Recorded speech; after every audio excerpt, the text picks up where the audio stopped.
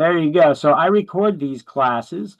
And so as you can see, here's a list of all the last few classes that I recorded. I'm going to record your class and make that playlist available to you as well. It's hosted in YouTube on a private channel, and I'll share that link with you, and you'll have that link to be able to review any material that you wanted to get a recap of, or if you had to leave early or something and you missed some information, you could go to that video and you could catch the information that you didn't get. All right. This the playlist, let me see, I'll usually record these things. It'll generate a video and I'll usually put it up the next day. So it's not going to be up immediately. Okay. It takes a little time for YouTube to process or Zoom to process it. Then I have to upload it and all that. So, but I will have those playlists and I will make those links available to you. Okay. Let's see what else we got here. Some additional resources for you for study guides and such, like Quizlet has a free flashcard app. If you look up the title of this book, Essentials of New Jersey Real Estate, you'll find tons of flashcard sets made by other students, whether from my school or others.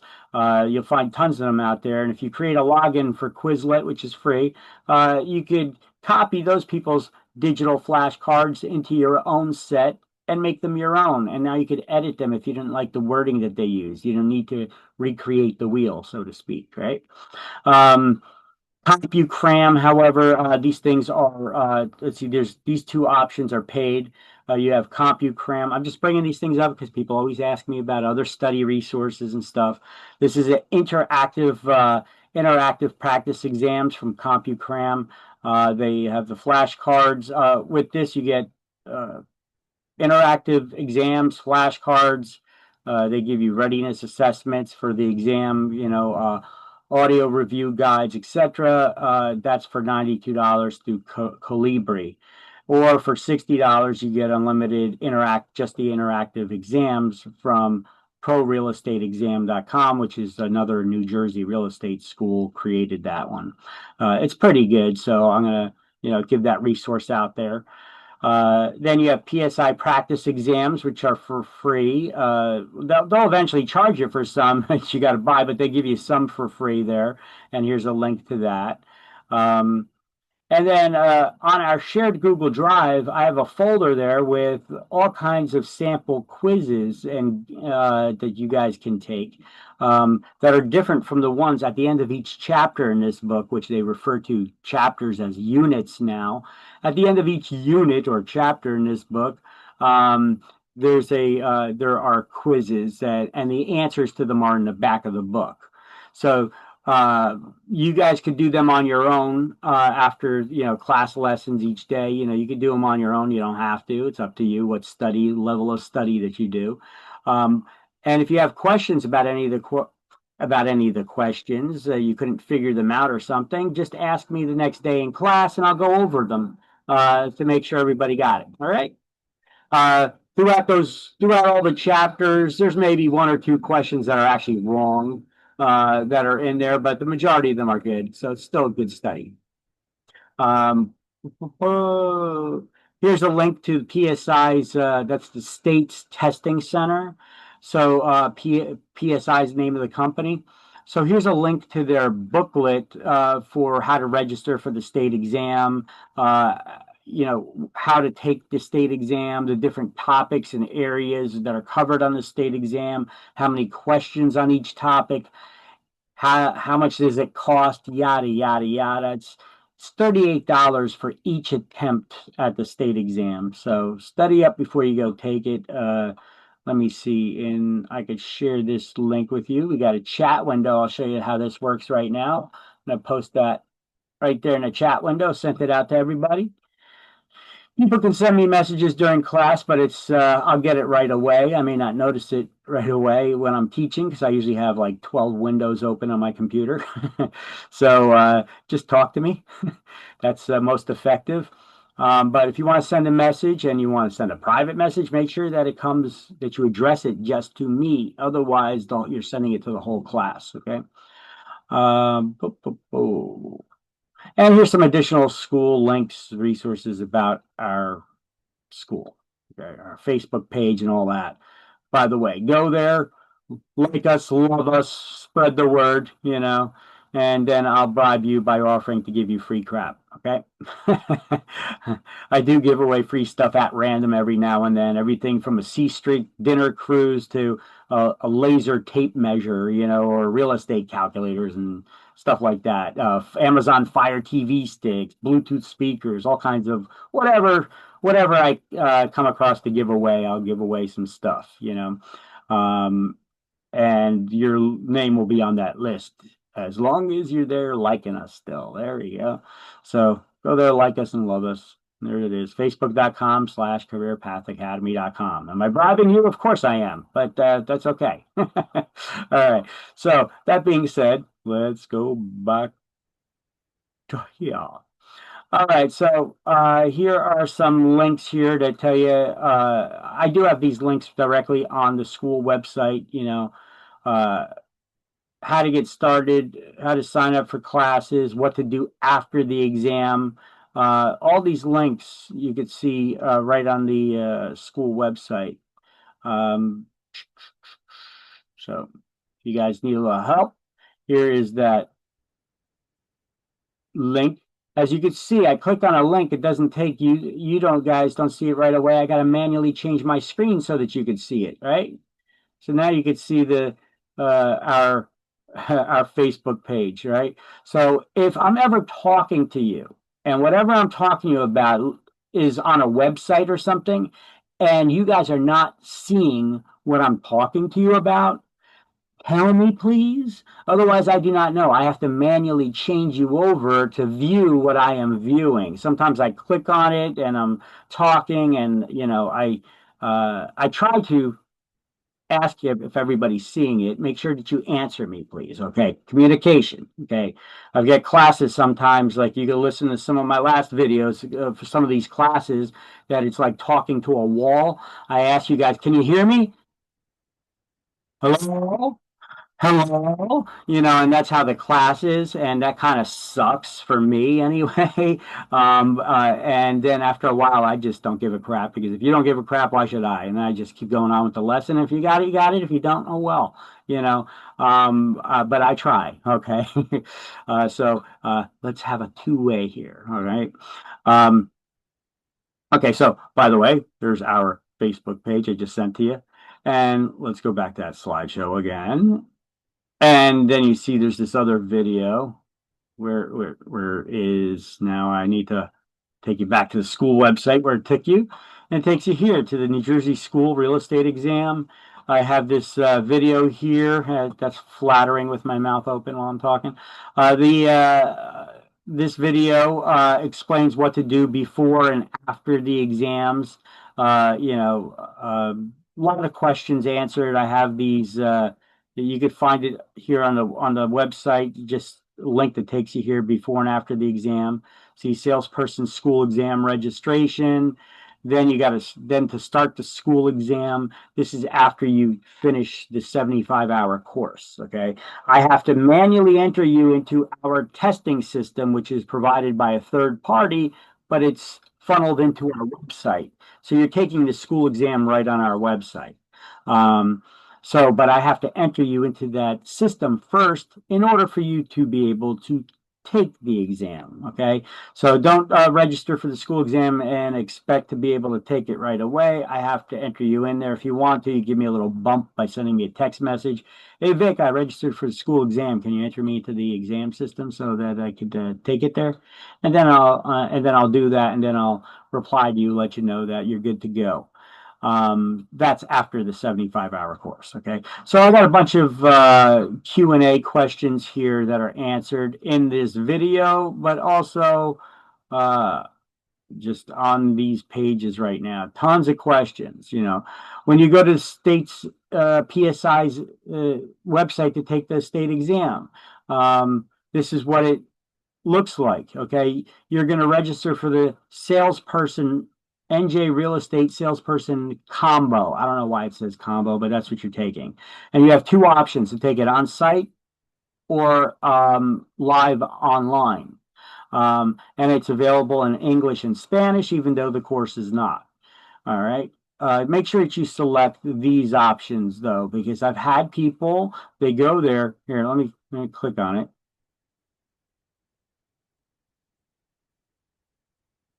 Oh, okay.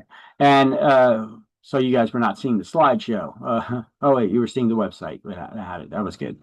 Okay, so now over here, you go to the website, you can see real estate broker. That's not the exam you guys are going to be taking at the end of this course. So don't click on it or sign up for it. You're also not studying to be an instructor, so don't take that one either. For some reason, PSI will allow you to click on these and register to take those exams. Um, the only thing is, it's not going to count.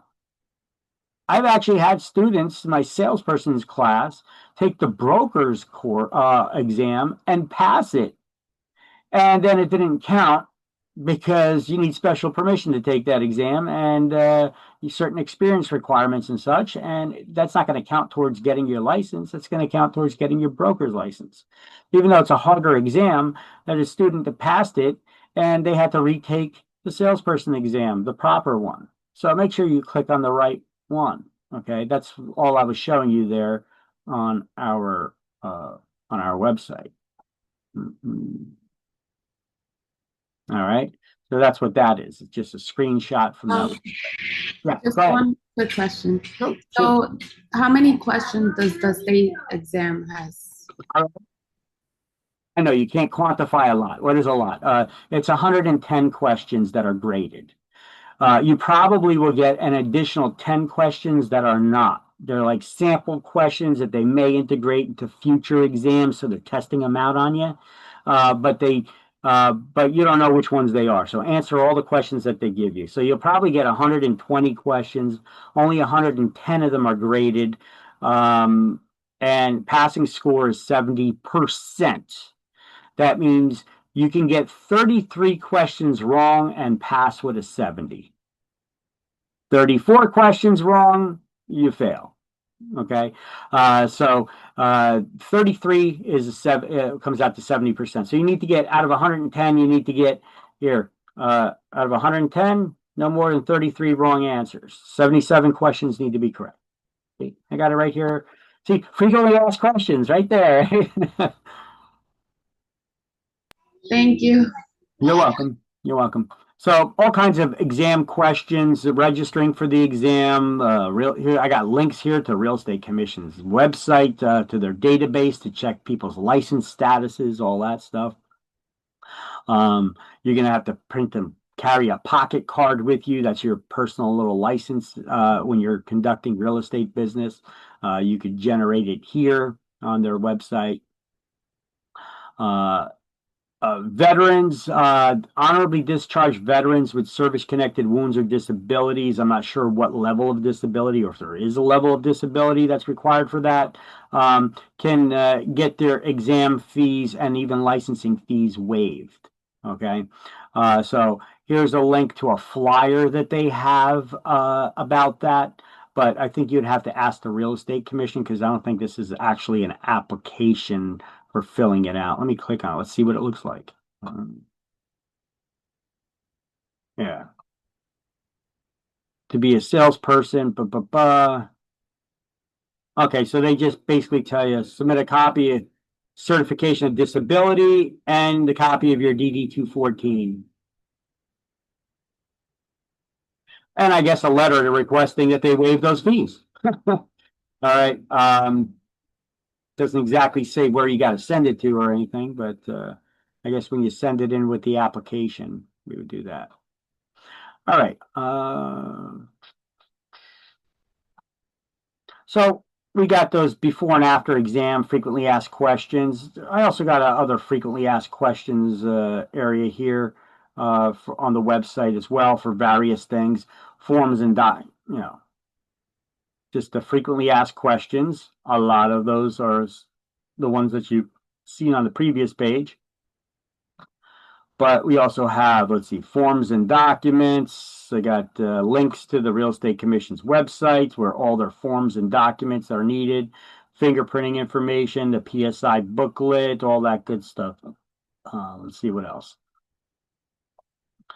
Real estate licensing requirements, answers to those, all on our website here. How to become a real estate agent in New Jersey, and yeah, taking the exam, all that good stuff. I got it all spelled out here, broken down in several places on our website. Education prerequisites. You need to have a high school level of education.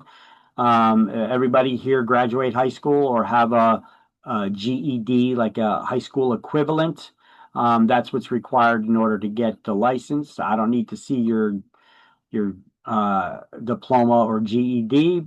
And the state probably won't either. They're just going to ask you, But if they find out later that you didn't have it, you lied on a licensing application, they'll revoke it. Okay, they're big on that honesty stuff. And let's see, salesperson education waivers. I know. Let me see. We have them. I heard somebody come in class before. Who came in class that was not here for the attendance poll?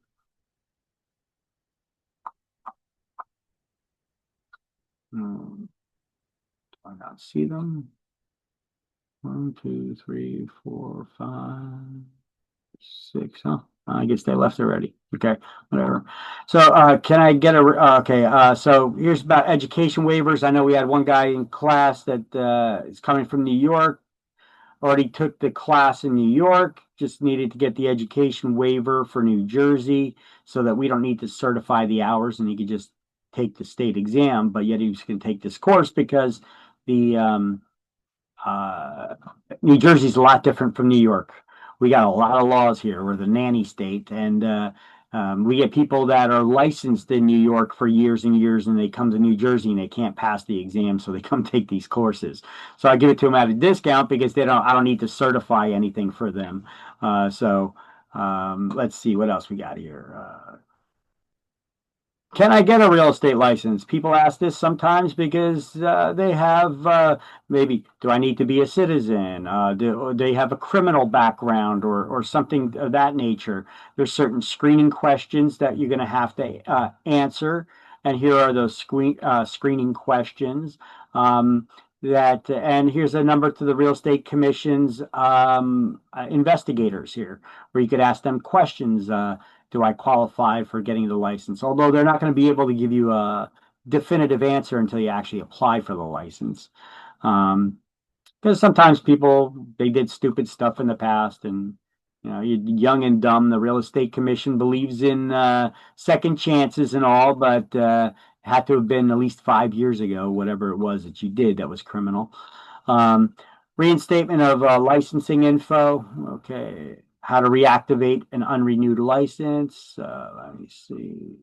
And CCE credits for licensing class, which you guys are not going to get. Everybody's licenses just got renewed.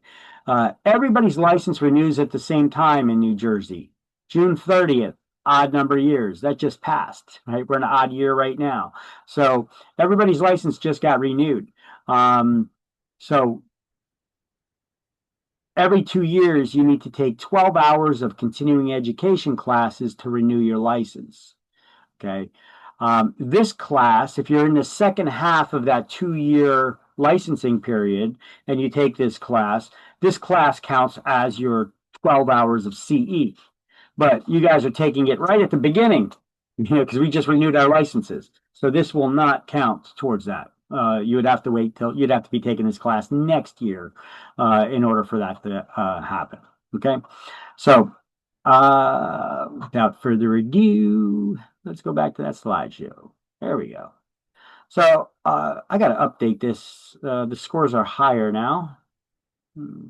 Our students tend to do pretty good. See, this was showing an average of 1 hour and 57 minutes too. Let me take a look, see if I got it open on one of my computer screens. Nope, I don't, but I could open it up and look at our testing thing, and I could take a screenshot and post it there. Let's see, tests, all tests.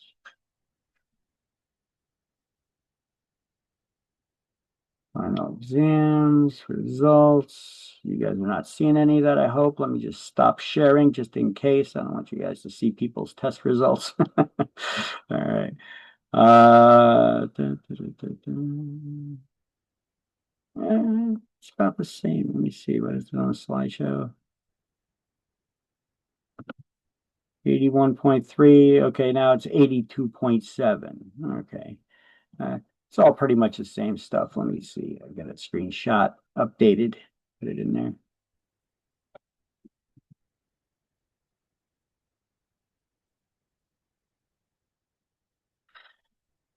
Mhm.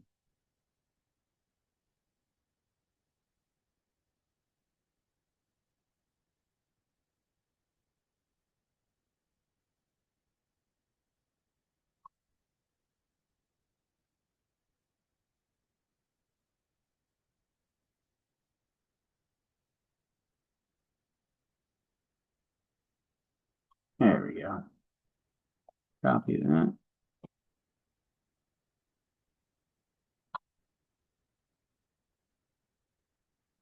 Delete that and replace it with that.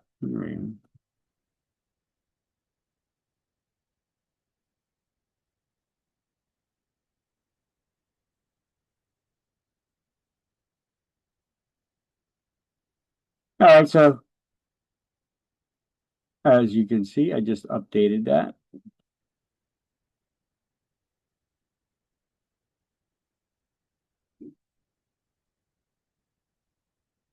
Maybe you can't see because I didn't share it with you. See what I mean about you got to tell me if I'm talking about something you don't see, you got to let me know. All right. So as you can see, it's about the same. It ticked up a little bit more, the higher percentage. So our students generally do pretty good, averaging score 91 out of 110. It's 82.7%. That's the average score of our students taking the school exam.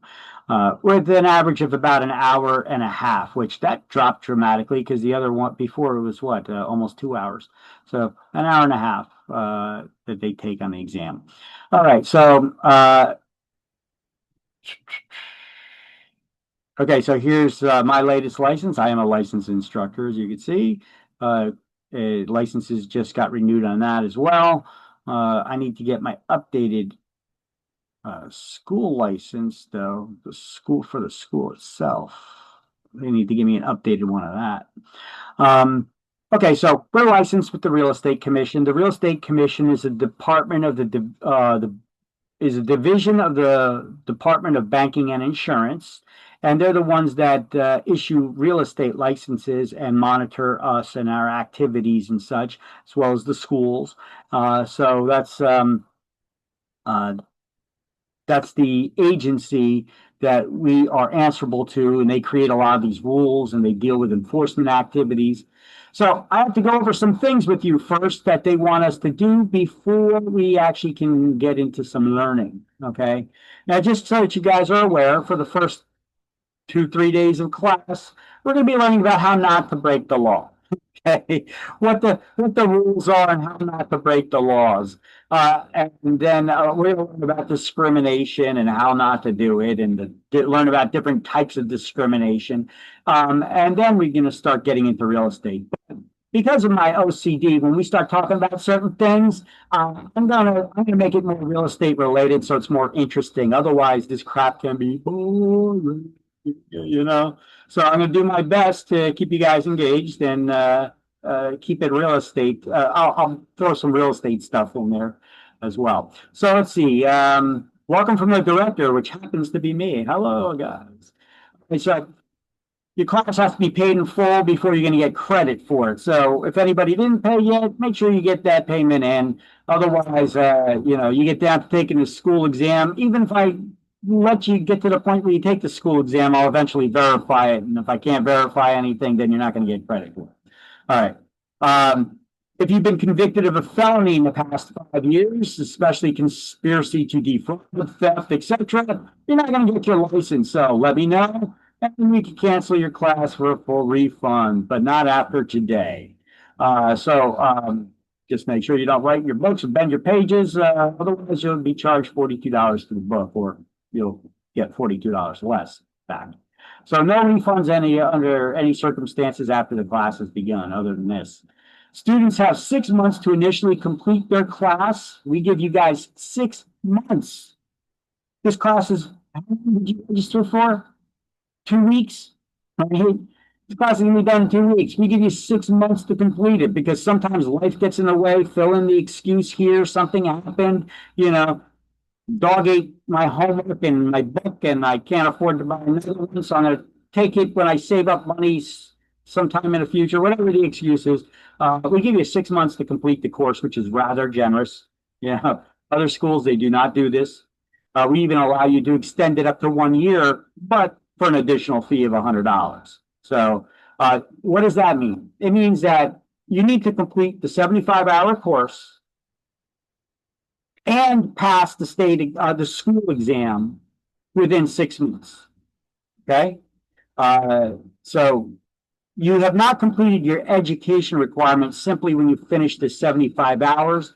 You have to take and pass the school exam as well. So you're not going to get a completion certificate. I repeat, you are not going to get a completion certificate just when we finish this class. You still need to take and pass the school exam. Once you do that, then I generate your completion certificate, which is also your school transcript, and you have completed your education requirement at that point. You'll get that certificate. Students are required to be in class for 80% of the class time, so that means you cannot miss more than 15 hours of class. Otherwise, you will have to make it up, or you will not get credit for it. Some people have noticed that there's a little difficulty initially creating the registering for the class to log in. You needed to create that free Zoom login and be logged in order to register for the class. So now that's anytime you log into the class, we're aware that you're here in class and Zoom is keeping a record of it. Now, instructors are also required to take attendance and make sure the students are there, because you get students that log in and they walk away. They shut their camera, which is another requirement why the Real Estate Commission wants us to have students' cameras on now so that we can verify that they're actually there. Excuse me. So, since I just mentioned it, why not throw one out right now, right? So let's see. I'm going to throw a poll out like this. You're going to click on the word present. Do not select this option. Click on present, everybody. You see something popped up on your screen there? All right. Everybody got it answered now? Great. So that was simple, right? It's another way of us just to cover our butts and make sure we took attendance. So students have to answer these random attendance polls like I just threw one out. I'll throw them out several times during the day. If anybody needs to get up and go to the bathroom or anything, just get up and go to the bathroom. All right. You're all big boys and girls, just when you come back to class, just don't be disturbing, If you can be taking phone calls or anything like that, which you shouldn't be doing during class, but if you're going to be taking phone calls or something, make sure you mute your mics. We don't need to share those conversations with the rest of the class, okay? That's also your disclaimer, so we don't get in trouble for illegal wiretapping, which is when you're listening in on someone else's phone calls that you are not part of the conversation, okay? So you've been warned, okay? Students must answer random attendance polls, which we just did. Students must maintain their own attendance records if you're going to be mixing and matching classes. If anybody here is not planning on starting this class and ending with this class, you need to keep your own attendance sheet. Today's date, what hours you were in class, what chapters were covered. And then at the end of the course, you submit that to me so that I know which instructor or which class you were in taking those classes with and who was your instructor. Okay. Otherwise, I'm not going to be hunting around trying to figure out what classes you were in. Zoom does not do that for us. I could just run a report in Zoom for the students that are in this class, but it's not going to run a report against all the classes. So I'm not going to be trying to figure it out either. So if you're going to be mixing classes and that's your plan, make sure you keep your own attendance sheet. Then you hand it in to us later, and then I can verify it later. All right. Before your education is considered complete, like I said, we already discussed this. You got to pass that school exam. 110 questions on school exam. Passing score is 70%, not 70 questions. You need to get 77 questions correct. No more than 33 wrong.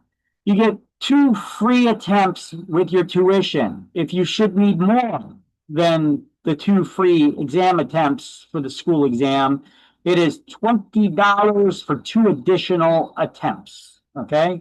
Every 2 additional attempts. Now, once you pass the exam, no, you cannot take the other attempt as a practice.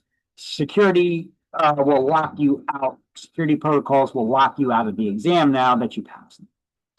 Okay, now, according to the Real Estate Commission, which we lovingly call the REC for short, they want us to tell you as students, a year is a year is a year. What does that mean? It means not a day more. You have 1 year from the day that you pass your school exam and completed your education requirement to get your real estate license.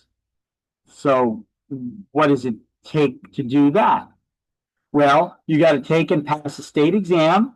You got to get fingerprinted, find a broker to affiliate with who will activate your license. You need to be affiliated with a real estate broker who's going to activate your license and make sure you're not breaking any laws.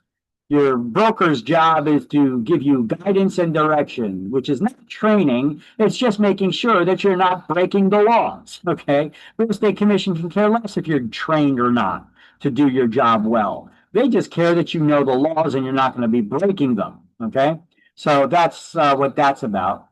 And then you send in that broker's check or money order, no personal checks, made out to the state treasurer for $160 to activate your license for the first time. Your license is $160 the first time that you get it. I say the first time because you got to renew it every 2 years. But your license is only $100 every 2 years. First time you get it, that's $60. There's $50 in there for the criminal background check and $10 to something that's called the guarantee fund, which we'll learn about at the end of this chapter, what that is for. Okay. Can everybody hear me fine? Is my volume up fine? Is everything, I just want to do all these checks before we really get into it. Everybody can hear me fine? Anybody struggling to hear me? Yes. Okay, I'll juice it up a little bit more. Okay, your instructor will never have you just sitting there taking exams or taking turns reading from the book. That's poor instructions. We don't do that, okay? I may ask you questions about something that we just went over in the book. I'll just verbally ask you guys a question about something we just went over. Am I trying to trick you? No. I'm just trying to make sure you're paying attention and you're getting it. You know, I find it's the best way for you guys to remember stuff. I may read stuff sometimes, or sometimes I'm just explaining things to you, and then I'll ask you a question about what I just spoke about. Sometimes it may even be on a slide that's still on the screen, and just to see if you guys are getting it and understanding it and following. Okay, students attending online classes, please be fully clothed during your classes. Watch your language, even though sometimes I tend to have a potty mouth myself. Be respectful to others and just as if you're in a classroom. So try not to be smoking weed or doing your crack or drinking and getting drunk in class, you know. I mean, I had to put this up here because people actually do this stuff. It's crazy. You need about 2 Sharpie highlighters with those smear guards so it doesn't smear across your book if you're going to be taking the highlights that I give you. I'm going to have screenshots with the highlights. So when we get to screens, You can see the highlights. I don't need to tell you every time. Do the highlights, guys. Get the notes, guys. I'll ask you if everybody got it and give you guys sufficient time. If nobody says that that they didn't get it, I need another second. I'm going to move on to the next topic. Okay. But I will usually ask everybody because I want to make sure everybody's getting the information. All right. So no harassment, fighting, being disrespectful, yada. And if there's any feedback, whether it's positive or negative, I always ask students. I put this in the slideshow because I have other instructors that teach as well. So don't worry if you got feedback from me, negative or positive, you can send it to me as well. I got thick skin, I could take it. How am I going to improve what I do if I don't get feedback, right? So don't feel bad or intimidated or anything, and not in sending me any negative feedback or suggestions or anything. I'm good with it. All right. And I already told you how the structure of your class ID works, right? So qualifications for licensure. Once again, you have to have a high school diploma. Or let's start out. Let's just read what they got here. Applicants for licensure as a real estate salesperson or broker have to possess good character, trustworthiness, honesty, and integrity according to NJSA. That's New Jersey statutes, the New Jersey laws. Kind of looks like a parking ticket, right? But anytime it starts with 4515, it's dealing with real estate law. Okay. So 4515-9. So to enforce this requirement, all applicants for licensure have to submit to a criminal history check. In addition, presuming you successfully complete the course at the time you take the license exam, you'll be asked to provide responses to certain screening questions, which I'll show you in a moment. The questions are related to the statutory qualifications to receive a real estate license. Among them are the candidate being over the age of 18. Is everybody here 18 years of age or older? Okie dokie. You can take the class and not be 18 if I get your parent to consent and deal with these, agree to all these terms as well. But you still can't take the state exam until you reach 18. And having a high school education, diploma or equivalent, like a GED, at the time you take the state exam there. The statutory qualifications also include the absence of any convictions for forgery, burglary, robbery, any theft offense other than shoplifting, criminal conspiracy to defraud, or any other like offenses, in which case, if they happen, especially within the last 5 years, you ain't getting your license. So if you're one of those protesters out there smashing windows and stealing stuff, good luck. You're not going to, if you're busted anyway, good luck. You're not going to get your license. So, as was noted, the law also provides that an applicant for a real estate license must establish their general good character, honesty, and trustworthiness, and integrity. So, don't lie about having a high school diploma for one, or if they ask if you were ever arrested. Okay, being arrested, being convicted are two different things. Are they looking to see if you got a DWI? Is that going to prevent you from getting your license? Or if you got busted smoking a joint or something? No, that's not what they're looking for. Okay.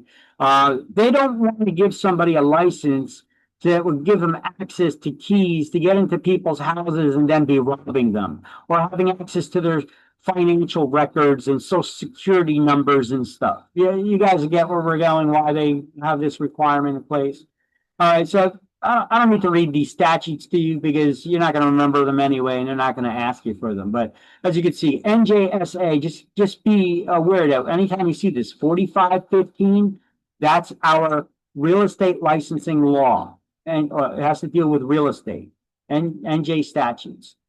4515. That's Title 40. If you were to read this, it's Title 45, Chapter 15 of the law, Section 12.1. Okay.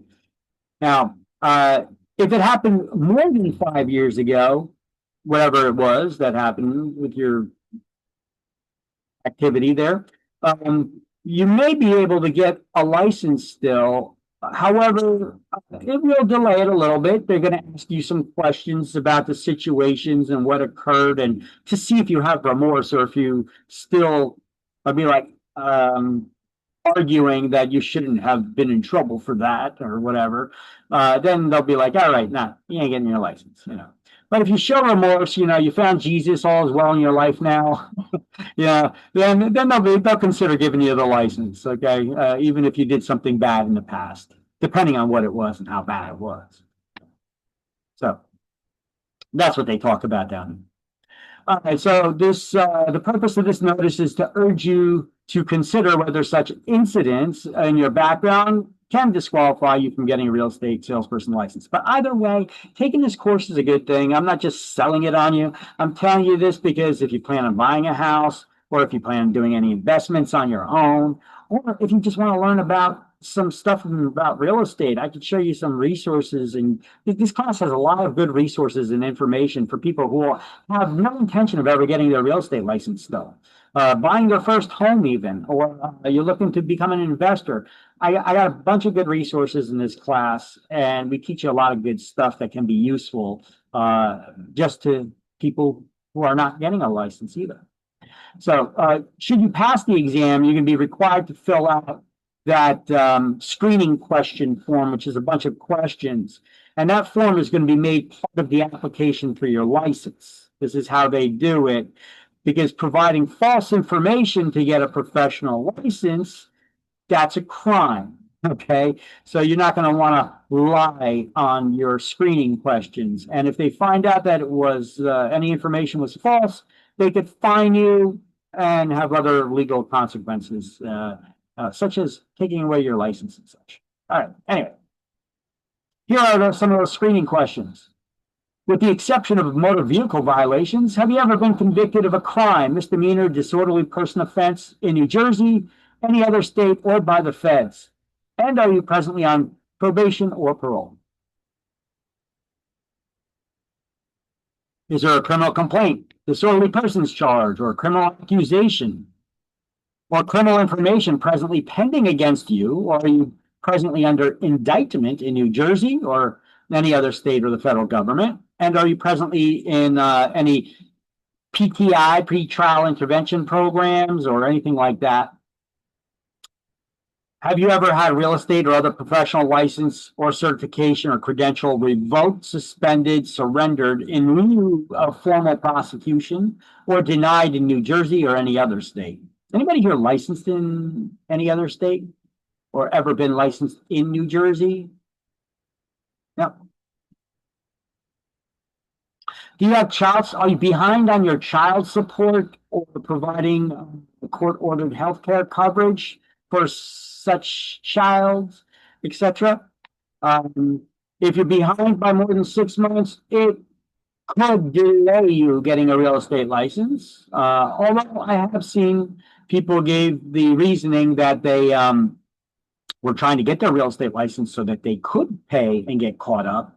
And the Real Estate Commission allowed them to get their license right away. But usually that would not be the case. It depends on the person. Are you under the age of 18 at the time taking the exam? Have you ever had a license issued by the Real Estate Commission? Are you a high school graduate or holder of a GED? And do you hold a real estate license in any other states? Boom. So there's your screening questions. And now there's a section on the Real Estate Commission's website where you could go and check and see if anybody was ever found guilty of stuff. It's called their disciplinary actions page. And here's one example. I'm going to be showing you a bunch of these on slides as we go through this course. I teach you something, and I'm going to show you that if you get in trouble, you get caught on something, you know, people are often like, well, who's going to get caught for that? I'm going to show you some examples so that you don't have to ask me that. Like this guy right here, it's public information. I'm not picking on him particularly. It's just publicly available information. I'm using it as a learning lesson. He falsely responded to questions on the qualifying questionnaire, those screening questions, when it came with the connection of renewal of his license that he procured. So he procured the license by fraud, misrepresentation, or deceit, misrepresenting the status of his court-ordered child support obligation, saying he was not behind on it when he was. And so he's ineligible for license until he gets caught up in his child support and they slapped a $1,500 fine on him for lying. Okay. And here's some examples of people doing messed up stuff and their licenses, like failure to notify the rec of charges filed. You know, if you're ever arrested or have charges filed against you, not just being found guilty, you're supposed to notify the real estate commission within 30 days so that they're aware something's going on. And in extreme circumstances for certain things like rape, murder, home invasions, you know, kind of stuff like that, where you pose kind of a danger to the public, they may suspend your license temporarily, your real estate license temporarily, until the outcome of the case. You know, they wouldn't want to have any accused murderers and rapists and such, kidnappers having access to keys to get into people's houses, you know, because then they would be complicit in that. Okay, so what is this? That candidate booklet that I sent you? Well, here's just another different link to that same booklet. It tells you about the exam, the testing centers, where they're located, how you could take it online, what it looks like when you take it online, you know, there are sample PSI exams you can take here at this link. And which, by the way, I also emailed you guys this stuff. And here's the PSI link to register for the exam. Okay, so often we'll just send you this link right here. And when we send it to you,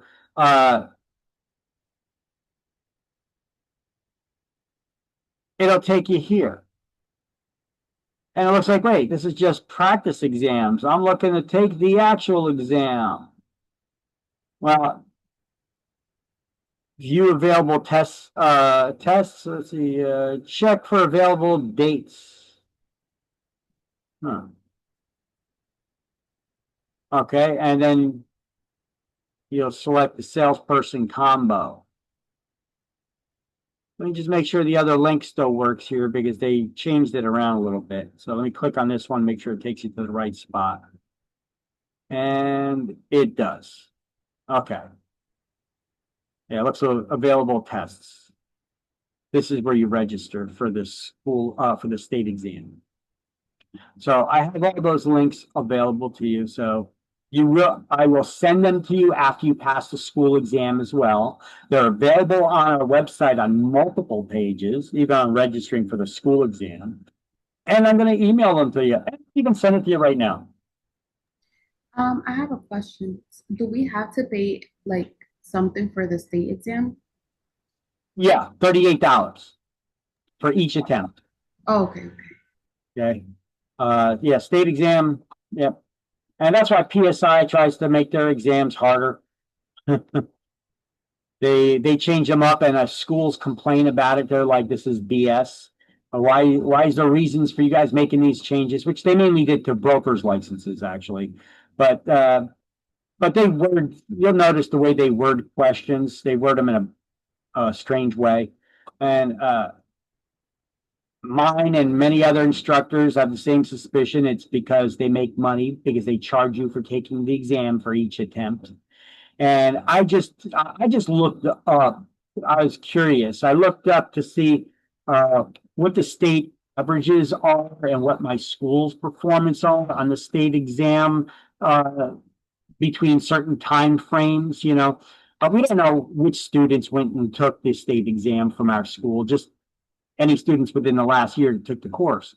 So I went up there and I just took a look and see what the state's averages with all schools, you know, of people taking and passing the school exam, the state exam.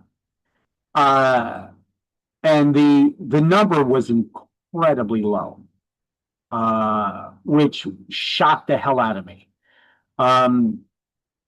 And then I see that there's a lot of students that retook the exams. Then when they upon retaking the exams, I guess sometimes people, they just, you know, feel confident. They go in there, they take it, and they fail because they didn't study. You know, they think they learned by osmosis, and that was it. You know, but that could be one thing. They just didn't study. But there are people that took it and even retook it, and their scores eventually got better. But they were still kind of low on the passing scale. So this isn't to scare anybody or anything. I'm just telling you what I looked up just the other day.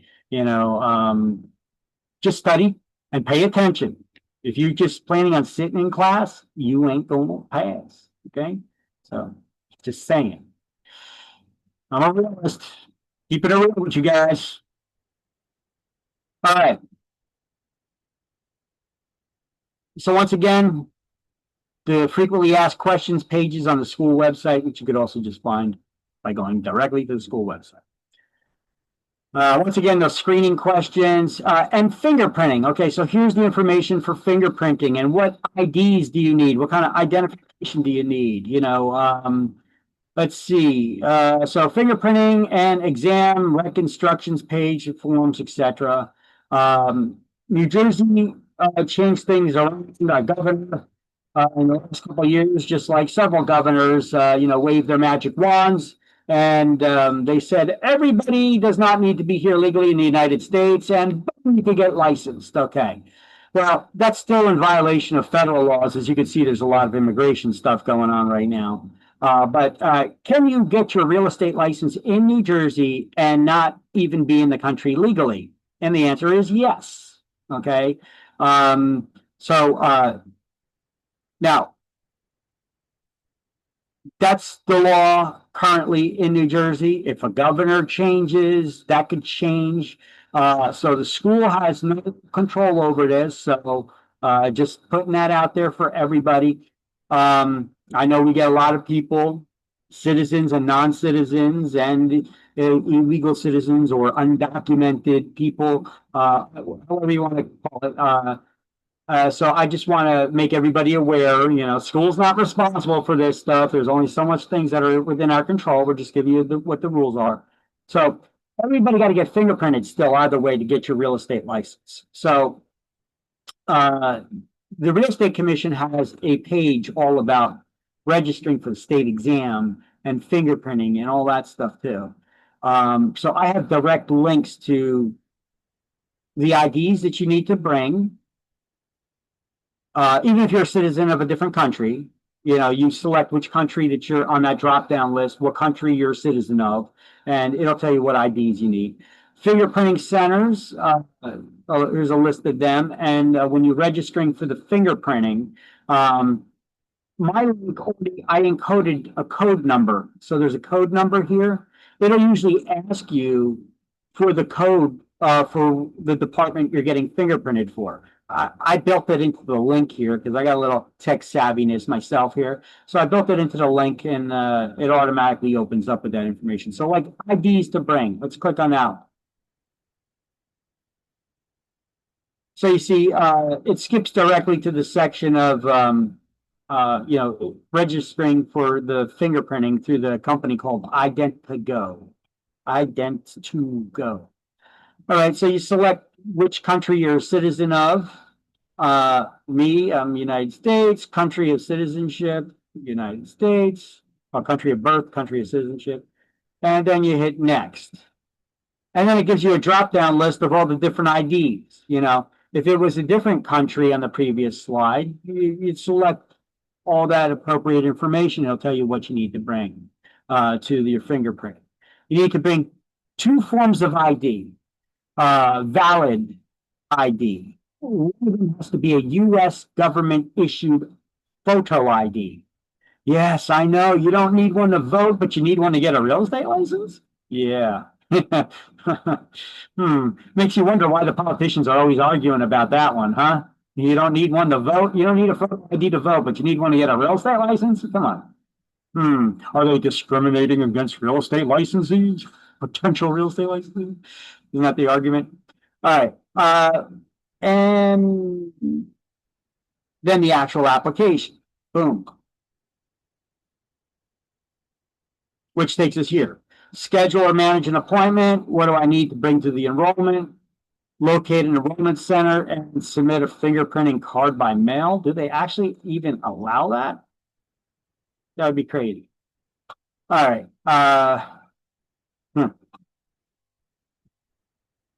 All right, so once again, a year is a year is a year, not a day more. to get your real estate license. After you pass a school exam, pass a state exam, get fingerprinted, affiliate with a broker, send in that $160 money order or broker's check made out to the state treasurer of New Jersey to get your license for the first time. So this slide is just breaking down all the steps for you. Sometimes, by the way, guys, through this book, we're going to go through the book. The book kind of words things convoluted sometimes. I make corrections. Sometimes I have a whole slide of notes about something we just went over on a different page in the book, and my notes are clearer and more direct. So I tell people you could snap a picture of it, but I know snapping a picture of a computer screen, you get those wavy lines, you know. Well, you could get rid of that if you turn the phone to the side, though. But taking screenshots, you know, if you got like a snippet app, like if you guys got like Windows 11 or something like that, you could pull up, I just type in the search bar, SN, brings up a snippet app. You could take screenshots of stuff, you know. And you'll have screenshots because a lot of the notes I give are going to be a lot better than what you get in the book. And I'll tell you, I'll be like, it may not be a bad idea snapping a picture of this one. You know, you'll see me do that every now and then. So it's up to you. Take your own notes, take mine, whatever.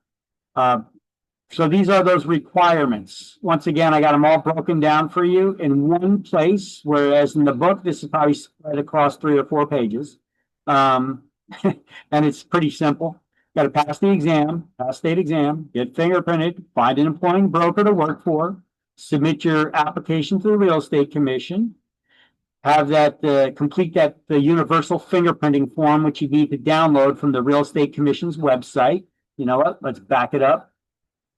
I didn't click on that link. Let's click on that link. This is the Real Estate Commission's website. So let me copy this link and I'll share it with you right now. This first part is about taking the state exam. See, remotely or in person. And down here is about fingerprinting.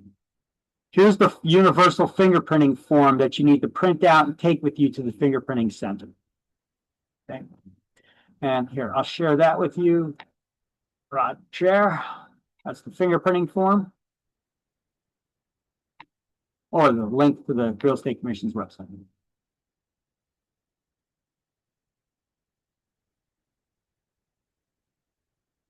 Oh, fingerprinting is $66.05.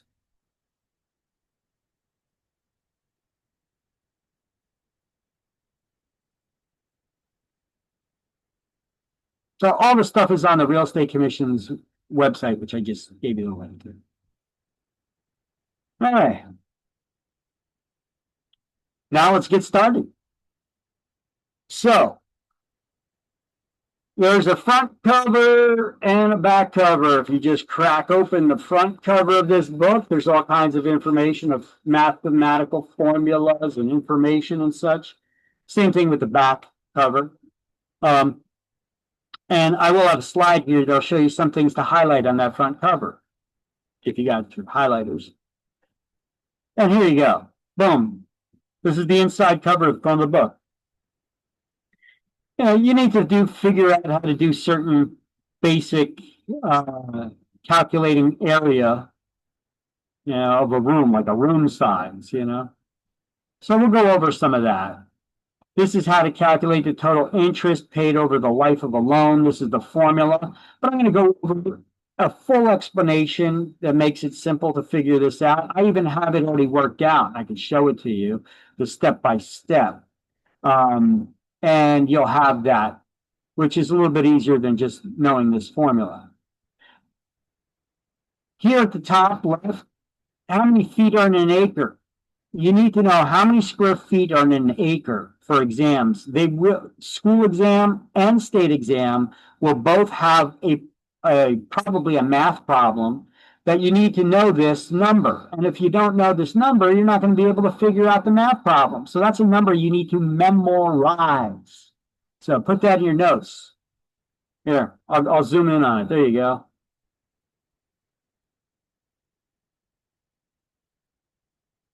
Now, some instructors teach you to memorize this by just learning that, hey, If you add the two numbers on this side of the comma, they add up to 7.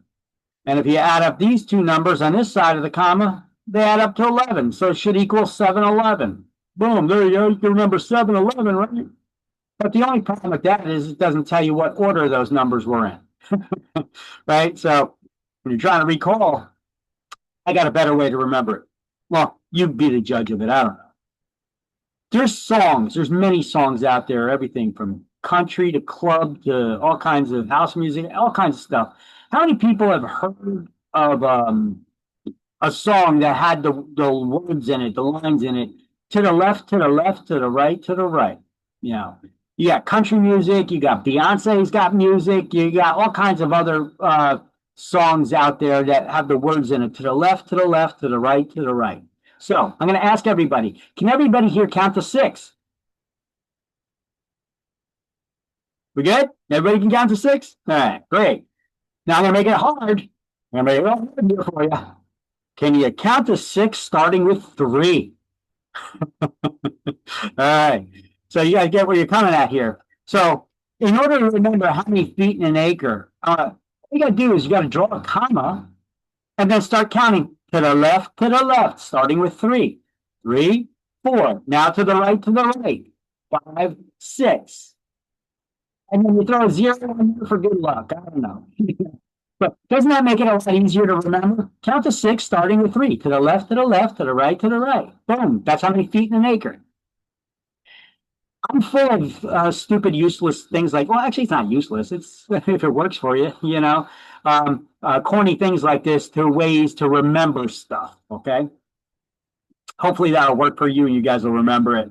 We'll bring it up a couple more times in this course because we're going to need to know how many feet in an acre. So you need to memorize that. To the left, to the left, to the right, to the right. Hopefully that works. See, I even got a little thing here. To remember this, oh, look, I even write here to come up with the song, right? Just think of a song that has the words to the left, to the left, to the right, to the right. And you start counting to the left with 3, then 4, now to the right with 5 and 6. All right. On the same inside cover of the book, they got some math stuff there. Now, don't get freaked out about math. You guys are allowed to use calculators on your exams. Just no real estate or scientific calculators or no those fancy ones. Just a plain, normal calculator. Not your cell phones either. Do not have your cell phones in the testing center. No, no, no, no. Quick way to fail. Just a normal calculator like this. Just numbers, right? Just numbers on it. No memory recalls, you know, for you to be able to type in questions to copy the exam. You know, that's what they're afraid of. So to convert square footage into acreage, it's pretty easy. We know there's 43,560 square feet in an acre. So if you have if the lot that your property's lot, we'll call that the lot that your property is 25,000 square feet. How many acres is that? Well, divide it by how many feet are in an acre, and you'll find out that it is a little bit more than half an acre, 0.57 of an acre. Pretty easy to figure out, right? Now, if you have a property that's 1.3 acres and you want to know how many square feet that is, well, 1.3 acres times how many feet in 1 acre, times it by that. And there you get your answer, right? Not exactly rocket science. No reason to hyperventilate when I say the word math. You know, I know some people hate math, you know. Well, listen, I hate it too. I use my fingers and my toes to count, you know. So calculators, good thing we could use them on exams. But I know the formulas, so I'm confident in this stuff. And I know how to come up with the answers. And that's all I'm going to teach you guys, how to figure out the answers. Whether you're the math genius that can do it all in your head or not, you know, I know I got people that criticize me sometimes because I like to dumb things down, you know. I stick with the KISS concept. You guys ever hear that? KISS concept? You know what that stands for? Keep it simple, stupid. Don't make me think. So that's the way I like to keep things. I like to keep it simple, simple, stupid, so that you don't need to even be able to think. You could figure it out. Um, so I like to explain things fully to people. I like to dumb it down to the simplest explanation. And I know sometimes we get the math geniuses in class, and they're like, "Well, what you know you can do it, doesn't it?" Like, yeah, well, this is the way I'm teaching. You want to be a teacher, go get your license.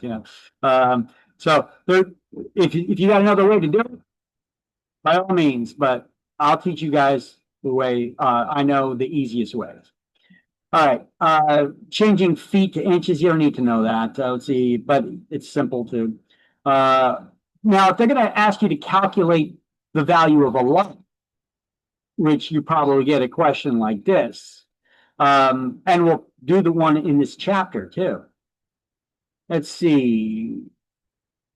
To compute the value or cost per measurement, just divide the dollar amount by the unit of the measurement to figure out how much it is per acre. So if a lot is $1,720, how many feet did they charge you? How much did they charge you per acre? Well, divided by the 3.5 acre lot, you'll know.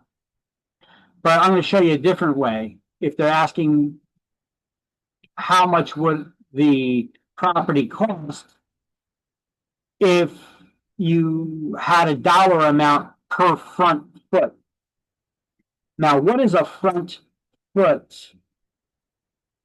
It's the front of your lot, which is usually the front of your house that's facing the street. How wide is your property?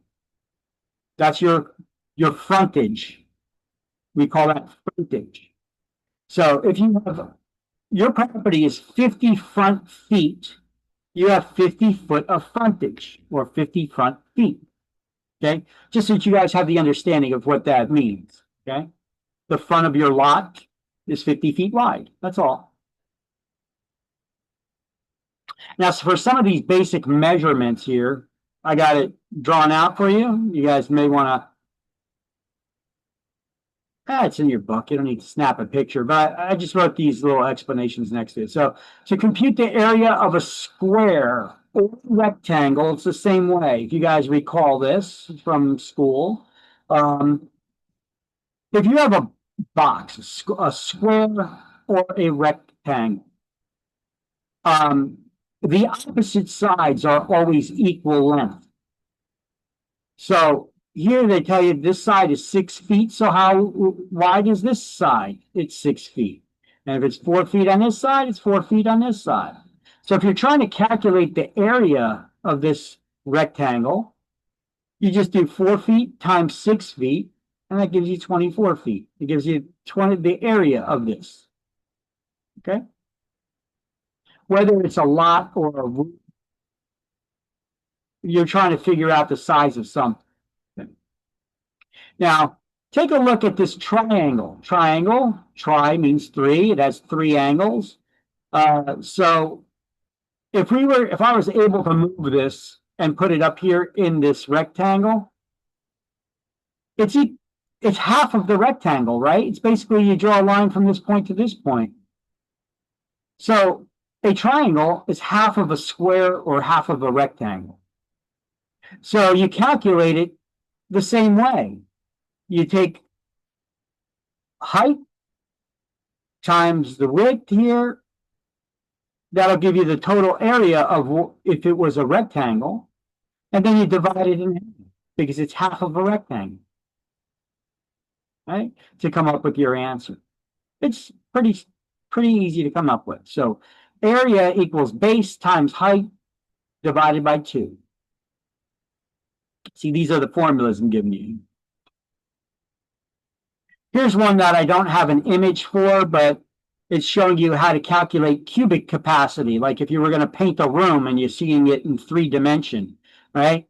To figure out the whole volume of the room, you need the length times the width times the height of the wall. And that'll tell you the total area. Now this one, they're probably not going to give you on exam, but if they do, it's probably the hardest one of these, but it's not that hard. Okay, so here's how you figure this out. This is a trapezoid. A trapezoid has unequal sides. Okay. So this is how you figure it out. But the height is still the same. So this is how you figure it out. You add the length of the opposite sides. So over here we have 3 feet and here it's 5 feet. So we're going to add them and you get 8 feet. Then you divide that in half when you get 4 feet. And then you times it by the height, the 6. So you take the length of both sides, top and bottom here, you add them, divide it in half, and then times it by the height. That's the answer. Not that difficult. No rocket science here, really, right? And if you got the formulas and you got a calculator handy, it's super easy.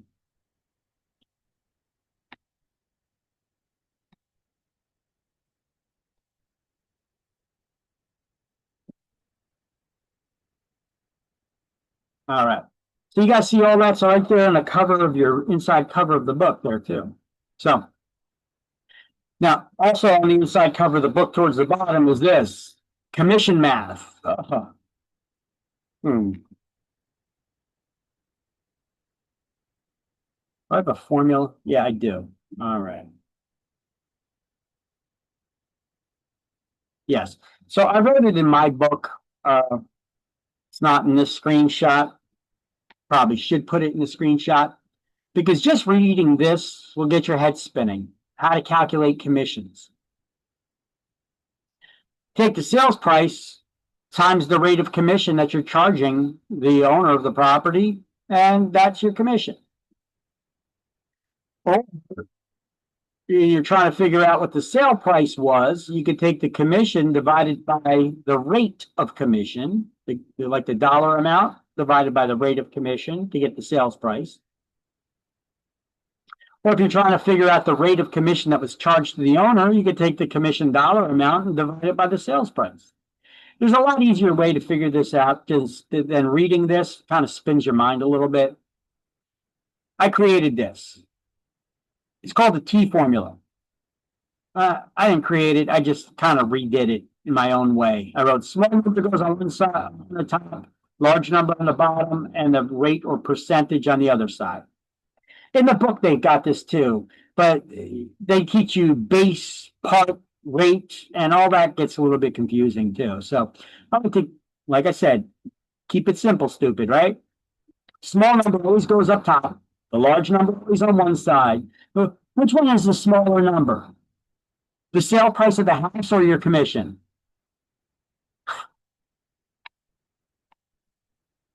Which one's the smaller number? Sale price of the house or your commission? Commission? Commission.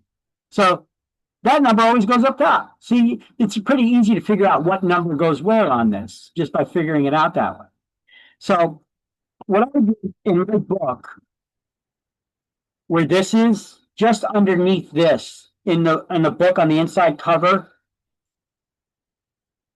on the left side, I wrote TGIF. Top number goes in calculator first. And then to the right of that, I drew this. I drew the T formula. So TGIF, top number goes in the calculator first. Whatever the top number is here. You divide down and you multiply across, but the top number goes in the calculator first if you have the top number available. Otherwise, you just multiply across to come up with the answer.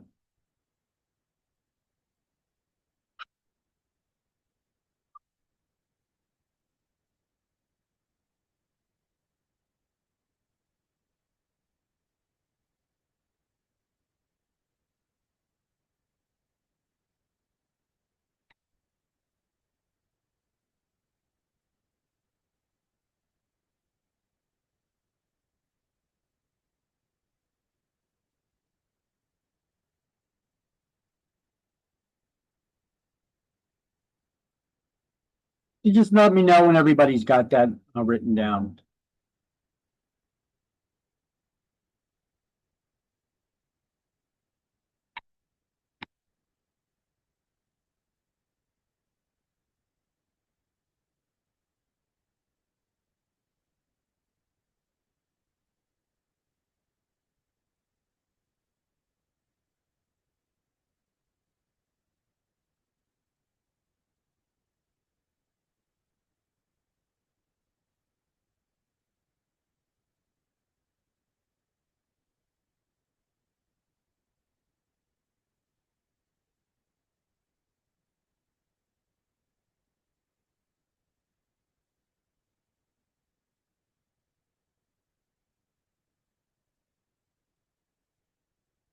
Okay, everybody got it?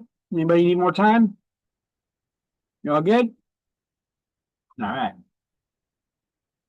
That's an easy way to figure it out, and I'll show you how. Actually, this isn't a bad one to take a screenshot of. This shows you 5 different math problems that you could use the T-formula for. See, on the left is what I showed you on the previous screen. On the right is the numbers that you actually need to fill in. So if you're missing one of the numbers, if you have the other 2, you could figure out the missing component. Like you're trying to figure out the commission. Well, you need to know the sales price and the commission rate, right? Or if you got the commission rate and the commission amount, in order to figure out the sales price, you divide down, right? It makes it real easy to know which numbers you put in the calculator first, and are you dividing, are you multiplying, and what numbers you need to know. So here it is to figure out 5 different things. I got it all for you in this one easy T-formula. See, the book instead, they'll teach you in chapter 22, which is all about math. We're not going to do chapter 22. I like to do math as we come across problems. Okay. So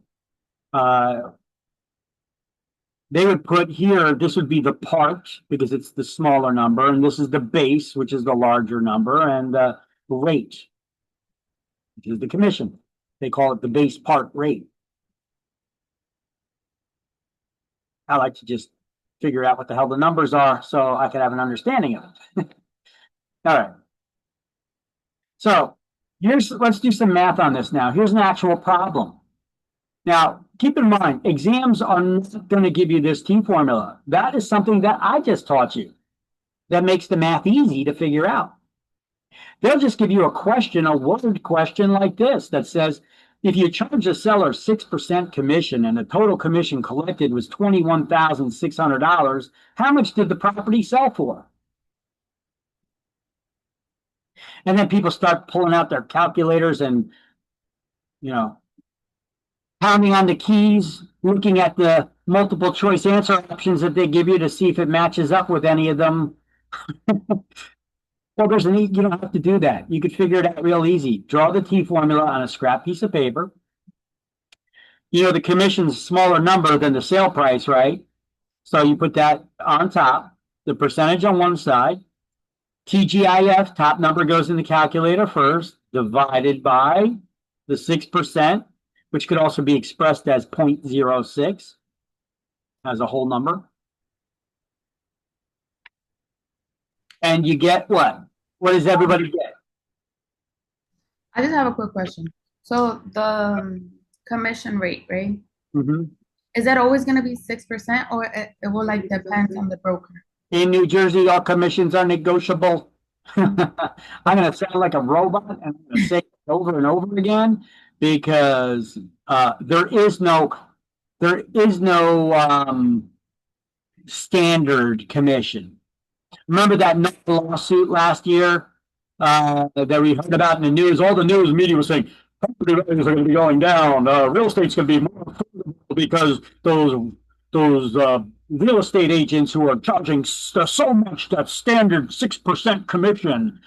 There is no standard. You could charge whatever the hell you want. It's negotiable between you and your client. Okay, whatever you could get away with. Okay, so that's what you agree on. That's the commission. Okay.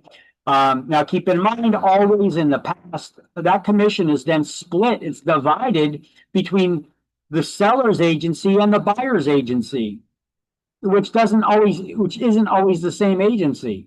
So to entice agents from other companies to bring their buyer clients in to introduce them to this property, we'd offer to split that commission.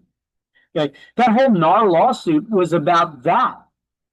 Somebody saw an opportunity to make money with a class action lawsuit and just say, hey, pay for their commission, for the buyer's agent's commission. Let them pay their own agent's commission. And it's like, well, we're offering them we negotiated on the commission, and we're just offering to split our commission with them. We disclose it to you that we're going to do that, but it's really our commission that you agreed to pay us. We're just splitting it with them. So it became a whole lawsuit, and you know, a lot of idiots on juries and stuff with these lawsuits, and they're like, "Oh yeah, yeah," they agreed with it. And now you have this huge multi-billion-dollar lawsuit that came about, and NAR, they agreed to settle, which was stupid because it kind of looks like they're admitting some kind of a guilt, like agents were doing something wrong when they were not, you know. And now we got this NAR lawsuit, which affects how commissions are collected and how we charge now. So there's a lot of new forms and new disclosures, just as of the last couple classes we've been teaching, that go over this. This new book is already outdated because of that NAR lawsuit and a lot of changes that were made. Now, can we still do things the same way? Charge the seller the commission and then split it? Sure. It just needs to be documented in these forms. And you need to have a employment agreement form with the seller and another one if you're working with the buyer. And it discusses who's paying the commission, how much they're going to pay, and all of that. Are they allowing it to be split? That's all it is. So it's just more paperwork for us for crap we already did. Okay, that's all it boils down to. Has it made real estate cheaper? What do you think? Real estate prices right now, they seem like they're kind of low to you? You think they went down in the last year? They're still going up, even though the interest rates are still up. They come down a little bit, but the prices are still up. Usually interest rates are high, prices drop because people can afford less. But what kind of factors were affecting that? Why are real estate prices still high even though interest rates were up there? Hmm. It works. Something is working the opposite of the way that economics usually work. You know, prices high, interest rate high, people can afford less, so prices come down. You know, that's like supply and demand, right? So what happened here? Well, you had all these investment groups working in cahoots with politicians as well to change zoning laws and regulations. And we had the open border thing with the influx of migrants coming in. Now there's a increased demand for housing, but who's paying for the housing? You got the government that's paying for it. And is the government careful with people's money, or are they notorious for paying for stuff? You know, you guys ever see that NASA toilet bowl? You know, or the hammer, that thing in the government when they were buying $500 hammers. You know, I mean, the government's not exactly the best pursers of your money. You know, so um, yeah, our rental rates now have gone through the roof because the government is paying all this money. So landlords are like, hey, if I could get this kind of money for paying for renting to undocumented people, and the government's going to pay me well over the market rates, hey, other people that are moving in, you need to get out. I need to get some room for these people, you know. And this is just another contributing factor. It's one of many. It's not the only one. It's one of many that contributed to the factors of these higher rental rates. Okay, and sales prices. Because if you know that you could collect so much in rent and make incredible money like that, people who got a lot of money are going to buy a lot of rental properties or properties to rent. Right.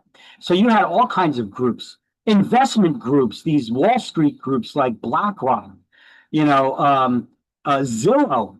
Zillow was going out there and buying up neighborhoods, you know, so they could turn them into rentals. Plus, they had the added bonus that the politicians that were allowing all this to happen were also promising that they're going to do away with suburban communities, suburban zoning, which is basically one and two family houses, you know. Uh, they want to do away with suburban communities, one family zoning laws. Why? Well, haven't you heard it's racist to have a one family house? Because all those minorities can't afford a one family house. I mean, isn't that racist in itself to say that? That's ridiculous. But that's the argument that they're making to try to do away with this. They're doing this in my town right now. The mayor just made an announcement like 2 weeks ago, that every ward in Linden is going to have is going to have some changes to the zoning law. So they're not just going to be the suburban one family zoning anymore. We need to comply with the state's mandate for our affordable housing mandate. Okay, well, how about all them high rises that you're building? Why don't you mandate that some of the builders put 20% of those have to be affordable housing? No, no, no, no. They don't want to do that because they're in bed and they get with them and they get kickbacks, you know. So instead, he says every section of town, even though it's one family zone, we're going to change the zoning that now we may put an apartment building next to your house. Yeah, these areas don't become as much desirable anymore. You're basically turning it into an urban area. And what is an urban area? Anybody know? Dare I ask the question? When I've asked these questions in the past, I've gotten some interesting answers. Anybody know what the difference between urban, suburban, and rural are? Urban is a city, like New Brunswick, like Newark, like New York. Urban. So what makes it urban? Because just a city, I mean, we all live in cities, but what makes an area of that city urban or suburban? I think by the amount of buildings, apartments, or even it says city of Elizabeth or city of Perth Amboy. Not by the amount of buildings, but by the amount of people living within a close proximity of each other. So you're very close. You're very close there with the answer. It's a densely populated area. So you have more people living within a close proximity of each other when you have apartment buildings and high rises versus single family homes? Yes. So an area tends to be the city that has these high rises and apartment buildings because you could pack more people in closer together. That's an urban area. That's the definition of an urban area. It's a densely populated area, usually like metropolises, cities, And then on the outskirts of that, you start getting like two family and single family homes. That is more suburban because now you got backyards and such. You actually have greenery, trees and stuff. So that's suburban, and now that's the goal of most people, right? Not everybody wants to live in an apartment for the rest of their life, right? That's an upgrade. Maybe someday we could achieve that American dream of home ownership and get that single family house where we have a backyard and we could have barbecues and maybe a pool or something, right? So that's the type of zoning that they're trying to do away with under the guise of it being racist to have a single family house, which is ridiculous because that's like saying, hey, a black person can't afford a single family house. How racist is that? Just to say it out loud, it's racist to say that, but that's the argument. That's the guise that they're giving. Now, my mayor, he didn't say those words. Instead, what he did is he said, in order to comply with affordable housing requirements. He gave some other BS excuse, which, if he really meant it, he could have charged those developers with having affordable housing. Otherwise, they don't get the building permits to build those high rises that they're throwing up all over my town. All right. Here's another change up, here's another question for you. If a house sold for 360, it's actually the same problem. I just changed the wording of it and what the answer is that I'm looking for. It says if a house sold for 360 and the agent charged 6% commission, how much would the total commission be?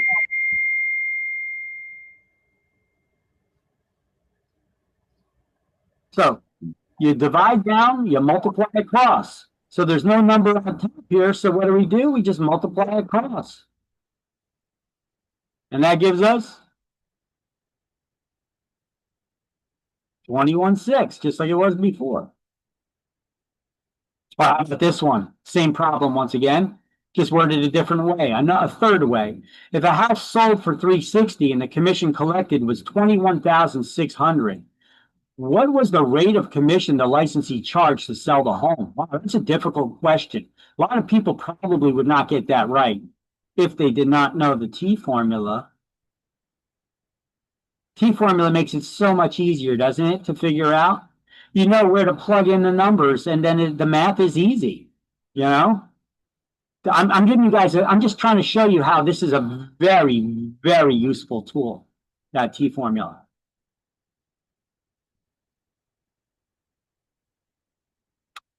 All right. Boop, 6% or 0.06. All right, let's see. Do we have another problem here for you? Now, just the showing you all the formulas and that you can figure out like 5 different things. At least I got a list of 5 different things right here using that T formula. We have this thing highlighted. We'll get the problem like this we'll do next week, not this week, about calculating interest over the life of the loan. We're going to learn about mortgages and financing, all that stuff next week. So at the end of this chapter, this is chapter 1. Okay, so what we're going to do, I've been meaning to add them, but I just have not added the screenshots in yet. You got a table of contents here, shows you the different chapters or unit numbers now, and what topics are in each one. We turn the pages in the book. And then there's an introduction that shows about this book and how to get started in real estate. These may be good reads for you on your own time. The pre-licensing class, it's to get you to pass the exam. But we're not going to just teach you for the exam. I throw in a lot of additional information, and unfortunately, sometimes that makes the class run a little bit long. So I'm going to try to cut back on that a little bit, or talk quicker, one or the other, so that you guys can get that additional information other than just how to pass the exam. I try to help students out because I don't assume that your broker is going to give you all this information, which they should be giving you training. You should be relying on your broker for the actual training on how to do the job. But I will give you some tips and tricks and resources, okay? And then how to pass the exam, the job description, and questions to ask the broker, which, by the way, in our shared Google Drive, let me open up a shared Google Drive window first. Hold on a second. And close a bunch of these other windows that I opened up. Oh, I did not have one open, so let me open up the shared Google Drive. Give me one sec.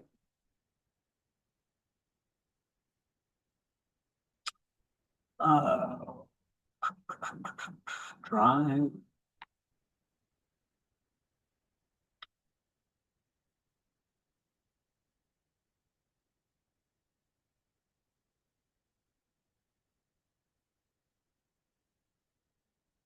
Here.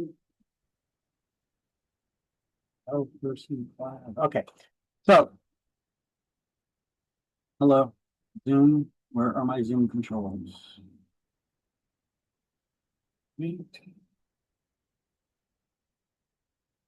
All right, so this is the, when you click on in that email on that shared Google Drive link, it takes you here.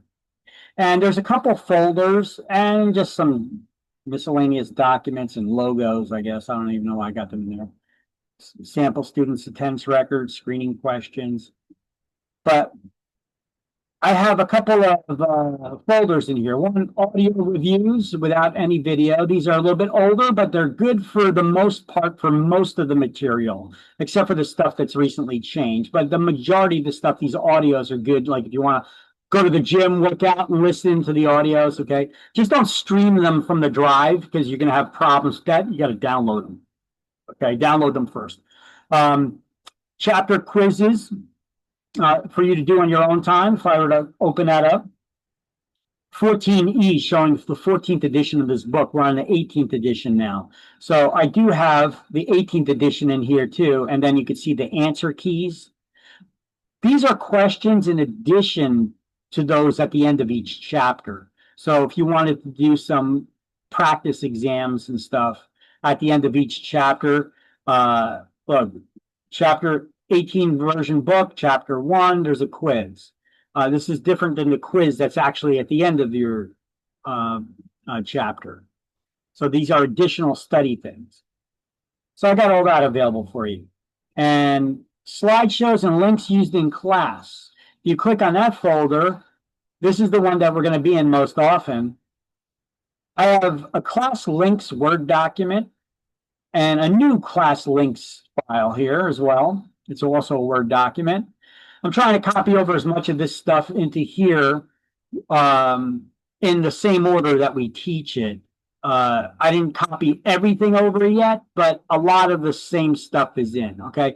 But the new class links file, if we were to open that Word document, you could see the recorded classes can be found here for, geez, I got a lot of recorded classes. So your classes, I'm going to add there too. So if you ever don't have the link after I send it out to you, if you missed it and you didn't get it, you could go into this Word document and you could get the class links and you could listen to all the videos and watch all the videos from the recorded classes here. Okay. But this also has links and other resources that I share in class. Look, like the lessons that we just went over, showing you where you can go for fingerprinting and how to register for the state exam, the real estate a link to the Real Estate Commission's website, their disciplinary actions page, and a lot of other things which we have not yet gone over. I got tons and tons and tons and tons of resources. Not necessarily things that you need for exam, but a lot of resources.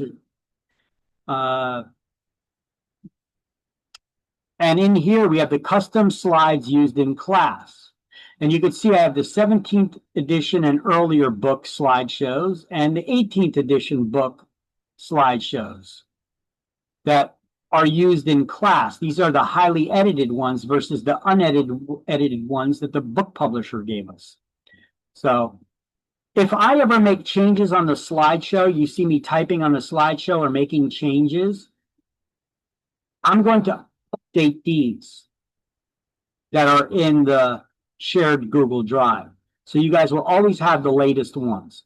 Just know that I am not running them from the Google Drive. So as I update it, it's not getting updated in real time. I have to, at the end of the class, I upload them to update them, okay? Just be aware. So you guys have access to all the materials that I use here in class. And let me see. We also have a supplemental materials folder, which basically is all the contracts and disclosures that I'm going to show you in this class. They're all in here, including that interview. Where's that interview? New student package. Here we go. Interview questions. Okay. Which I'm in the process of actually updating too.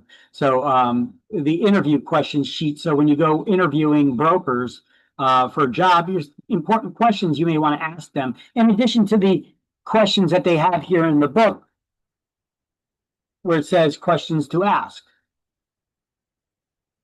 And with that NAR lawsuit, there was a lot of changes. So there's a lot of new disclosures that have been updated, and I got them all in here. And trust me, we'll go over them. So in this chapter, let's get back to the point here of starting chapter 1. So let's turn to page 1 of the book for chapter 1. This chapter, we're going to describe the classes, the different types of real estate licenses in New Jersey, including the qualifications for a licensure and exemptions from licensure. We're going to explain licensing procedures for New Jersey residents and out-of-state residents, as well as learning about what a rental referral agency is.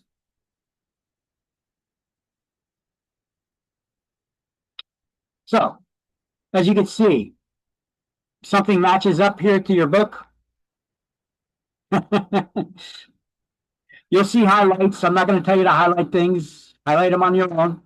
These are two separate issues here in the very first paragraph, though. It says, who must be licensed? You think that may be a question on exam?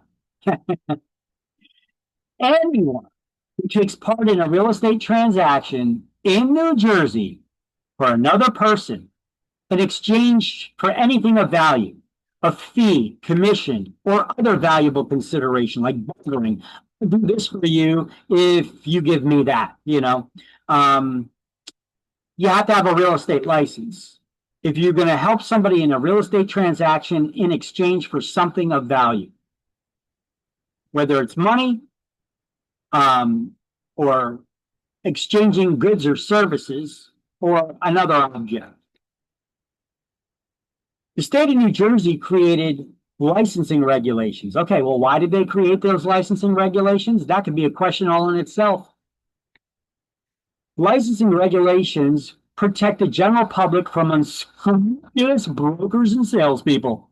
Hopefully you guys will have some scruples. That's a fun word, isn't it? Scruples. Kind of rolls off your tongue. Scruples. So what's the Real Estate Commission's job?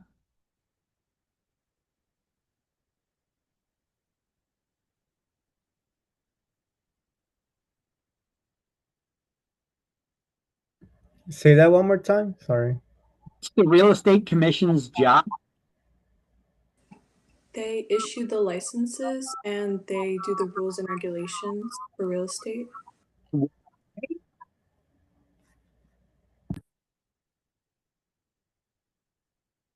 It's right in front of you guys. To protect the public from unscrupulous brokers and salespeople. I told you I was going to be doing this, right? So I just asked you a different way than the book specifically worded it. You see the way that they could come up with questions? What's the Real Estate Commission's job? Well, to protect the public from unscrupulous brokers and salespeople. Yeah. So I just put it in a different wording. That's it. All right, so here's my slide with my version of this stuff. And who must be licensed? Anyone taking part in a real estate transaction in New Jersey for another person in exchange for a fee, commission, or other valuable consideration. That's anything of value. Licensing regulations were created to protect the general public from unscrupulous brokers and salespeople. So the Real Estate Commission's job then, therefore, is to protect the public from unscrupulous brokers and salespeople. So that's what all those rules and regulations are about, and the licensing requirements are in place, right? To protect the public from those bad agents that would be looking to rip people off. New Jersey has required licensing since 1921. Here's a link to the Real Estate Commission's website, by the way. And licenses are governed by the Real Estate Licensing, also known as New Jersey statutes, or NJSA, New Jersey statutes. That's Title 45, Chapter 15. This is the way it's written, 45:15. This is the way you would read it. Title 45, Chapter 15. And it's printed in the back of this book on page 465. I will be giving you cross-references of page numbers throughout this book. Whether you need them or go to them or not, that's up to you. Maybe you wanted to look at a law and see how it was exactly written. Well, page 465, you can see where the New Jersey statutes and how they're worded. This book is just explaining it in a simpler way. Now the rules are, okay, so who creates laws? Let's stop right there. Who creates laws? Politicians. Politicians. Perfect. Got it on the first try. Politicians create laws. So do politicians know all the ins and outs about the real estate business? They know. Probably not. Probably not. They created the framework on the rules and the rules. They created the laws through the framework. They created these laws, this that we call statutes. Now, to deal with all the ins and outs and the details of the real estate business, they're not familiar with that. So, who is? Well, they created a department within the Department of Banking and Insurance called the Real Estate Commission, and it's their job to deal with us and all those little details. So the politicians gave the powers to the Real Estate Commission to create their own rules and regulations when they need to be further clarified beyond the laws, the framework that the politicians made. So the laws that the politicians made, they're called Title 45, Chapter 15. The rules and regulations of the Real Estate Commission, they're called the Administrative Code, or Title 11, Chapter 5. And we need to know this for exams. Now, there's not going to be any more of these numbers we need to memorize, just these two, okay? 4515, those are the New Jersey statutes created by politicians. Title 11, Chapter 5, those are the rules and regulations created by the Real Estate Commission. They're both enforceable as the law, and fines and penalties can be in place for both, violations of either. So we need to follow both of them.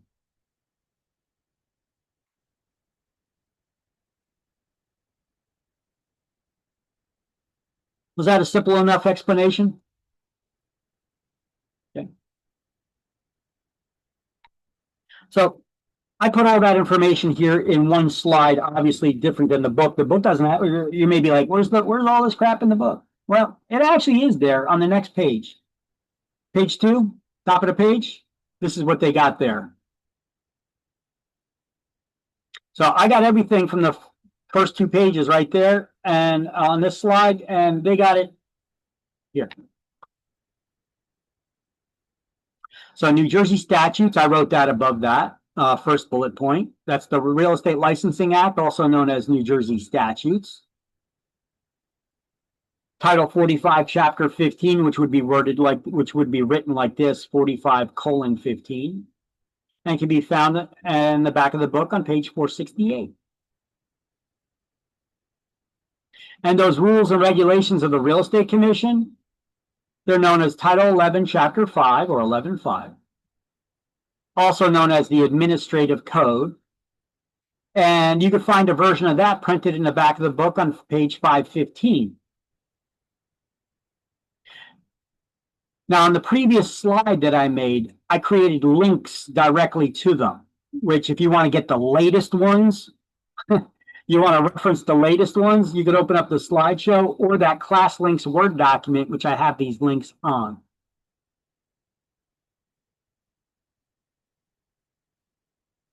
And while you guys are doing your highlights and notes, I'm actually going to open up that ClassLinks Word document so I can make sure it's all updated as we're going through everything.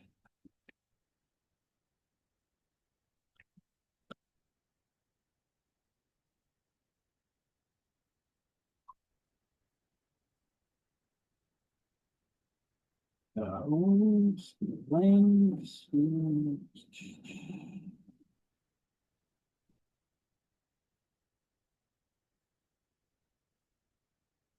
Yepper.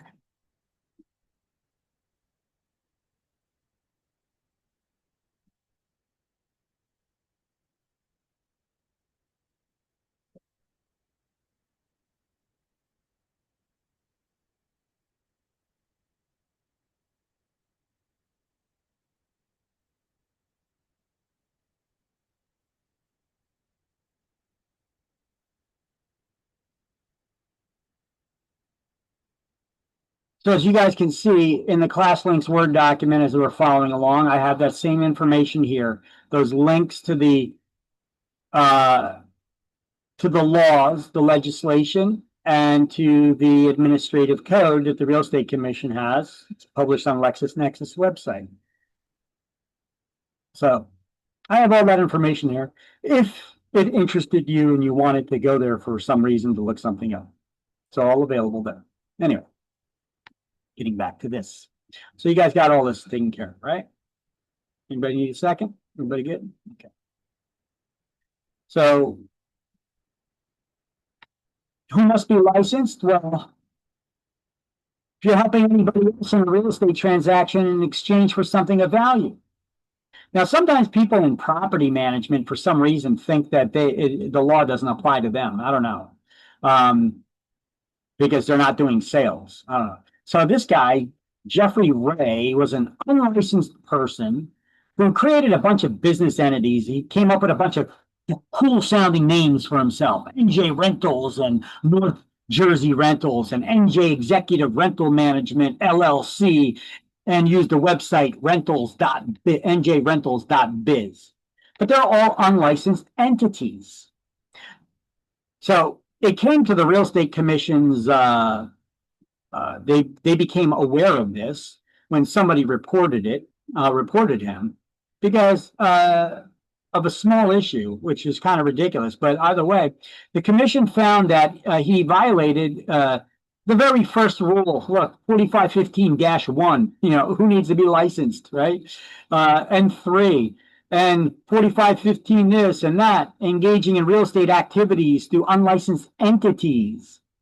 Conduct demonstrating unworthiness, bad faith, dishonesty. He's ordered to cease and desist engaging in all unlicensed real estate activities, which extend to all of his business entities that he owns. He has to pay restitution of $300 to somebody.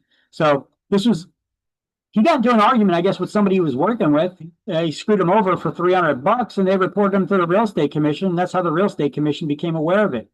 And then he also got a $10,000 fine. So that $300 little mishap of this guy operating illegally and screwing somebody over, well, they reported to the Real Estate Commission. They got their money back, and he had to pay $10,000 in fines and had all of his businesses shut down. I'm surprised that the fines were only $10,000. But then again, it's only $10,000 for the first offense, up to $10,000. But there's many offenses in this one transaction. And here's another case where a licensed real estate broker had agents working for, or had people working for her that were unlicensed, and she referred to them as leasing agents or leasing consultants. You could come up with whatever fancy name you want. If they're helping somebody else in a real estate transaction and they're getting paid to do that, you need to have a real estate license. That was the very first sentence of this book that we read, right? So I just show you examples. All right, now the Real Estate Commission. Who are these people? How many are there? Well, there's 8 people on the Real Estate Commission, the REC. This is the governing body of the REC anyway. 5 are real estate brokers who have been real estate brokers for at least 10 years. 2 people are chosen from the general public. I'm not sure what the process is for that, but I know one of those people is an attorney.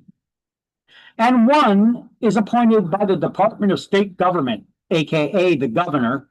Anytime the governor changes, that person usually changes. Because it's like the changing over of the administration, like presidents, they change their whole cabinets, right? The governors do the same crap at the local level. And they want to have their own person that reports directly to them, in each department. So when that person changes, when the governor changes, that person usually changes too. So they all serve 3-year terms, but they also all serve at the leisure of the governor and can be replaced at any time. So how many people on the Real Estate Commission? Let's highlight it on page 2 as well. Here's the screenshots for that. 8 members appointed by the governor. 5 real estate brokers, been brokers for at least 10 years. two appointed from the general public, and one appointed by the governor. They all serve how long? 3-year terms.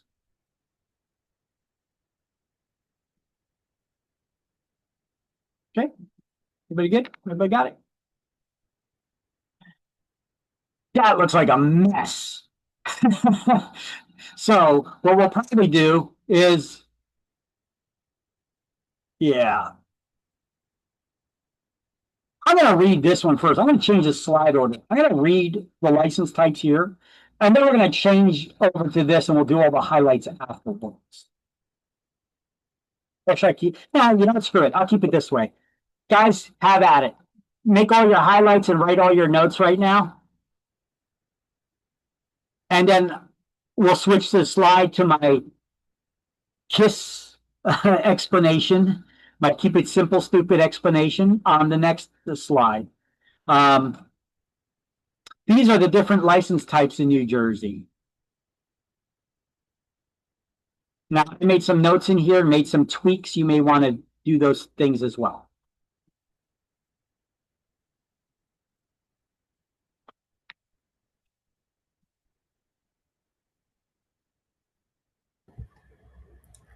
I have a question. Are we able to highlight the book? No, right? Your book. Yeah. Okay. Yep. Gotcha. Highlight in it, write in it. I encourage you to. That's why I said you're going to need about 2 highlighters, because obviously I give a lot of crap to highlight.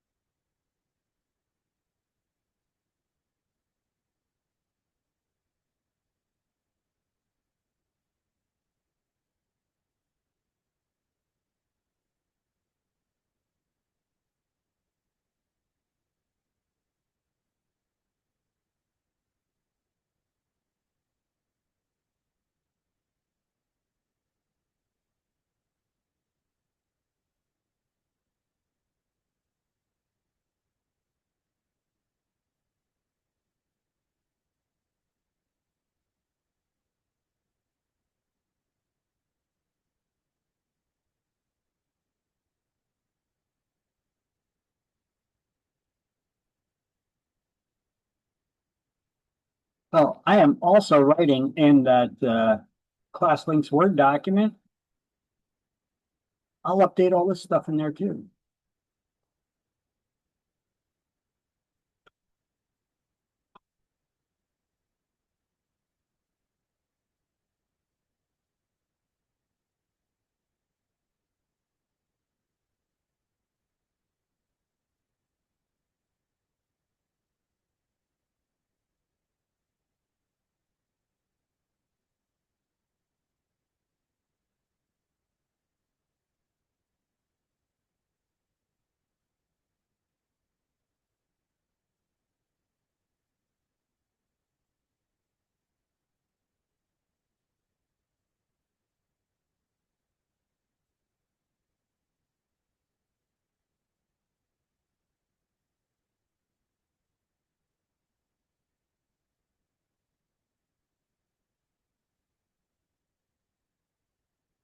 we tend to spend more time on these first couple chapters because there's a lot of questions on your exams that come from them.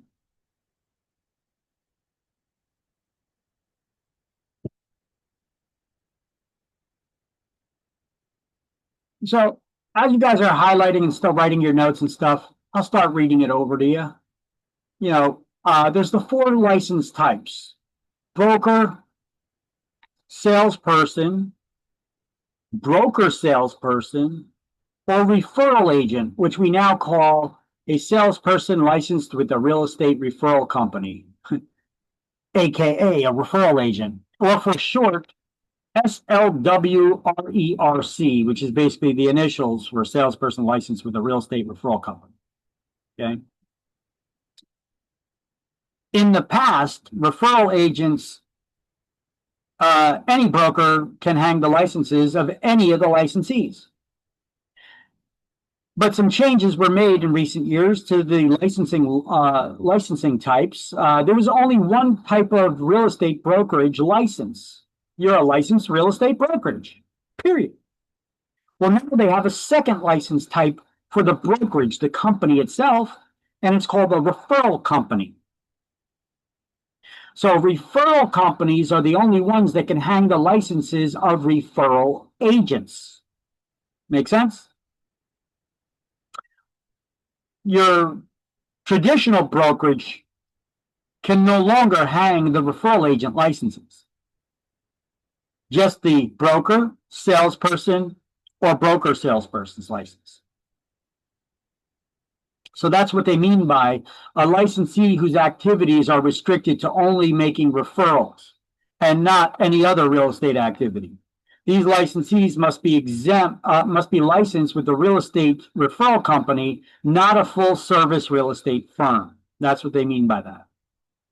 And they're exempt, referral agents, they're exempt from taking CE to renew the license every 2 years. You don't need to take those 12 hours of continuing education classes, which we call CE for short.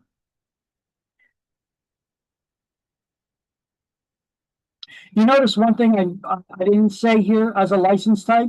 I didn't say realtor. You know why? It's not a license type. It's what we call the members of a trade organization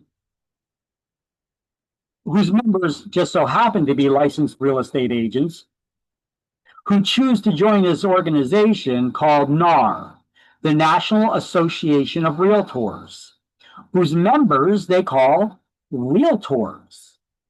Now, technically, only the broker can be a member. You as a salesperson can join if you're affiliated with a member, one of the brokers. And therefore, you're going to be associated to them. So your license, your membership in this organization would be called a realtor associate. You got it? So only a broker technically is a realtor. Everybody else is a realtor associate. Even though when you have a conversation with me, you could be like, yeah, I'm a realtor. You know, I know what you're talking about, right? You don't have to be like, oh, I'm a realtor associate.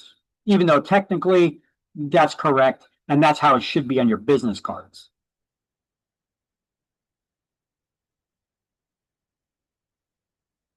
So only a broker can be a realtor, and a broker salesperson or a salesperson would be a realtor associate.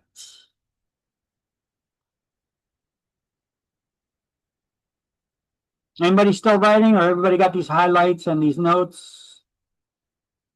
Anybody need a second more, or no? Let me know. So I had a question that we can call ourselves once we get the state license, we are realtor associates? No. It has nothing to do with state licensing. Let me see where it says that here. So the trademarked term realtor and realtor associate are used by members of the National Association of Realtors, a private trade association, and have no connection with state licensing. So you would have to join this organization in order to become a realtor. Now, if you want to sell real estate in the state of New Jersey, you need to be licensed to do so. You don't need to be a realtor. to do so. However, most of the MLSs in New Jersey require you to be a member of the Realtors Organization in order to get membership. So to get these important tools that we need to do our job, their requirement is that we become members of this association. And then we can require that. Well, because most of them are partially owned by the Realtors Association. Talk about a conflict of interest, eh?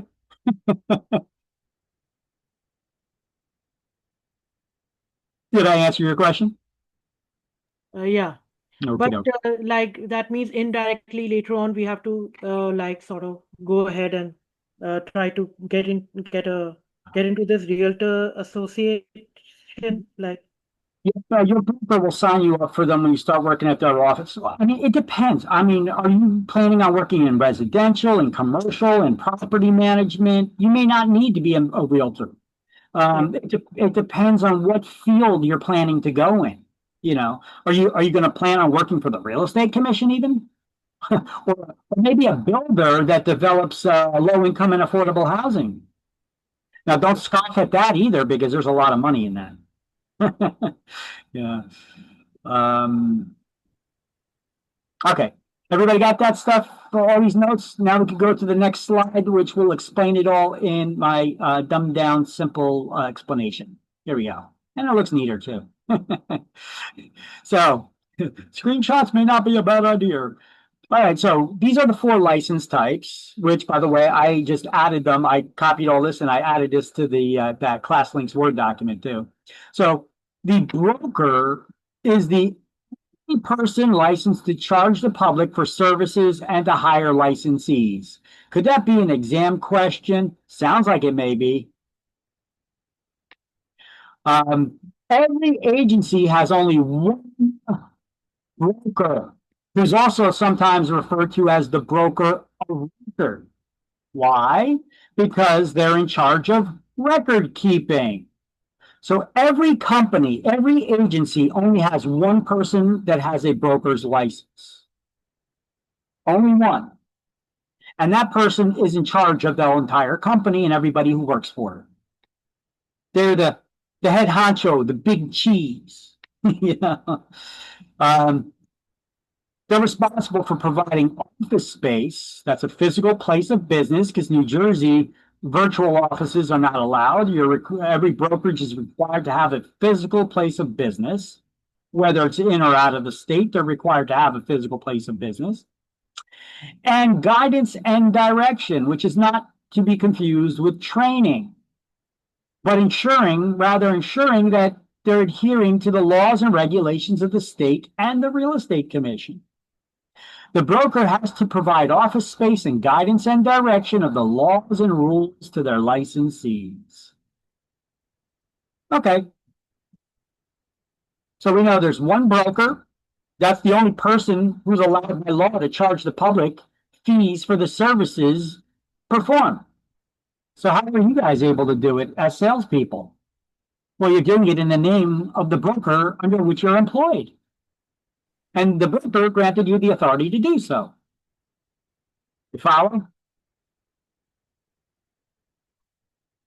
The next license type, I put the license types on this slide in a different order, though, from highest to lowest ranking.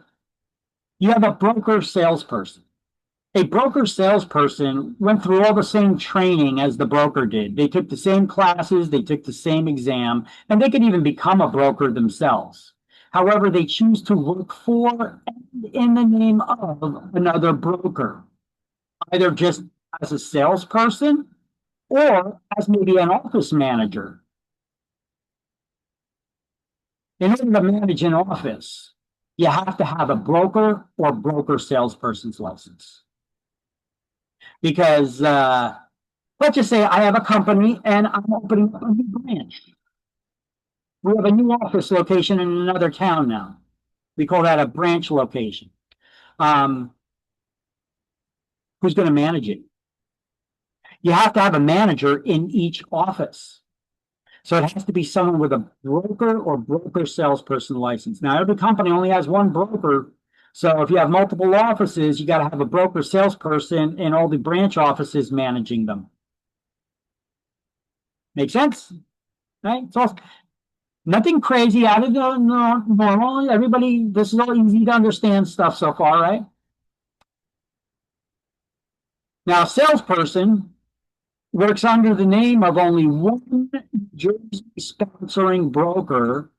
They only receive compensation from and are only paid from that broker under which they're employed.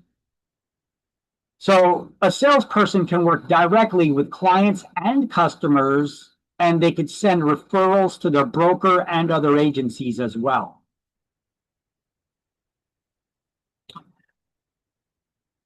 A referral agent, however, cannot work directly with clients or customers. All they could do is if they hear about somebody who's looking to buy or sell or rent or whatever, they could tell them that they have a good agent they could refer them to, fill out a referral form, send that information, and then when that agent works with that agent will contact that person who will become their client. They work with them and they close on the transaction. When they close on the transaction, before they're paid, their broker will take the referral fee off the top and send it to the referral agent's broker. That referral agent's broker will then split that commission according to their commission split schedule with their referral agent. This is the way that it works. This way it's easy to follow the money, see if anybody's doing something wrong. So who can you be paid by? Only your broker. Okay. Can referral agents work with buyers and sellers directly, showing houses, getting listings? No, they cannot. They could only refer business prospects to their broker or another outside agency. And when they close on the transactions, then that referral agent gets paid by their broker. All they could do is send referrals. Now, a salesperson, they can work directly with clients and customers, and in addition to that, they could send referrals. And they should not forget about this, because this is extra money. Do not forget about it. Do not leave any meat on the bones. You got to pick it clean, you know. There's extra money to be had. What do I mean? Well, if I have a seller that I got a listing is, let me explain what a listing is, not assume that you know. A listing is when an owner of property hires me to market their property for sale and find them a ready, willing, able buyer or renter. Okay. And I do that in exchange for a fee we call commission. So when a salesperson lists a property for sale and they sell it, that seller, they may be moving out of state or someplace else in state. I don't know. You could ask them, where are you moving? Do you got a place to go? Do you need a good agent maybe to help you shop for a home there? I can refer you to one. And now when they buy a house, or they rent a house somewhere else in the country, you get paid still. For doing what? Filling out a form and asking a question? Now you may be like, well, how much can that possibly be? Well, I don't know. Anybody know what the average price of a home is? Here, let's lowball it. Let's lowball it. Let's just say it's $250,000. You know, the average price of a home is much more than that today. But let's just say that it was $250,000. $250,000 house. Now let's say that the total commission on it was 5%. So we're paying the higher side. So let's say times 2.5. 250,000 times 2.5%. That total commission that buyer's agent that was showing them houses is getting $6,250 to split with their broker. However, you sent them a referral. They got to pay you first. Let's not go overboard. Let's just say that the referral fee we charged was 25% of the commission.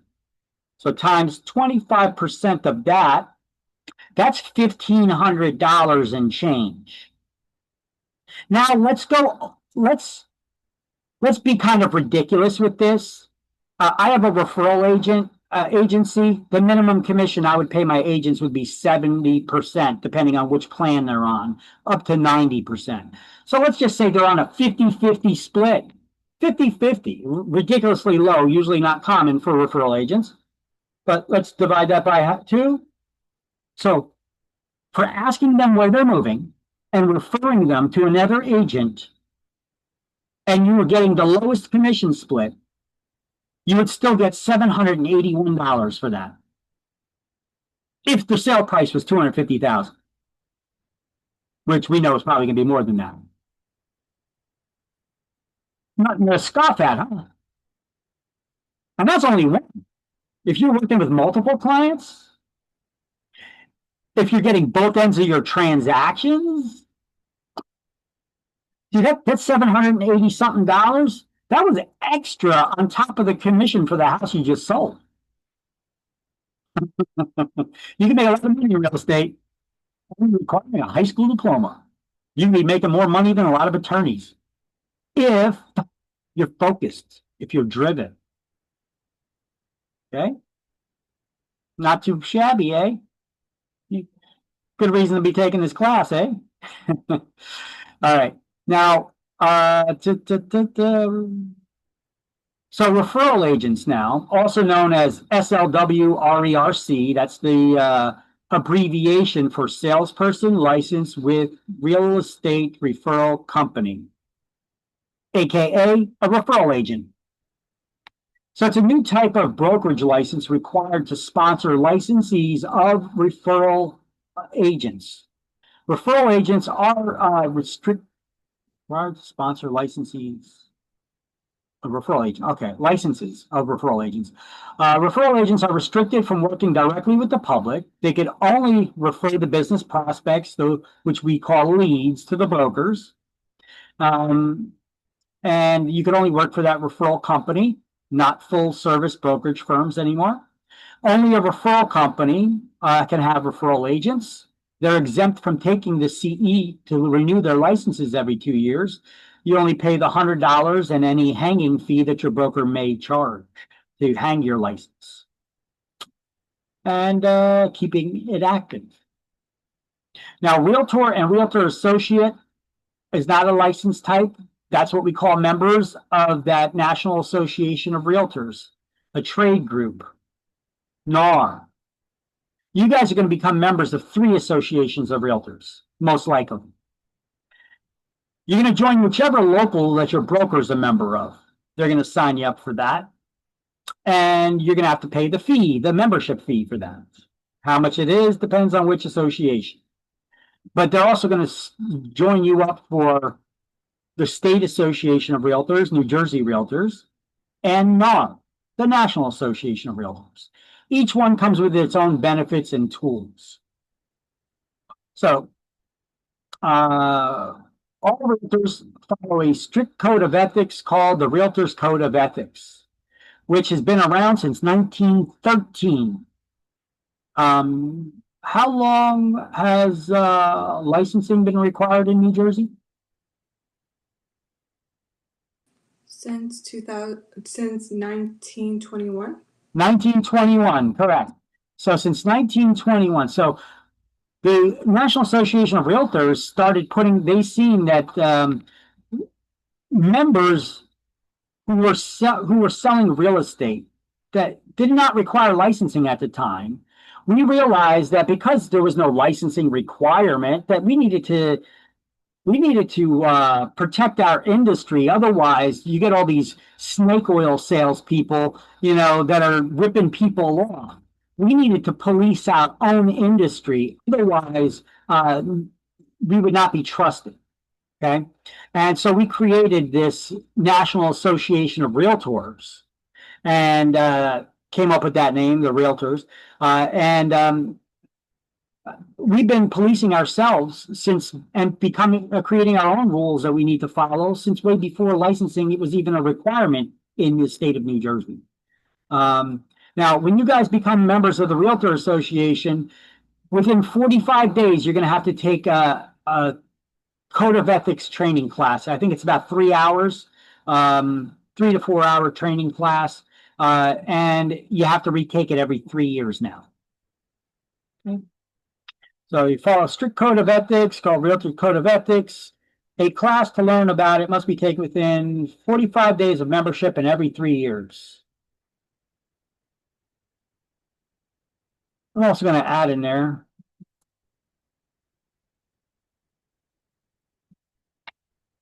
a requirement since 1913. Not that you need to know it for exam. Okay, I'm just adding that in there as a clarification, and I'll do that on the ClassLinks Word document too.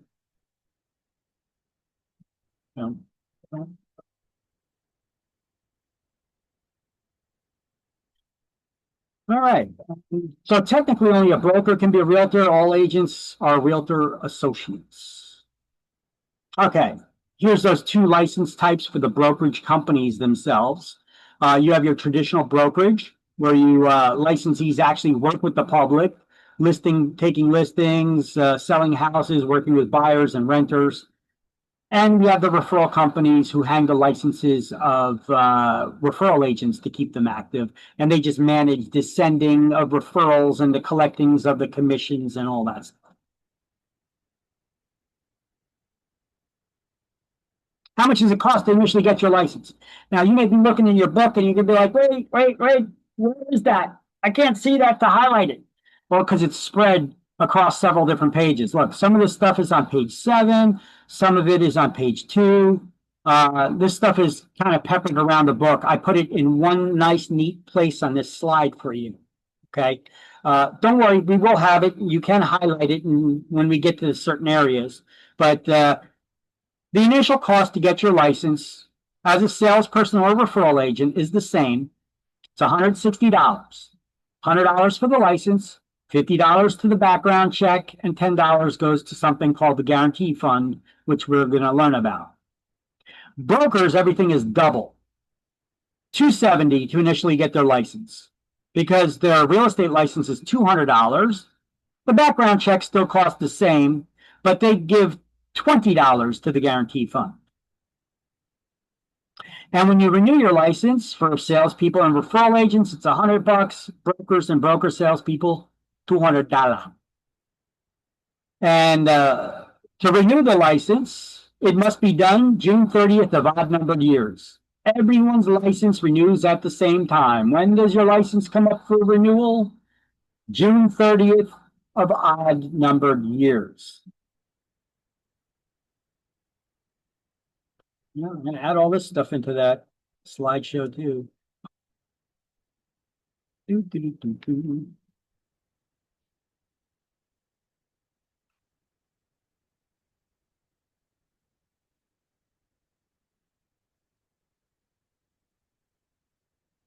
So I had a question that, like, if we get our state license a couple of weeks later or whenever in the upcoming month or so, so then we have to renew it like in 27 then, before June 30th.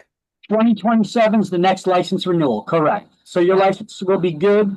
So you're getting your license at the beginning of the licensing term, so you're gonna enjoy your license for more of the full 2-year term. Okay. Okay, but you see what I mean? That when you initially get your license, it's not really for the full 2-year term, because that would be June 30th. You know.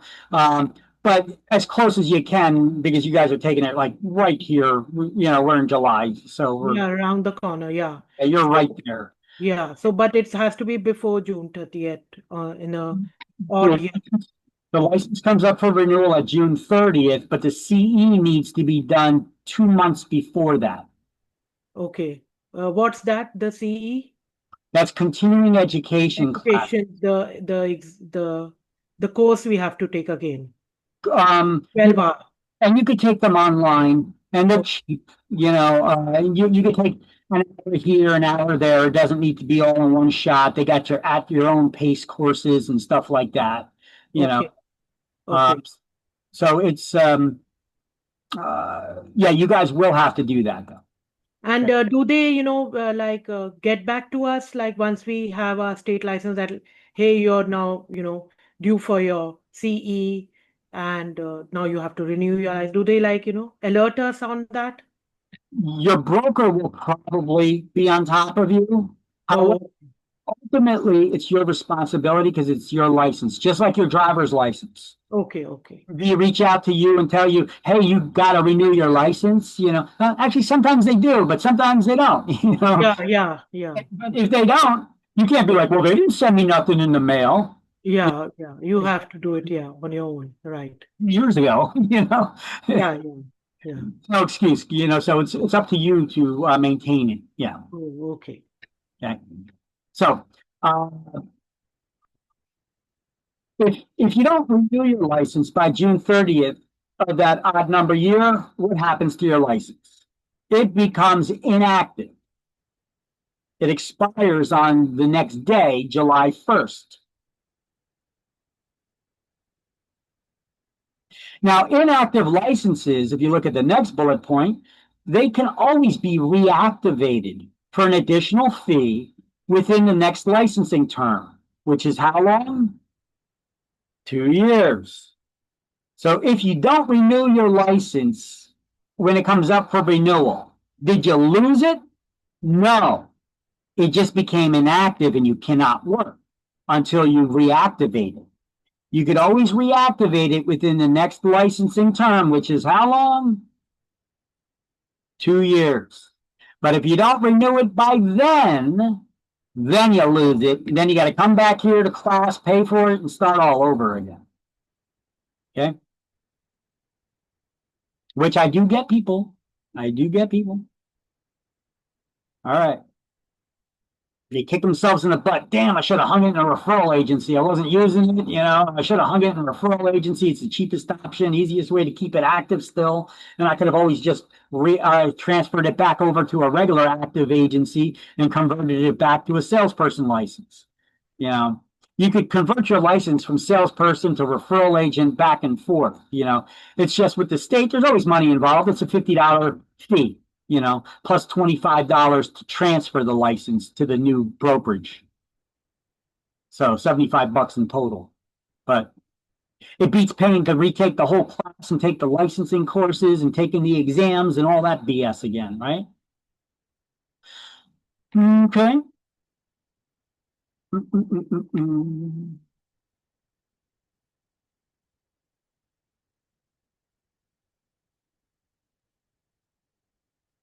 All right, so here's everything you need to know about CE all on one slide. See what I'm doing right now? You may be still scratching your heads and looking in the book and saying, Vic, where is this stuff that you keep showing me? It's peppered around. Don't worry, I'll show you where it's peppered around so you can highlight it in the book. But some of these things, you're better off just taking a screenshot and studying right from here because I got it, all the related things together, okay? So whether you take the shot with your camera, sometimes remember, if you're taking a screenshot with the camera, if you're seeing all those waves from the electronics, you may want to turn your phone to the side. I think that may alleviate that. Or just take the screenshot. Like if I know you got that snippet tool on Windows. I'm sure Apple Macs got the same some kind of a tool like that too to take screenshots. Here's a good one to take. Okay. So this is the CE requirement to renew your license every 2 years. So before your license comes up for renewal in 2027, wow, 2027, time's flying. You have to take 12 credits of class. Each credit is equal to 1 hour of class. All right. Here's the breakdown. By the way, here's a link to the Real Estate Commission's website that has that breakdown too. But last I checked, they didn't update it yet. So there's 12 credits or hours of CE. Let's go to their website and see. Did they update it? Ethics Agency and Fair Housing. Okay, yep, they did. So on the, as you can see on the commission's website, they updated it as well. And they give you some additional explanations here. You know, you have to take 12 hours of CE, 1 hour of fair housing, 1 hour of agency, 2 hours or credits of ethics, 2 credits or hours of any other core topic. So add them up, 2, 4, 5, 6. That's 6 hours of core topics. But they're specific that 1 has to be in fair housing, 1 agency, 1 ethics. And the remaining 6 can be any approved class, whether it is core topics or electives.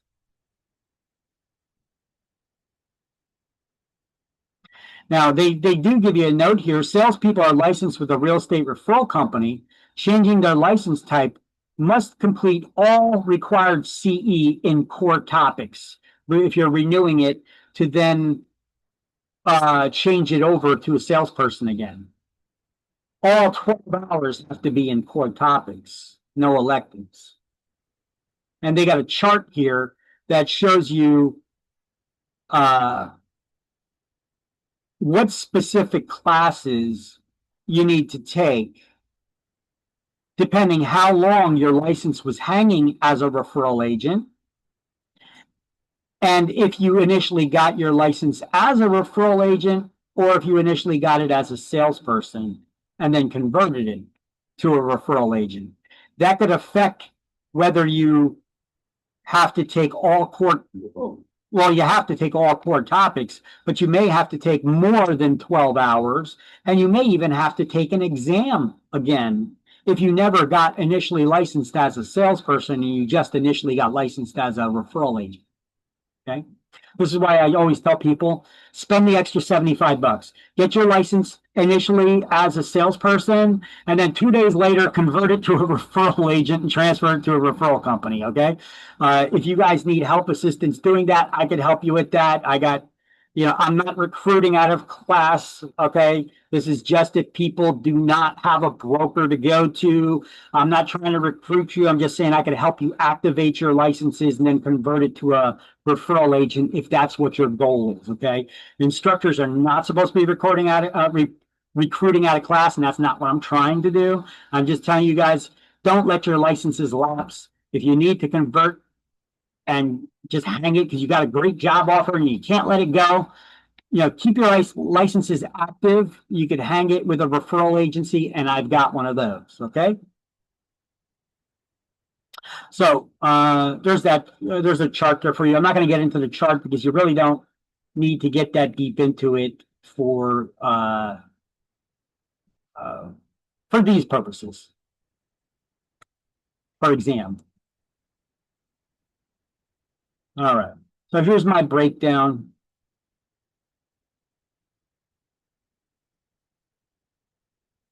Oh, where's my Word document? And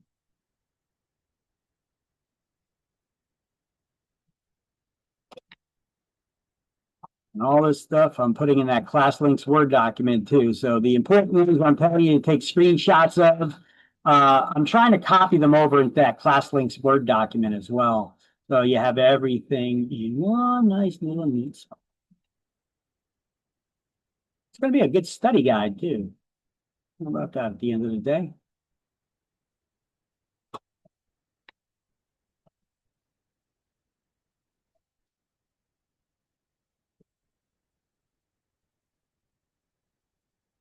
Beautiful. So your notes are coming along. So the breakdown of those 12 hours of CE. Now, I told you you need to complete your CE 2 months before the license renewal. When does your license need to be renewed by? Unmute yourself, please. I see Heidi, I hear you. I see you talking, but I can't hear you. June 30th Okay. of 2027. There you go. So June 30th of odd numbered years, right? 2 months before license renewal. Okay. I'm sorry. June 30th is when your license needs to be renewed. And then 2 months before that, you need to complete your CE by, which is April 30th of the renewal year. Now, if you don't, you can still renew your license, but just only after you complete the CE. And if you didn't complete it by the deadline of April 30th, the Real Estate Commission is going to charge you $200. Now, would you call that a fine? I would, but they don't. They call it a processing fee. They want to slap some lipstick on that pig. I mean, hey, if you're charging me something because I didn't do something, I consider that to be a fine. But whatever, Real Estate Commission says it's not a fine, it is a processing fee. So they're going to charge you that processing fee, and you still need to complete the CE before you can renew your license. Those CE classes, they can be taken in person, they can be taken online, they could be taken on a cruise ship.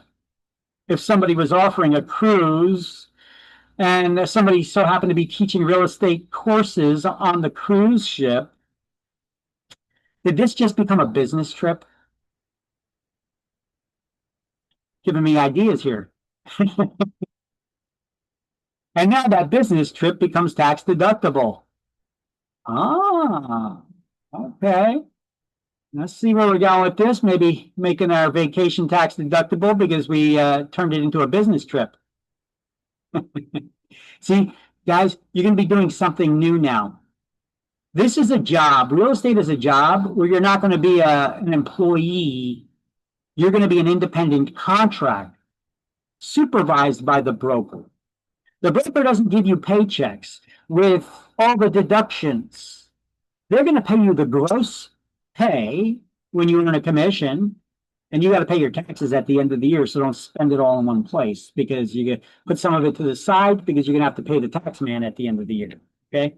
But you can reduce that tax obligation by keeping track of your expenses, like the fee you paid for this class, the fee you paid to take the state exam, for fingerprinting, for the licensing, for membership in an MLS and the Realtors Association.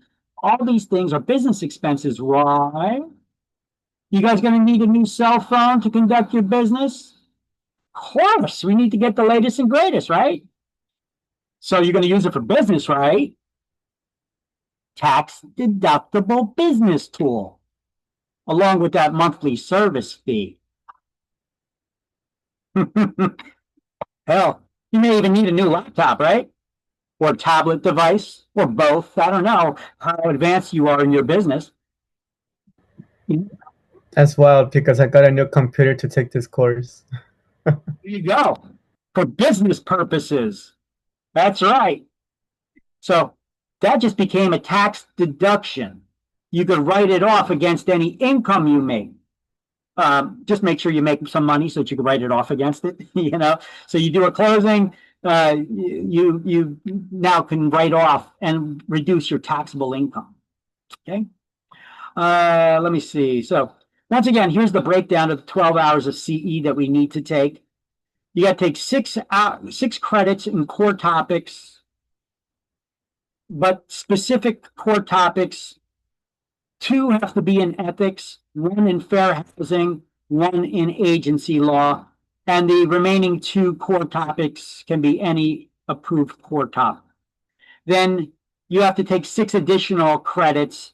They could be in core topics, or they could be in these topics, or they could be in what do we call that? Elective classes. And to track this, whoever you took the CE classes with, to make sure you're given the credit, the PSI is hired by the state to put a system, a CE tracking system in place. And here's the link to that CE tracking system. njrece.psiexams.com. I'll go into it and I'll show you what it looks like, okay, in a moment. We're exempt. Yeah, go ahead. Is there any like exam after like we take all those credits, or no? It depends who you take it with. Most of them don't. Some of them, they ask some questions after you get so far in it, or maybe towards the end of it, they'll ask you some questions about what you've learned, and you have to get a passing score. But if you don't get a passing score, you just retake the questions again until you do.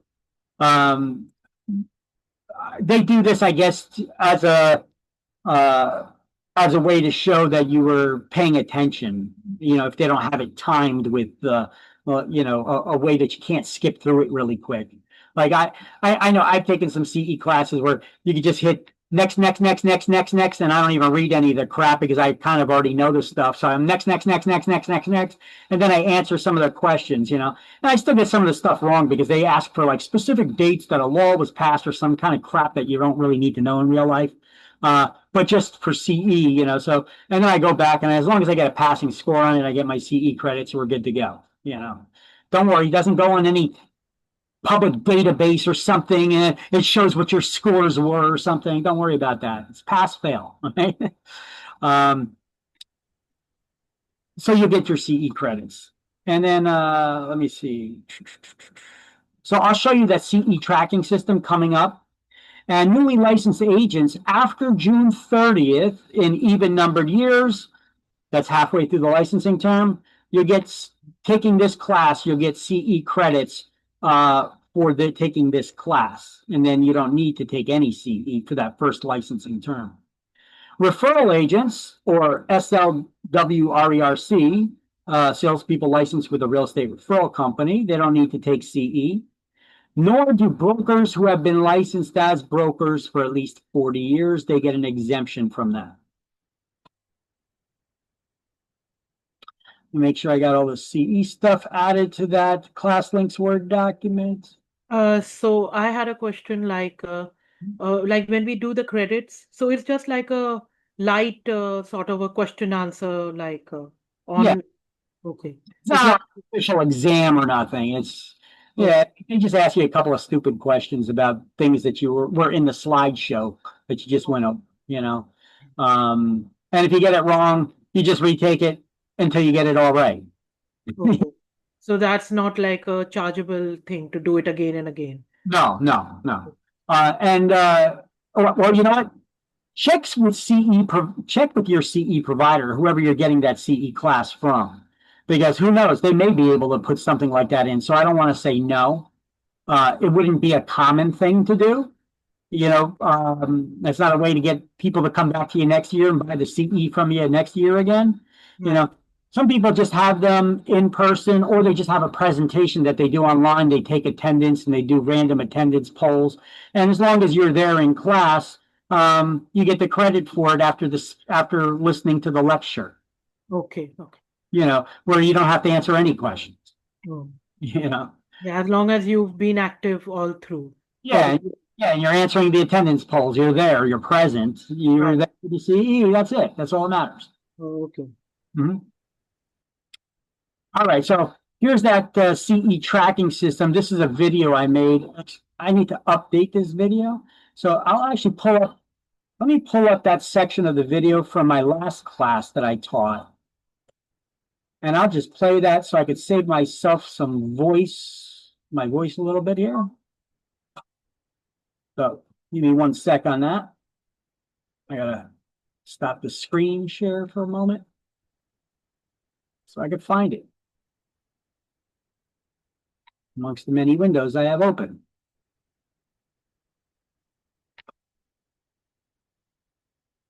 All right. It's not there.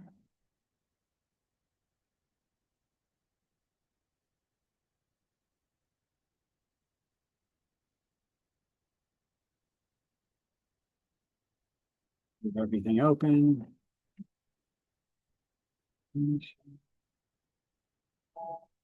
Here we go. Zoom recorded class.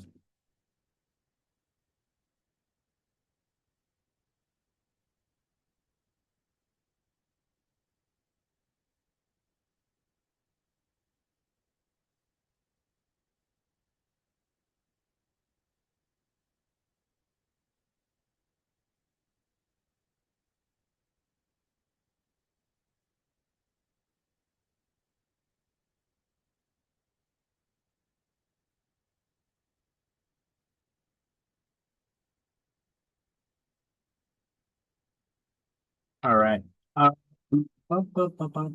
recorded classes, last class I taught, chapter 1. And let me get up to that point where I'm showing them that's CE. I have a question. Yeah.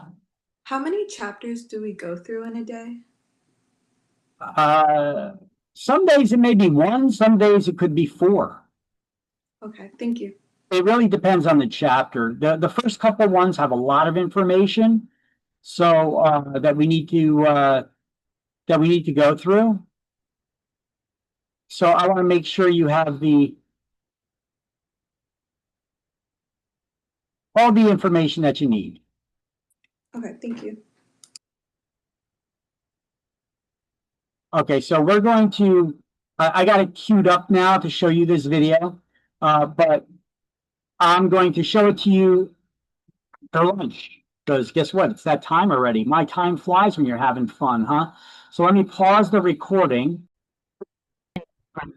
Okay, so here, this is just from my last class. I give an explanation about the licenses, but also show how the CE tracking system works. So I'll just play this a little bit from this video so that you guys can see it, so I don't have to repeat myself and go through all the steps. Instead, we can just watch this video right here on screen. Key fund, which we start. So let me raise the volume on this a bit too.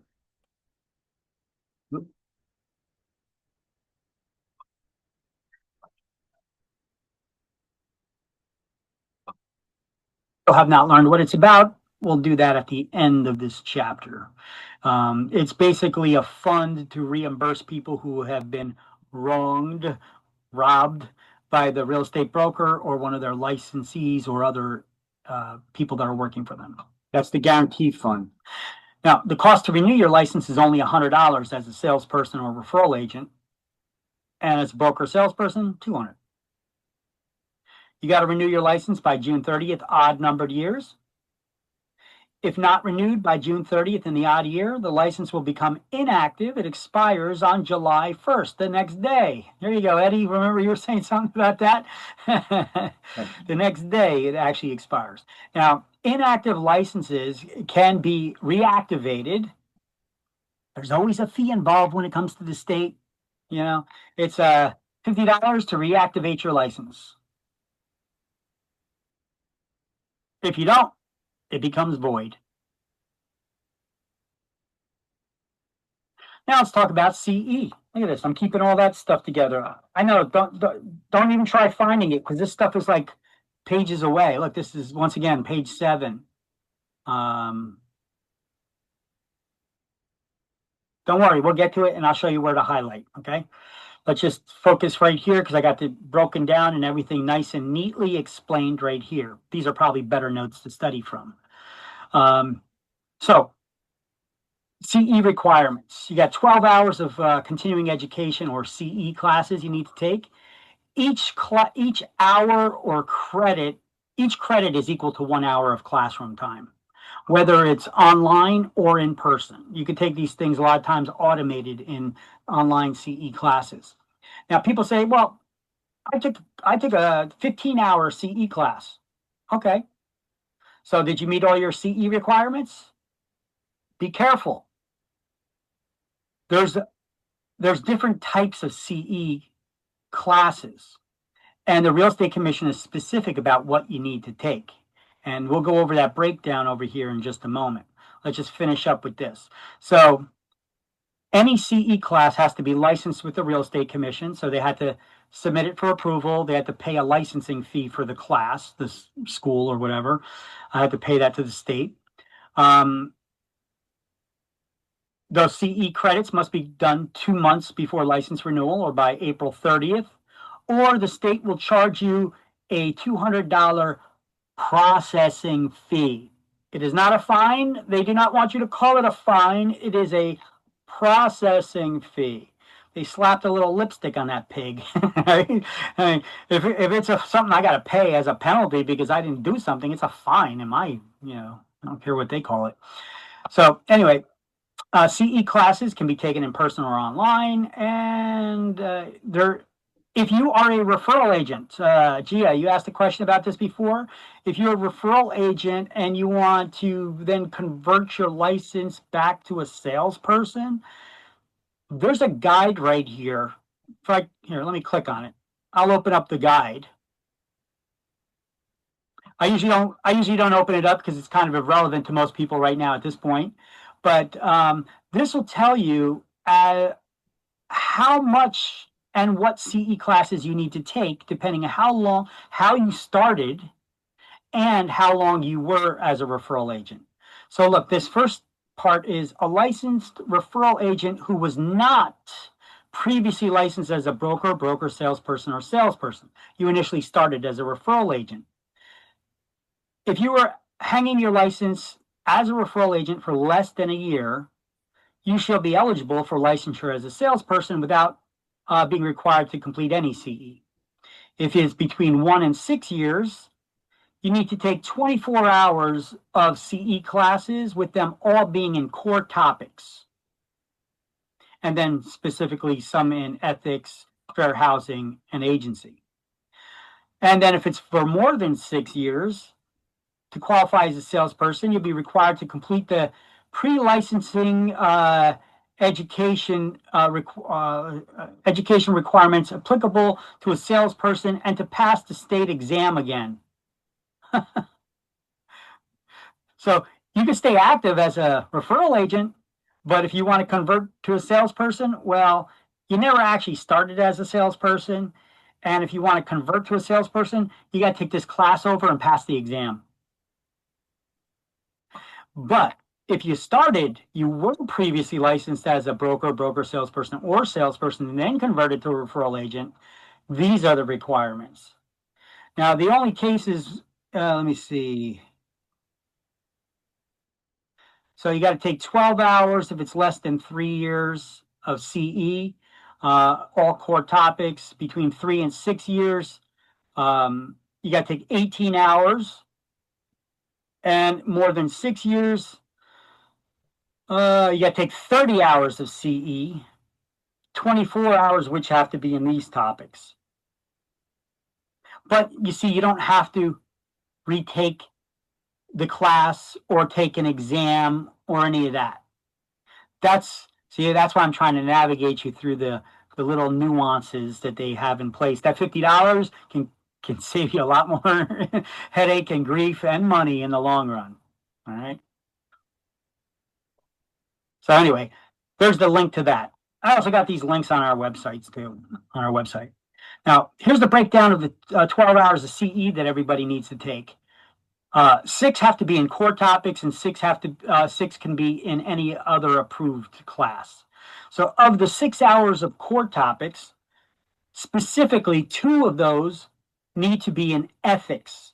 Okay, well, we've already went over that pretty much, so let me try to fast forward this a little bit, this video, to show you the CE tracking system and how that works.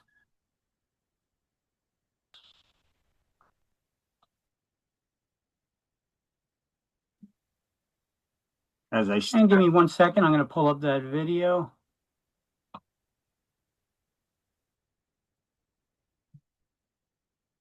So that I don't have to go to the websites right now myself. And I already got it shows you how to create your, I already got mine in there, so I'm just going to log in. And you can see the real estate commission. Actually, that's just showing the video that I already had in the slideshow, which that's not good. Hold on a second. I think I actually logged into the system here. There we go.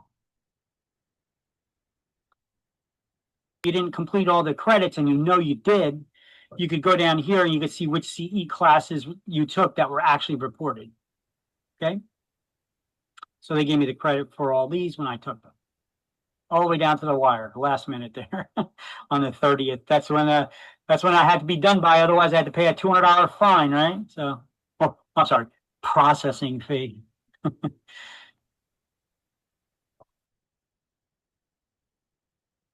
All right, so activities.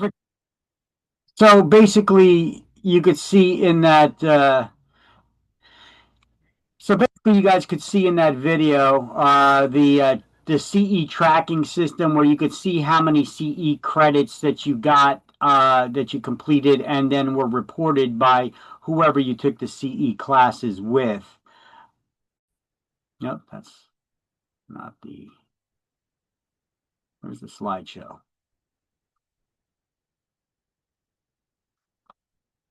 Slideshow. Up there it is.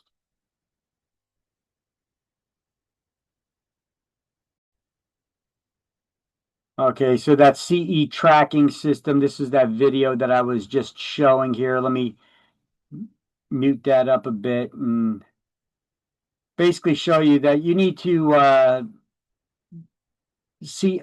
create a. Okay, now we're in the system. You need to create a login for this system to get into that CE tracking system, and it'll show you your complete licensing history and CE history. That's what that PSI link does. You could create a link for yourself, a login for yourself once you have your license.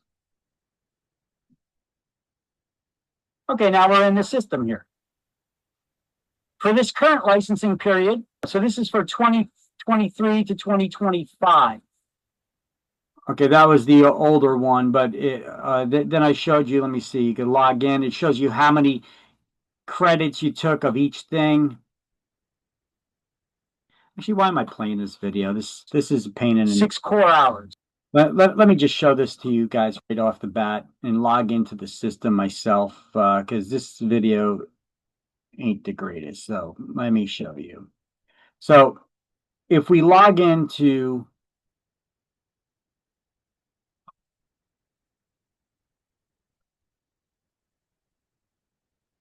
the njrece.psiexams.com, this is the way that you can keep track that your licensing is being reported. Your CE classes are being reported to your licenses. Let me see. Provider notice, no known issues. Okay. So let me log in here. You can create your own login once you have a license. I'm going to log in right now. And as you guys can see, this is for the next licensing period already. 0 of 12 hours of CE has been taken so far for my 2027 licensing term between 7/1/25 to 27 before I could renew my license. So in order to see what I've completed already just recently, because we just renewed our licenses. The screen is black. Your screen is black? Yeah, Okay. it's not showing anything. You know why? Probably because I got all this optimized video sharing stuff. Let me know if that changes for you at all. The 12-hour credits are showing. Can you The see it? slide. Can you see it now? The new CE continuing education requirements, that slide is showing. Yep. Okay. Okay, hold on. There we go. See a PSI website? Yeah, no. You see it, yeah? Or no? Yeah, now you could see it. Okay, so let's start this over. Here's the PSI CE tracking system. Once you guys have your licenses, you could create a login here using your license number and, following the instructions that they give you here, or using your social security number to initially create your login. And then you would you'd get a different login afterwards. So here's my login with my real estate license number. So let me log into the PSI CE tracking system. Here is the credits for this 7/1/2025 to 6/30/27 for the next licensing renewal term. Obviously, I have not taken any CE yet. But for the previous term, let's see our learning plans. We could see that my license type is a broker here. Here's my license number. Okay, this is for that next licensing terms. This is the one where we just renewed, but you could see my complete history over here since they started requiring CE requirements. So for the previous licensing term, which was this, we were just renewed the license here, June 30th of 2025. I completed all 12 hours of my required CE. Let's see, 6 core hours. I completed 11 of 6. So I completed 11 core topics, 11 hours in core topics here. All right. And that includes core, ethics, fair housing, and agency. 2 hours, I took 3 hours of ethics. 1 hour of fair housing was required. I took 3 hours.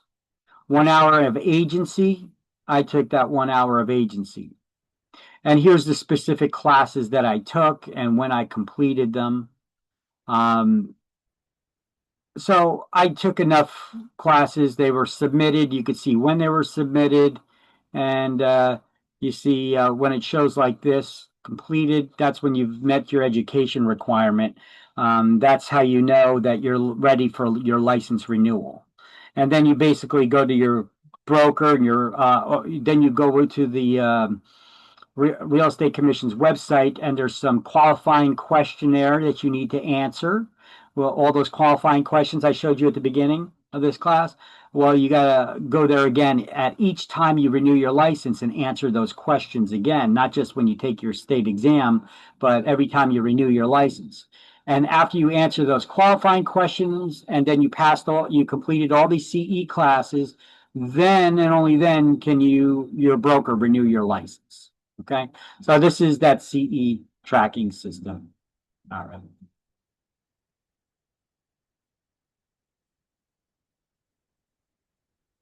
All right, so activities required for a real estate license.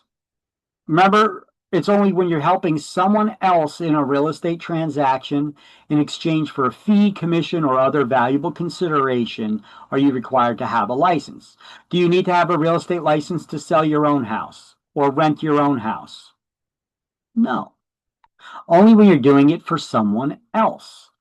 So when performing any of these acts for someone else in exchange for a fee, commission, or value or something of value, salesperson can do all the same activities as a broker can, but the licensee is working under and in the name of their supervising broker, under which is holding your license. So you can list real estate for sale. You could sell, exchange, buy, auction, or rent real estate. Keep in mind, there's no auctioneer's license required in New Jersey, but which is crazy because we're the nanny state that got licensing requirements for everything. But if somebody's holding an auction and they're selling real estate at it, a real estate licensee must be present. Collecting rents for someone else in exchange for a fee. Soliciting prospective purchase. So collecting rents. I got a job one time because I had a real estate license. Is actually when I was younger, when I first got my license, I got a job as a superintendent of an apartment building, and I got my rent for free because I was a superintendent. And I think the landlords liked the idea. They were attorneys. They liked the idea that I was a licensee, so I could go knock on somebody's door and ask them to do rent collections or to serve certain notices, because without a license, superintendents are not allowed to do that. So I think they were thinking they were going to get one over on me. So eventually, when they sold the building and now the new landlords wanted to start charging me rent just at a discounted rate and do all the same things I was doing before, I told them to piss off, and I I got out of there and I got another place. I went and bought a house. So the collecting rents, soliciting prospective purchasers or sellers, negotiating a real estate loan, commercial loans, because regular real estate loans for real estate requires a mortgage solicitor's license. Selling lots or other parcels for a developer. You should be so lucky. It's a good place, good source to get business, right? Though, developer, they're building lots of homes that they're going to need to sell. Sell business opportunities that involve real estate. Do you need to have a real estate license to sell a business? No, you do not. No, you do not. Question probably on exams too. You do not need to have a real estate license to sell a business unless real estate's involved and you're selling real estate along with the business. Make sense? But the interesting thing there is, if you're selling a business, what kind of real estate is going with it? Commercial property? Do you know that we cannot prepare contracts to sell commercial property or lease commercial property? We can sell commercial property, we just cannot prepare the contracts. Only an attorney can prepare the contracts for the sale or lease of commercial property. Interesting. We're going to go over that in chapter 10, 11, somewhere around there. So yeah, you could sell real estate. You can sell a business if and only required you to have a license if real estate's involved. So here's some activities that are covered that require a license in the book. Basically, same stuff that we just went over. Listing real estate for sale, collecting rents, soliciting prospective purchasers, real estate, negotiating real estate loans, selling lots for developers, selling business opportunities that involve real estate, or attempting to do any of the previous activities. We can do that. Salespeople can perform these activities as well in the name of the broker under which they are employed. Now, a salesperson license allows the holder to operate under the supervision of their licensed broker and can assist in negotiating the purchase, sale, or exchange of real estate, negotiating real estate loans, leasing or renting and collecting rents, and selling lots or other parcels to developers. These are things that a salesperson can do. Now, licensees are also permitted to handle the resale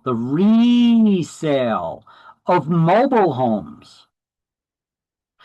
But we need to follow DMV, the Department of Motor Vehicle regulations, when it comes to selling them, as well as the rules set in place by the Real Estate Commission.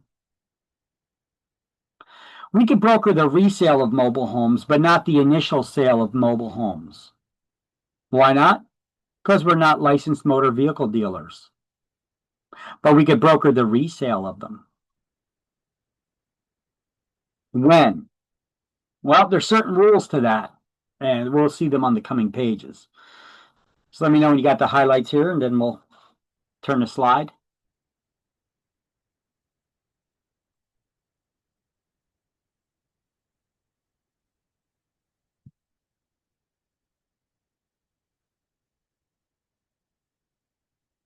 Everybody good? Yeah. So licensees can broker the resale of mobile homes, but we have to follow DMV regulations. We cannot sell new mobile homes because we're not licensed motor vehicle dealers. Mobile homes are considered personal property unless the axles are permanently removed and it's mounted to a foundation, and then it's considered real estate. You know what the difference of selling personal property and real estate is?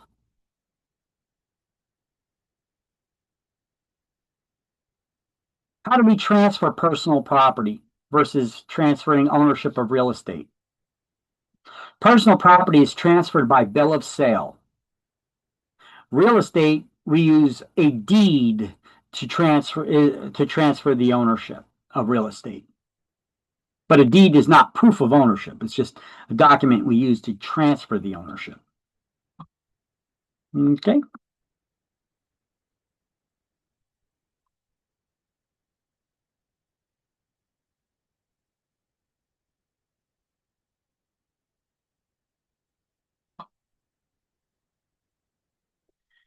Doopy-doopy-doopy-doo.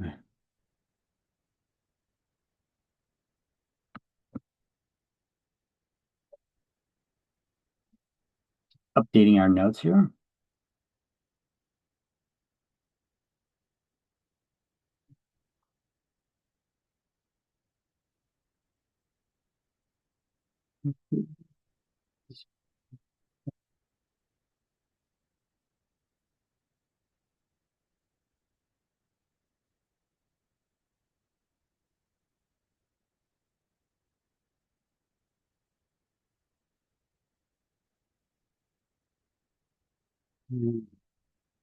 Selling mobile homes.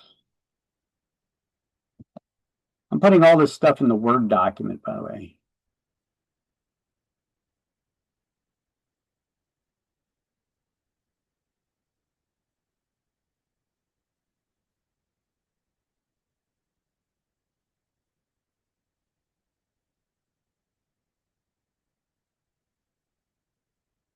So real estate license is not required to sell real estate by FSBOs. What is a FSBO? For sale by owner. That's the abbreviation, FSBO. You guys heard of that before, right?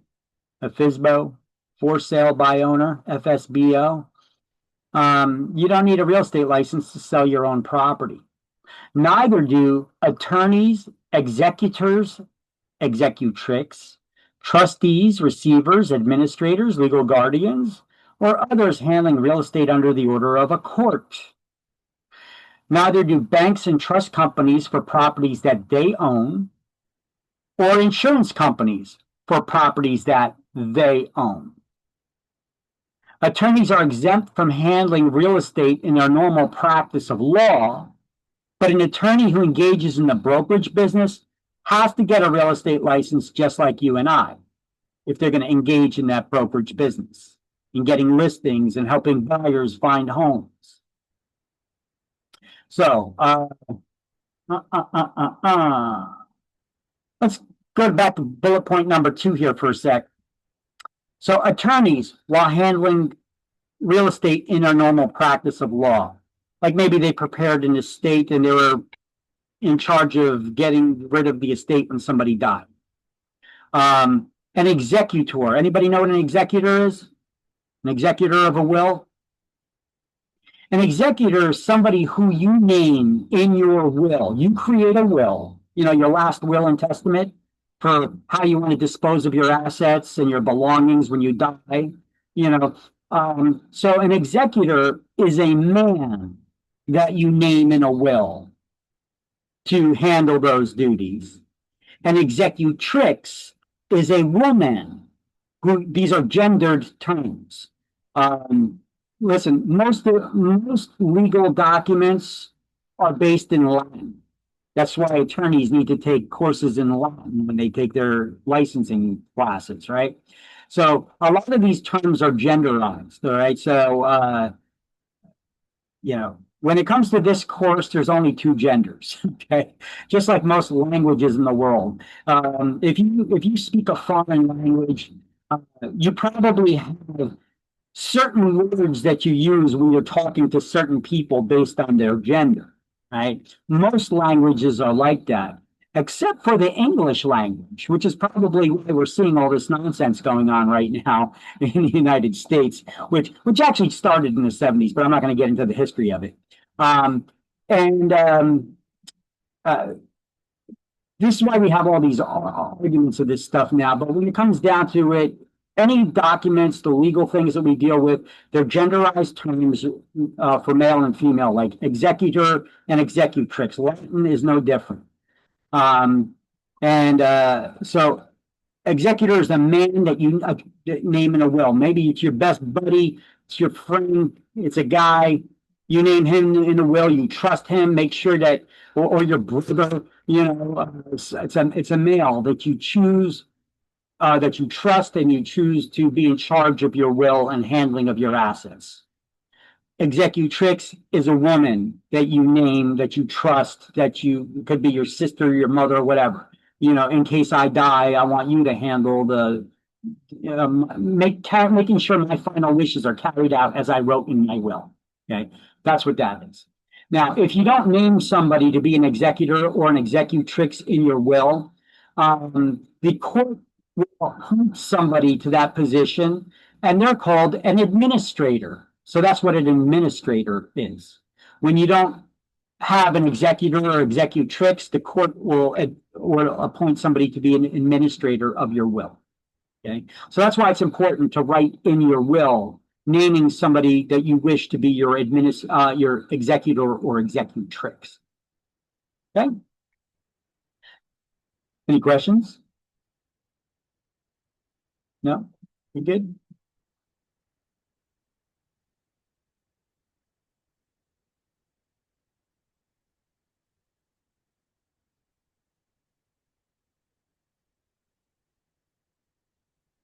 So here are those exemptions. Let's do the highlights here now. Same things I've seen on the previous slide. It's just here in the book now.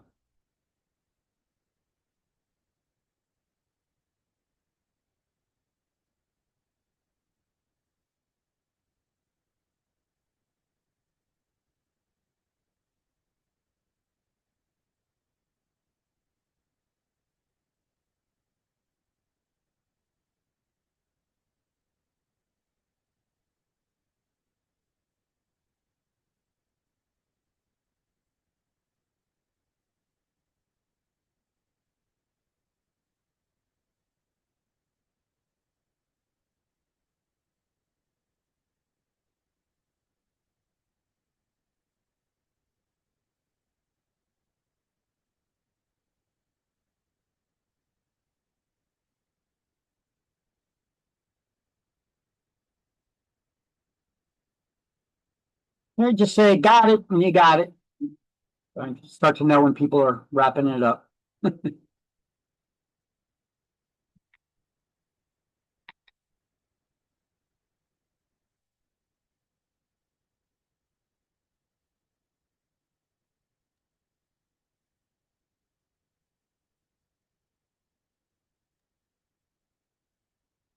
Yeah, it's quite clear. Got it. Okay, cool. All right, here's a question for you. Can I just ask a quick question? Sure, you can. Okay, so the exemption, basically anybody dealing like in law or court, like court or any of those kind of, standings, are they okay to handle real estate? I'm trying to just understand the exemption part. Okay, so who is exempt from having a real estate license in order to sell real estate? Right. Basically, for sale by owners, you could sell your own property without a real estate license. Right. An attorney can sell real estate when operating in their normal practice of law, even though they usually don't. Usually they'll hire a real estate brokerage firm to do that. Mm-hmm. Executors, or trustees, receivers, administrators, legal guardians, and other people handling real estate under the order of a court. So if a court appointed you to be administrator, to be in charge of disposing of this person's assets who just died, Mm-hmm. or if you're a legal guardian for a minor, things of that nature, or somebody who is not competent anymore because maybe Alzheimer's, dementia, whatever, various reasons like that. Right. If you're appointed by the court to be able to do that, then you can do that without having a real estate license. And you're doing it for someone else, and you're doing it for money because executors and administrators and such, they're allowed to get paid up to 10% of the assets value that they're selling. So So they don't need to have any experience. They don't have any experience, but they are allowed by law to sell real estate. yeah, what would they probably do? They could list it for sale to someone. They could find a buyer directly themselves, and then they could get an attorney to deal with the the details, or they could hire a real estate agent to sell it for them, right? Oh, They okay. to dispose of the property to sell it, doesn't mean that they have to do it themselves, they could hire you to do it, but they're in charge of disposing of the asset. Mm-hmm. Okay. Got it. Thank you. You're welcome. So if you're learning that, which of the following are you This is a good example. I'm going to give you guys an exam taking tip right now. When reading questions, try to, if they're long-winded, very long questions, break them down into edible chunks and translate it in your head so that you understand what the hell it is that they're asking of you. And if there's absolute terms that are used, like always, except, never, be very careful because it's just be very careful about the how you're reading it. A lot of times, when answers are absolute in nature, they're usually the wrong answers. But I'm gonna tell you, first try to figure out what it is the question is asking of you. Then try to think of the answer in your head before you ever look at any of the answer options. And then when you do look at the answer options, use process of elimination. That's the only way to take state exams. Any government or state exam, they do things backwards. So you need to back yourself into it. Try to prove the answers are wrong and then discount those answers to eliminate that as a possible answer.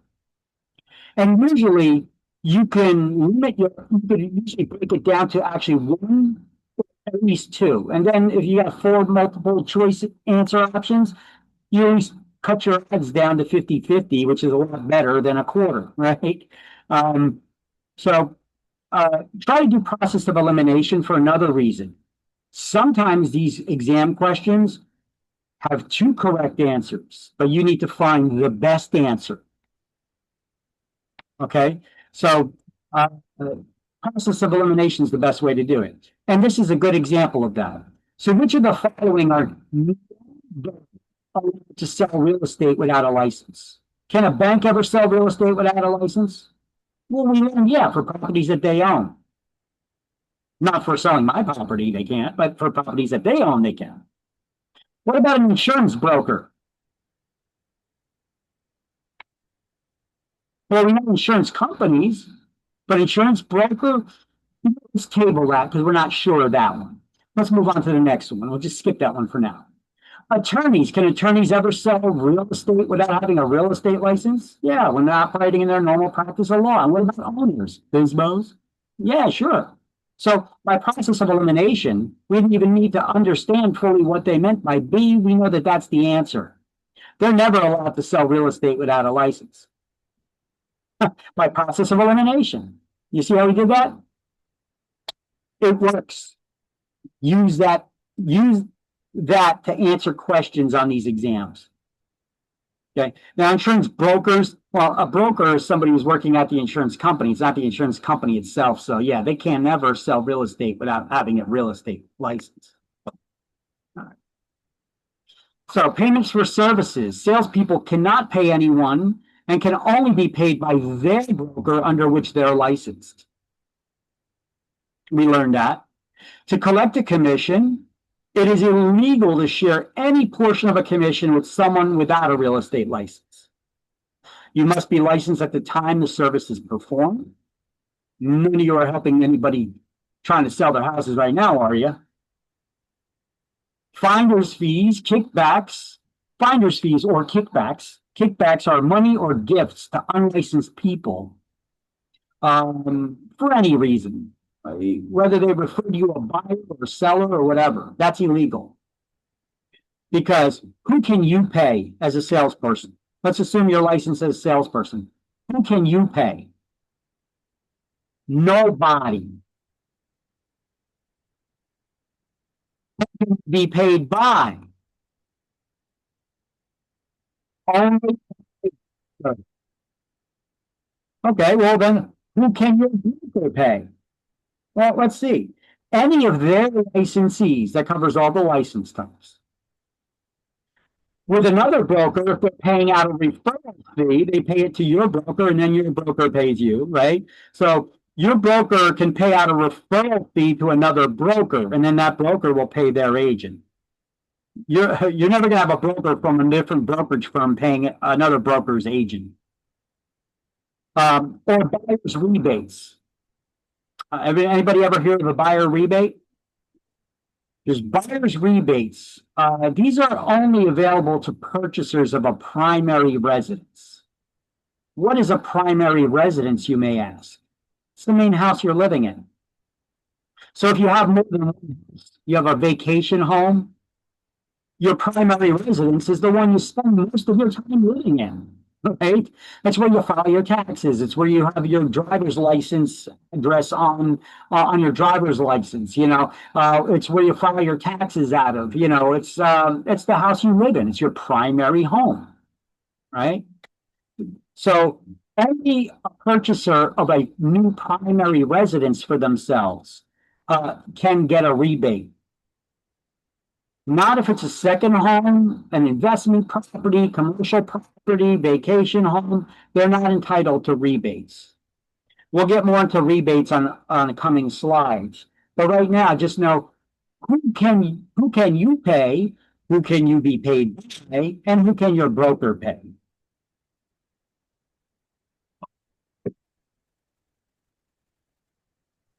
Can I ask a question? You just did. One more. If let's say there's multiple brokers on one property, or let's say your friend who's a broker for another, brokerage firm helped you out either with a deal or technicalities, like just help you get through, let's say your first deal or something. Can you technically pay them?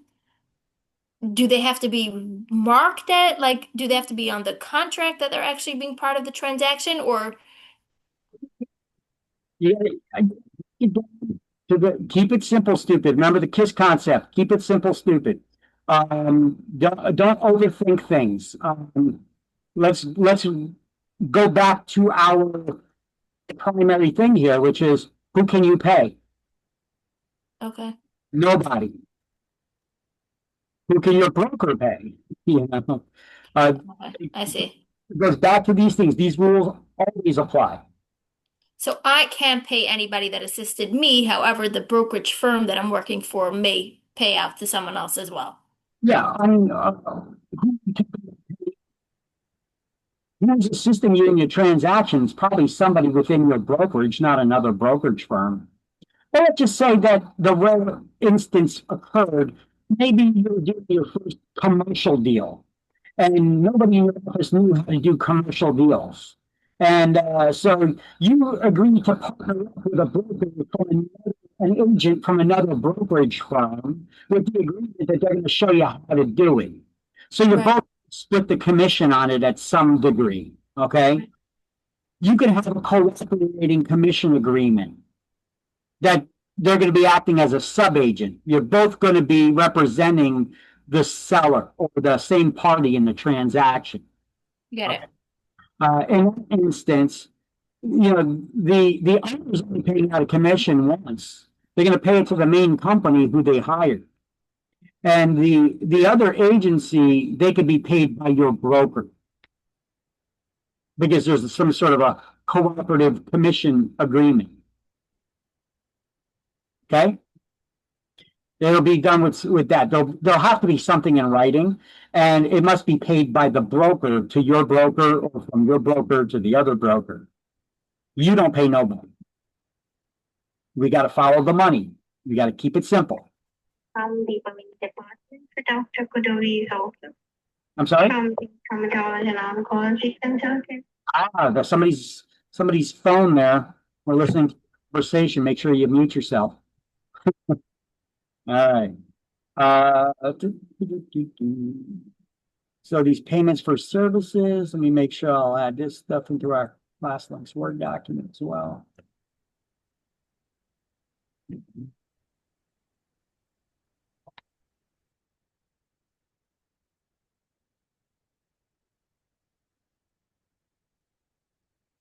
I've just been updating our ClassLinks Word document, turning it into a big notes thing. It was just always a document that had all of our links that we use in class that I share, but now I'm gonna be copying these notes over, make it a good study guide for you. All right. So once again, page 3 for payments for services. This is down the bottom of the page, continued on to page 4. So this part This is where page 3 ends, and then it goes with the page 4 here. So payments for services, it's illegal for anyone to share a portion of the commission. Who can your broker share a commission with? All that stuff that we just saw on the previous slide. This is how it's actually written in the book. So just do this highlight in the book.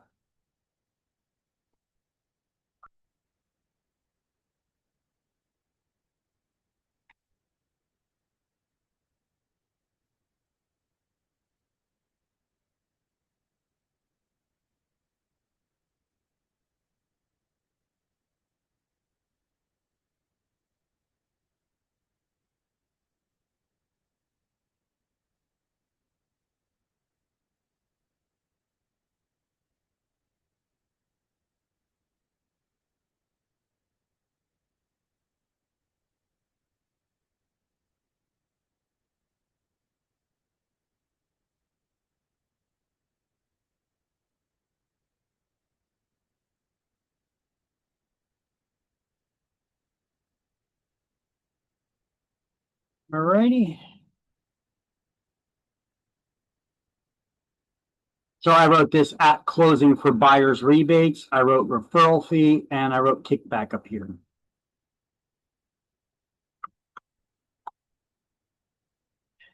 Everybody got those notes? Any questions? Anybody need more time? Okay. So here's some examples of agents that got in trouble for doing something wrong. Let's see. This is a salesperson. What did she do? She accepted a commission as a salesperson from someone other than her employing broker. How would they ever know? How could I get caught? Well, they do, obviously. So she was required to complete an additional 3 hours of CE, not to count towards her mandatory hours for her license renewal, and got a $2,500 fine for getting paid from anybody other than her employing broker. And this guy, what did he do? Formerly licensed real estate broker salesperson. He handled transactions or real estate activities outside the scope of his employment without the authorization of his broker. He collected commissions from someone other than his employing broker. He failed to indicate his license executed sales contract, that he was a licensee. That's a new thing now on real estate transactions, our contracts for sale or lease. We got to put everybody's license number next to our names and company names and all that. So anyway, he ended up having to take 6 more hours of CE, not counting towards his license renewal, and got a $3,000 fine. So it happens. Page 4. Only a licensed real estate broker can provide a purchaser of residential real property a rebate from the broker's commission. The broker and the purchaser must contract for a rebate from the onset of the transaction when you start working with them in some sort of a written agreement. The document must specify the terms of the rebate, how much the rebate's going to be, and the broker must recommend that the purchaser contact a tax professional because they may have to pay taxes on that unearned income that they're getting. The broker must disclose the payment of the rebate to all parties involved in the transaction, including any mortgage lender who, by the way, can disapprove it. Advertisements regarding rebates must disclose it is the purchaser's obligation to pay any taxes for receipt of the rebate, and notice that the purchaser should contact a tax professional. So basically, here's the simplified explanation of what we highlighted above, what's in the book. When offering a rebate to a buyer of a primary residence, there must be an agreement in writing from the onset of the relationship that you're offering a rebate, how much that rebate will be. The rebate must be in the form of a credit or check at closing, and that it is a direct deduction from commissions before it is paid to the brokerage at closing. The rebate agreement must advise the buyer to consult with a tax professional about getting the rebate. This can be included in a buyer's agency agreement, or what we know now as a BSA, a brokerage service agreement, which is now required anytime we work with somebody, we have to enter into a brokerage service agreement with them now that explains how we're going to get paid, how much we're going to get paid, and by who we're going to get paid, and if we can share and split that commission with somebody. Okay, this is all as a result of that NAR lawsuit last year, that class action lawsuit that some guy did to try to get rich because off of just doing a lawsuit, because he pays a commission out to his agent and his agent split that commission with someone else, and the guy got all, oh no, I want to pay someone else's commission, even though technically that commission is being paid for by the buyer, and because the buyer's paying the purchase price and they're just financing it in the sale price. So let me get this and that.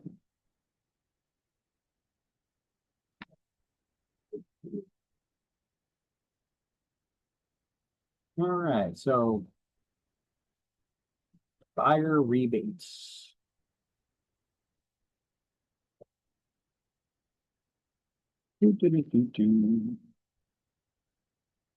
Yikes.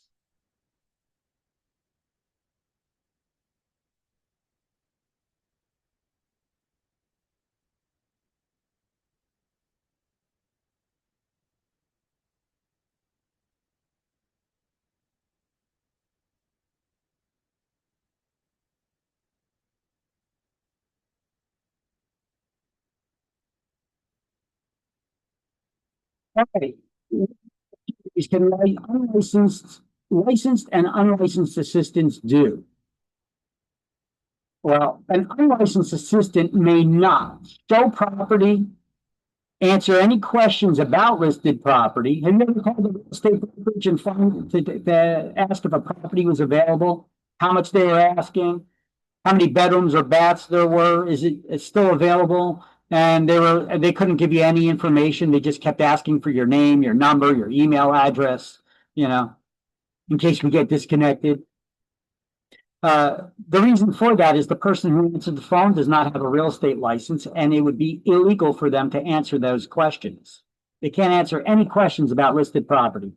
So they just get your information before they transfer you to a licensee or have a licensee call you back. That's why. So you call up, right? It's a wonderful day at ABC Realty. May I help you? I was wondering if the property at 123 Main Street is still available. I can't answer those questions, but I could get you in touch with the licensee. But before I do, so we don't, in case we get disconnected, can I get your name? Can I get your phone number and your email address? Can I get the name of your firstborn? But I can't answer you any questions about this property. Okay, that's basically the rundown that you get. So an unlicensed assistant or secretary may not make cold calls looking for prospects or business, leads from potential sellers or buyers or tenants. They cannot discuss or explain a contract with anyone outside the brokerage firm. They cannot make telephone calls for rent collection, or, except when accompanied by a real estate licensee, attend open houses, promotional booths, distribute promotional materials, or attend a home inspection. So a licensee cannot send you in their place if you're unlicensed to do these things. That would be illegal. An unlicensed assistant, however, can answer phones and forward calls, process and submit listings to the multiple listing system, because they're not going to be making up the wording and the writing. We, as the real estate licensees, we have these listing input sheets that has all the information that needs to be put into the MLS, the multiple listing service, for a property to market it. It's basically a database where we share that information with other licensees from ours and other brokerage firms who may have clients interested in the property. We're required by law to enter our listings into the MLSs within 48 hours. So we could have an unlicensed assistant enter that information for us. But we already got the information that we're providing to them. They're just doing data entry. They're not inventing the listing or the wording. Place signs on properties, pick up keys, or deliver documents. Do you need to have a real estate license to put a real estate sign on a property? No, you do not. And to remember this, a lot of people actually get this wrong on exam for some reason when it's a question. I guess they picture, the well-dressed real estate licensee pulling up in their Mercedes Benz and popping the trunk and pulling the sign out and putting it on the front lawn. Well, get rid of that image. Here, I'll give you another image. Look at, we're allowed to sell commercial real estate too. You guys ever seen the signs on commercial real estate? Sometimes that stuff is billboards, right? So you got like a 2 or 3 man team on the back of a pickup truck digging a ditch for the signposts, and then they build the sign. Do those guys got a real estate license? Probably not. But there's a good image for you. They're putting a sign up, a real estate sign. Do they need a license? No. Picking up keys or delivering documents. You don't need a real estate license to deliver documents, but there's only certain discussing and explaining contracts we're not allowed to do, but we're allowed to deliver documents. Oh, so this reminds me of a question that used to be on exam. I don't know if it still is or not. Pay attention and you guys give me the answer to this one. I'm going to give you 2 exam answer options because I can't make up 2 other additional ones. Let's just go with 2. On their way to present an offer, a real estate licensee and their unlicensed assistant get into a horrific car accident, and the licensee is rushed to the hospital. What should the unlicensed assistant do? Deliver the contracts or return them to the broker? Out of those 2 options, what should they do?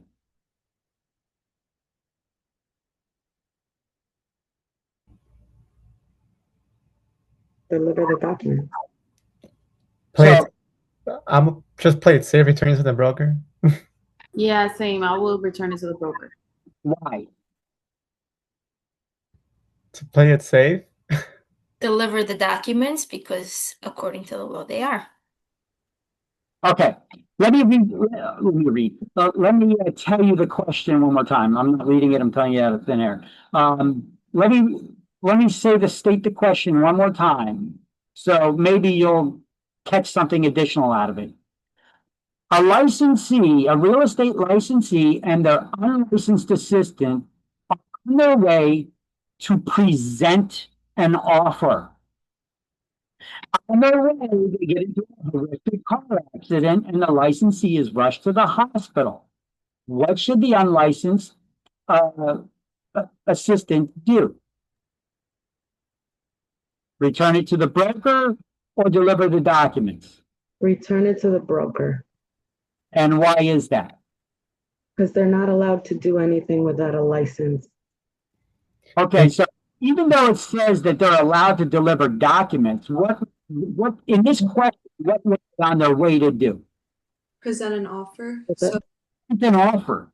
And what are you going to do if you're allowed to deliver contracts? What were they going to do? Were they going to come up with the contracts and then throw it in the person's lap and be like, look, what is this? Sorry, we can't talk to you about it.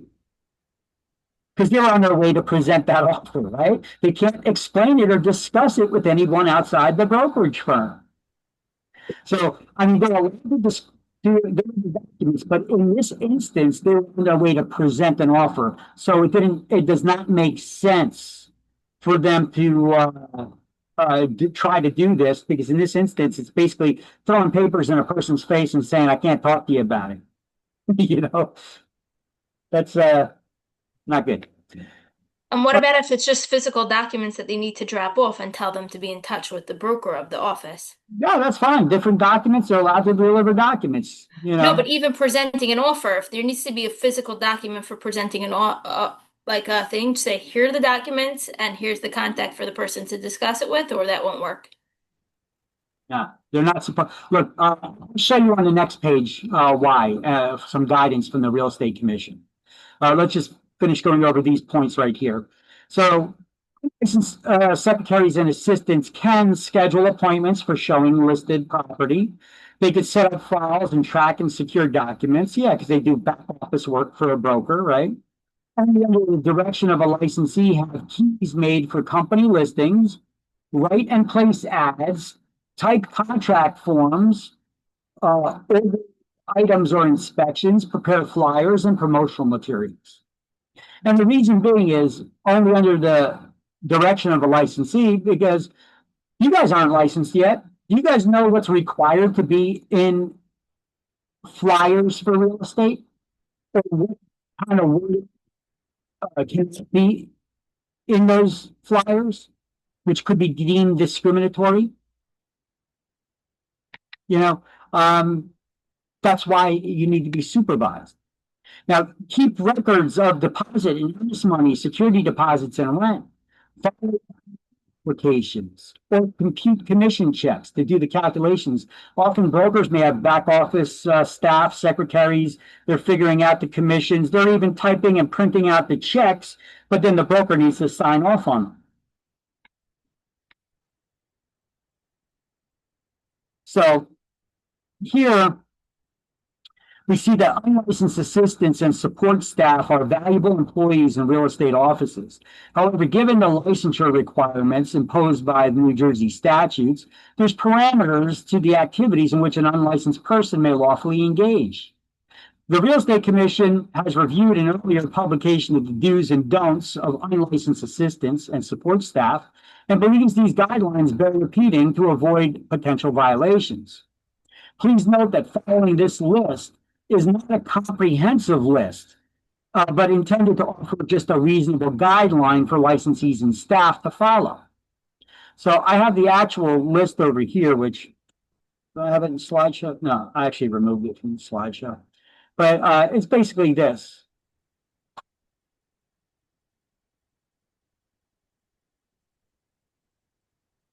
You know, what an unlicensed assistant or secretary can or cannot do. And I just run down and I give all the same information.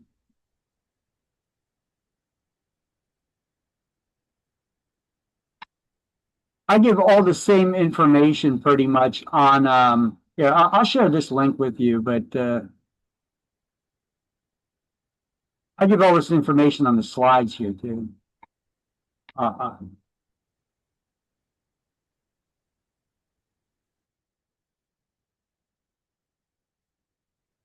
So they're allowed to answer and forward calls, but not give out any information about listed property.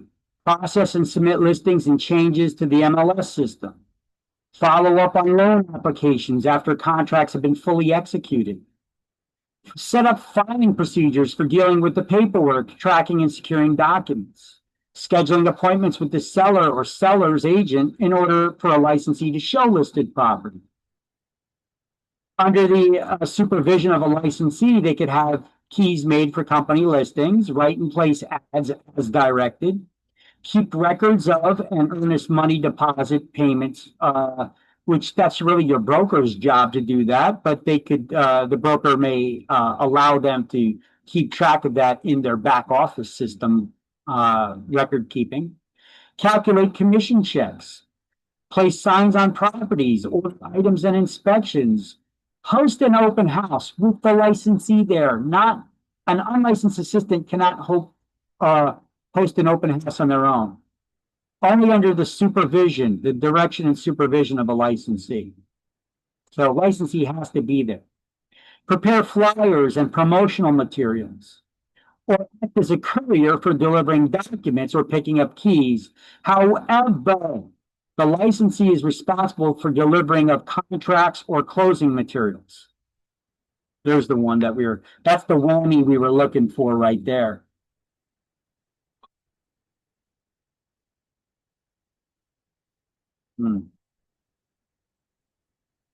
Yeah.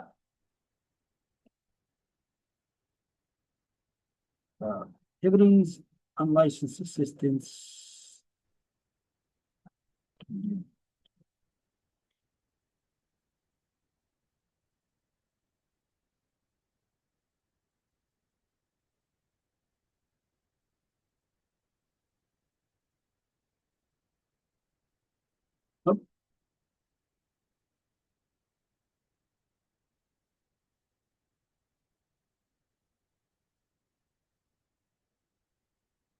Just adding all this junk to the Word document.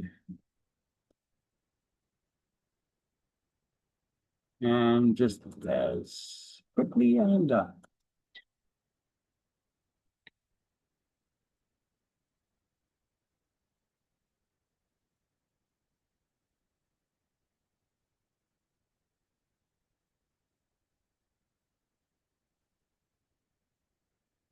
Here's an example of a real estate agent getting in trouble for something. I'm not sure of the details on it, but it looks like they were in a transaction, but the transaction didn't close yet. They may have been like doing the final walkthrough or something. And the real estate agent gave an unlicensed person, the buyer, access to the property. They even gave them the alarm security code. You do not leave somebody in a company. You do not open the doors for somebody and leave an unlicensed person there at the house. You don't give them the keys so they could go see it themselves. You must be there with them. You know, we don't know if they're going out there stealing things or what's going on, what kind of damage they could cause or what the situation is.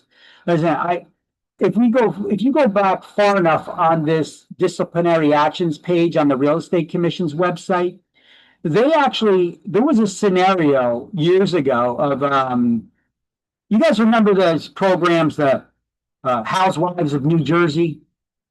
You know, now they got housewives of every state out there, and, you know, basketball housewives and football player housewives and these shows for all these things.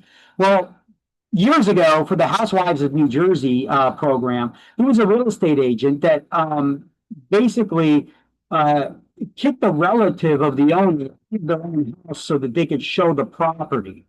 And they weren't actually showing the property. They actually let a whole film crew of people come in, and they took over and used this vacant house, which was a mansion. They basically used it for filming one of the episodes of Housewives of New Jersey. And the lady was going to possibly be buying the house to use it to have her wedding in. And she was trying on wedding dresses, doing scene changes, film crews, and all kinds of stuff like that without the owner's permission. Okay. Now that's not what this guy did, but it's just another example of not looking out for your client's best interest in a house either. Even though that owner was not their client, you're not allowed to do stuff like that. You need the owner's permission to do things like this. I mean, I would say that this is common sense, but apparently common sense ain't so common anymore. So sometimes you got to spell things out. So once again, what are the qualifications to get your real estate license? Remember all those things we were hammering at earlier this morning? Well, here we are.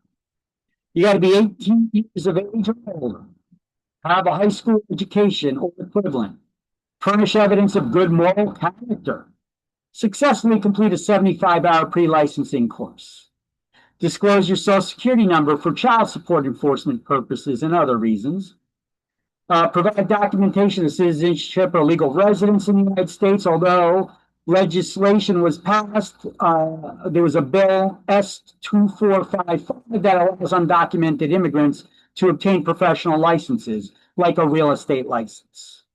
Pass an out-of-state exam. Pass an estate exam.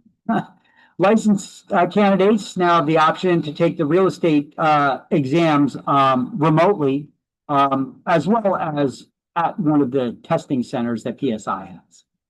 You got to get fingerprinted and get sponsored by a broker to activate your license.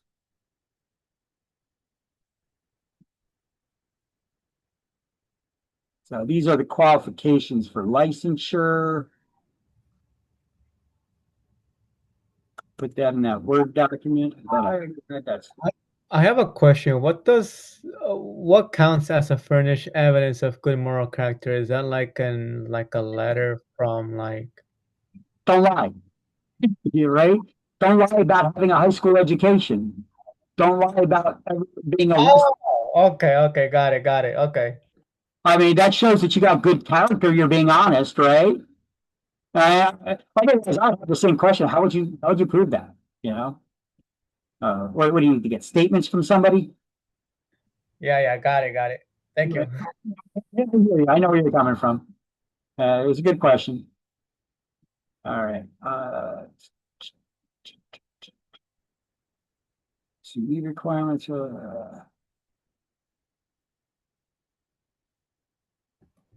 I have another question for the fingerprinting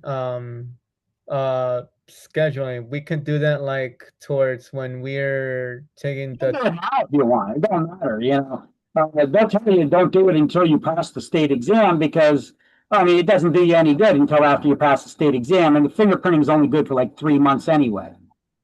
Okay. So we can schedule it like today if we want then. Yeah, Okay, got it. Thank you. you're welcome. Uh, I have a question. There are some, these real estate companies that are all over US, like in North America, they are like having branches in various states. And I just happened to talk recently to someone in solar energy, and his primary work is he's a full-time real estate agent with a company like EXP Reality, which has branches, he said, in many states. well, that's just a franchise. ESP is like Century 21, is like Remax. Those are just franchises, okay? Okay. You can be, let's just say that you have a broker's license. You could open up your own real estate agency and give it a name, you know, greatest real estate agency ever. Okay, that's the name of your agency. A little bit wordy, but okay. So, greatest real estate agency is your company. Okay, nobody knows it from Adam, you know. But if you sign up and it's like a Century 21 greatest real estate agency, okay, that's your brokerage firm underneath the franchise name. Or if it was EXP greatest real estate agency, you know, that's just your company. There's other companies that work under EXP independent of each other.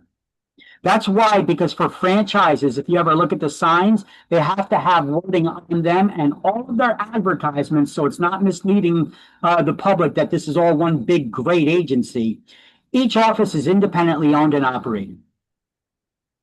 You ever see that on the business cards, on the signs, and what have you? The websites, it says each office is independently owned and operated because it's a franchise. Oh, okay. Okay. Okay. But they did mention that you don't need to take the fingerprinting for your state. You can just complete your, the state and get your state license, but you don't need to actually give the. That's a requirement for getting the license in New Jersey is you need to get fingerprinted. Oh, okay. Okay. So yeah, that's just wrong. And And what do you recommend? Suppose we are like keen to just jumpstart and join, any company once we give the state exam. So, do you recommend us signing up for the fingerprinting now? it doesn't matter when you do it, whether it's now or whether it's later, you know, but I don't want to tell you when to do it because now if you do it now and then your fingerprinting expires or it's not accepted because you did it too long ago by the time you take and pass the state exam, I don't want you blaming me for it or anything. Yeah, I understand. Yeah, but I hope there's not long waiting list or something like that. I was thinking.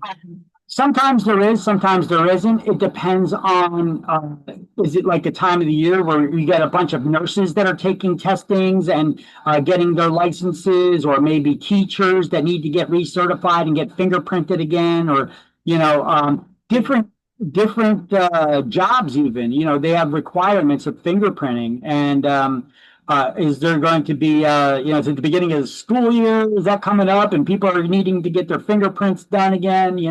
I don't know. Yeah, there could be a backlog. There could be a back.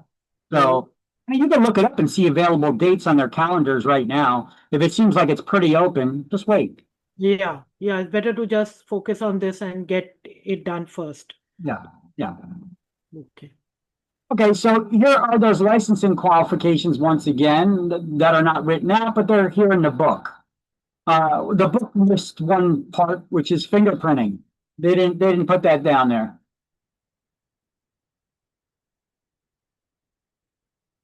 So you may want to add it in, fingerprinting. That's on page 5.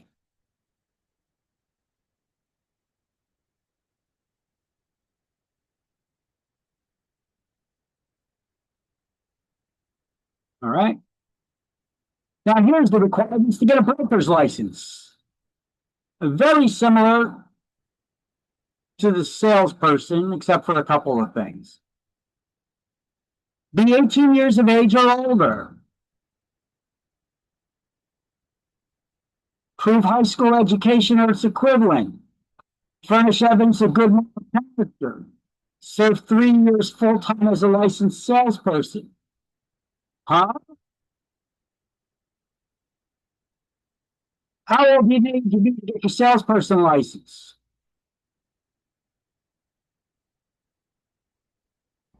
Over 18. How old do you need to get your broker's license? 21 One would think. or over. 18? I'm going to give you you got to be a full-time salesperson for 3 years, and you can't get your salesperson license unless you're 18, right? So you think 21, but you'd get the question wrong on your state exam. Right? Because there's an exception to the rule. And anytime there's an exception to please follow the exception to the rule. That's how you get questions right on state exams. So there's an exception to the rule for highly discharged veterans with service-connected wound disabilities. They could get their real estate salesperson license and then immediately go and apply to take the broker's course. They could get a waiver for the 3-year full-time experience requirement, which I support our veterans 1,000%, but I think this is the dumbest rule. Why do we have it to begin with? That you got to be a broker for a salesperson for 3 years before you can become a broker, supervising other people. You got to learn this yourself before you could supervise other people on how to do it, right? I think this is the dumbest rule. I mean, I understand why they're doing it. You want to give our veterans all these different benefits, but I think this one's kind of dopey because it kind of puts you at risk. Because how are you supposed to be expected to supervise someone when you got no experience yourself? Yeah. But nonetheless, that's the rule. And it's an exception to the rule that would normally require you 3 years full-time experience requirement. So this is an exception for veterans with those service-connected wounds or disabilities. Otherwise, it's 21 years old. So when taking state exams, always follow the exception rather than the rule. You also need to take a 150-hour pre-licensing course, which consists of 3 modules. A 30-hour course on ethics agency law, 30 hours in office management, and 90-hour core topics, which is the same stuff overall that we're learning right here. We just get 90 hours to teach these salespeople who have been licensed for 3 years now, because now they have a little knowledge and they think they know it, so we got to re-educate them. It takes a little more time to re-educate someone who thinks they know it all again. Right? So we got to teach them the basic rules again so that they can pass these exams. I mean, it's quite different if you go and you talk to somebody who's just took a class to get their salesperson license versus talking to someone who is applying for the broker's license. You can see the attitude difference too. So that's where this change comes into play here.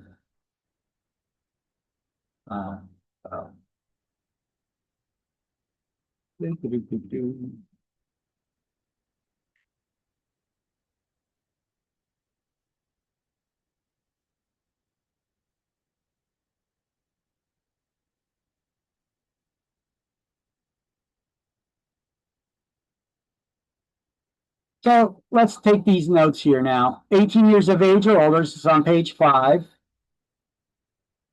For the broker's license, this is about in the middle of the page.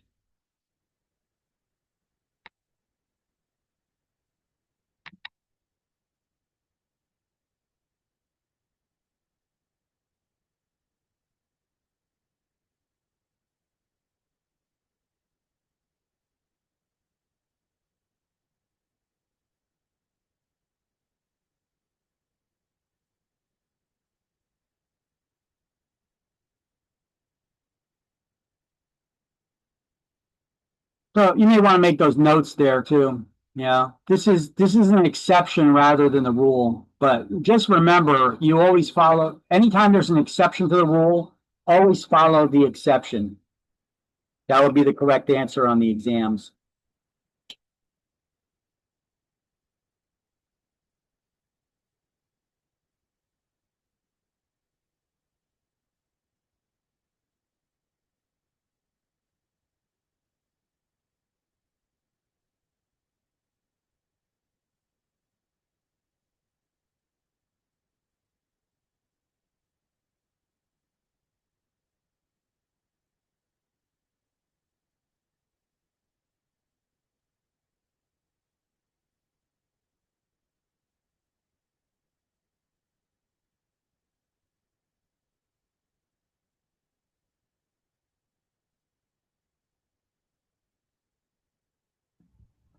I have another question.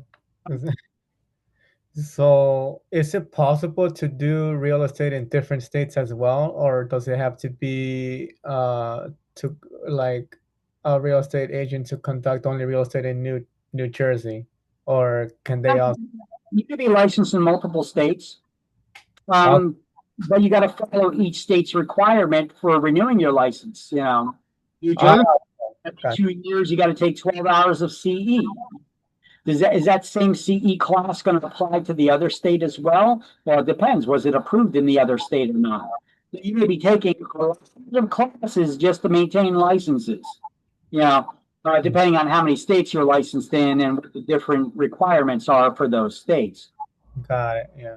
You get some people who do get their licenses in multiple states, just so that some company that operates online can say that they're operated in all states, and then you're actually the broker who is their representative for that state or a couple of states. You know, and one guy, he was like, yeah, I'm licensed in 32 states or something like that. I'm like, so what do you do? You're like a professional student?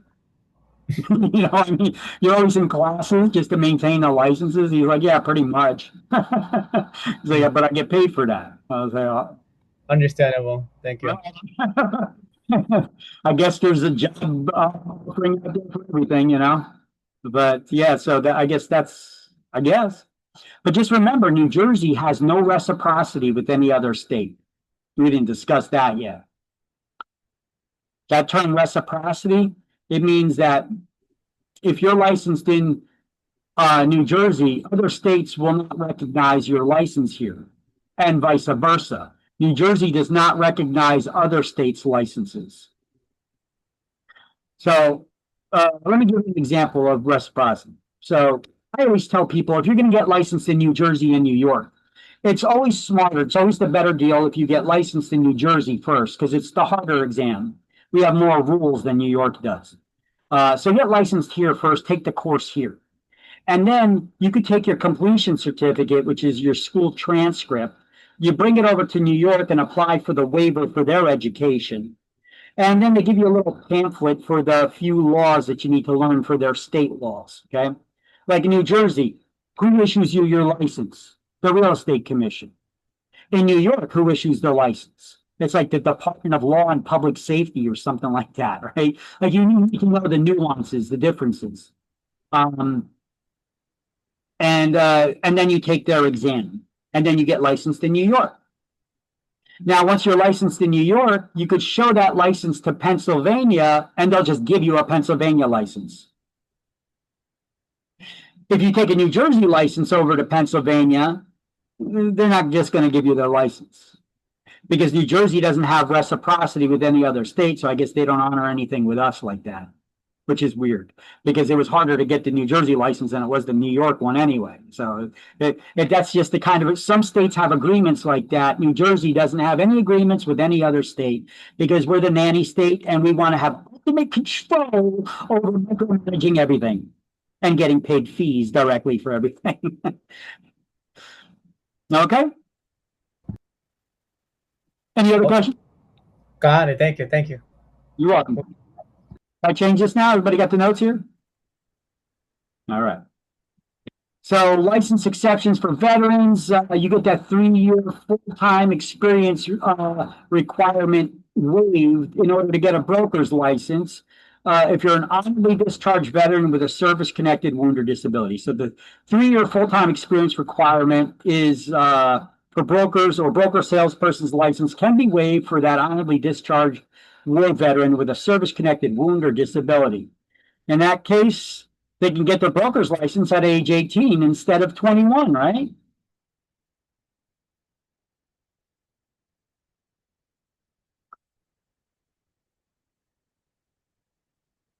This is an exception to the rule. Anytime there's an exception to the rule, you got to follow the exception.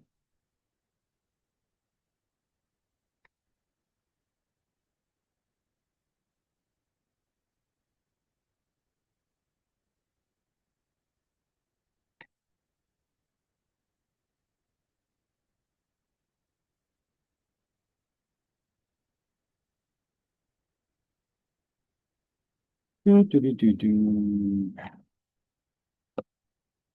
you guys are taking notes, I'm taking notes too. I'm being a student as well, copying over all this stuff into that class links Word document.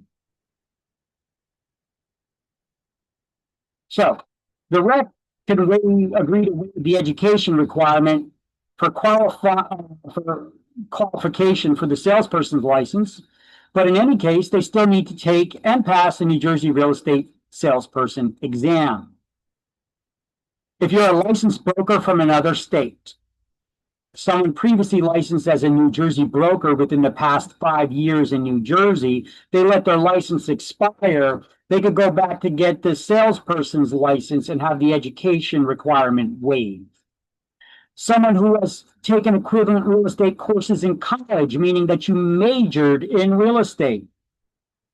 New Jersey attorneys, however, they're not exempt from the 3-year full-time experience requirement to become a broker. So what do you think I call brokers who are attorneys?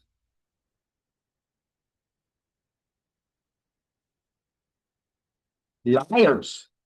I mean, how many attorneys do you know are going to quit being an attorney so that they can work full-time as a salesperson to get a broker's license? The only time that I would say that they're not lying is if they probably got their broker's license before they became an attorney. That's a little bit different. But someone the other way around, an attorney who became a broker, how many attorneys are going to quit being an attorney so they could be a salesperson 3 years full time? Yeah, I got a hard time believing you on that one. What about you? What do you think?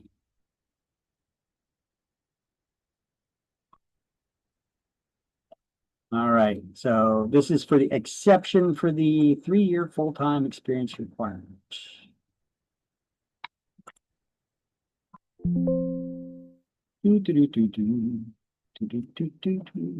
All right. So let's highlight those exceptions right there.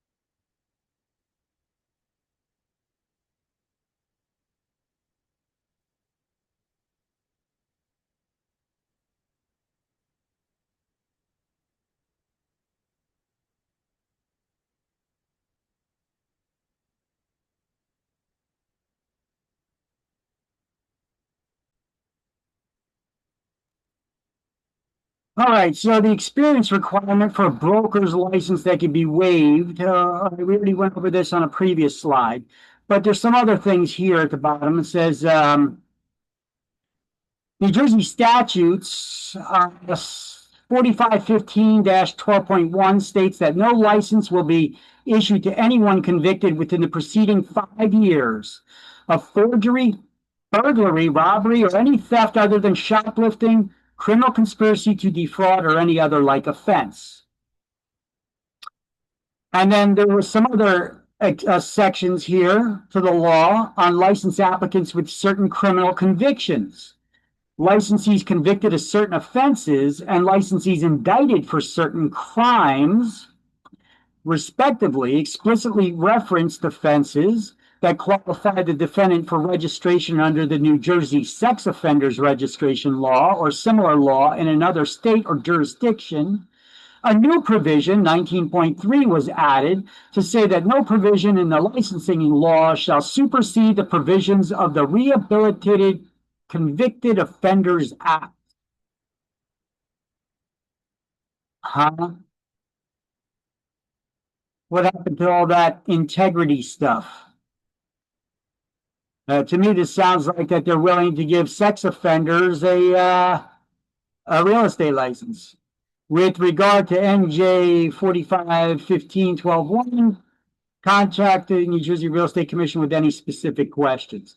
You like how they're very obscure when they word things about certain issues. In recent years, there's been a lot of changes to laws since, I'd say dating back to the Obama years. He did a couple of things to the laws that to this day are still being built on. New laws are being passed based on certain tomfoolery that was done that basically makes everything racist. Every issue is racist. We hear everything is about race these days, right?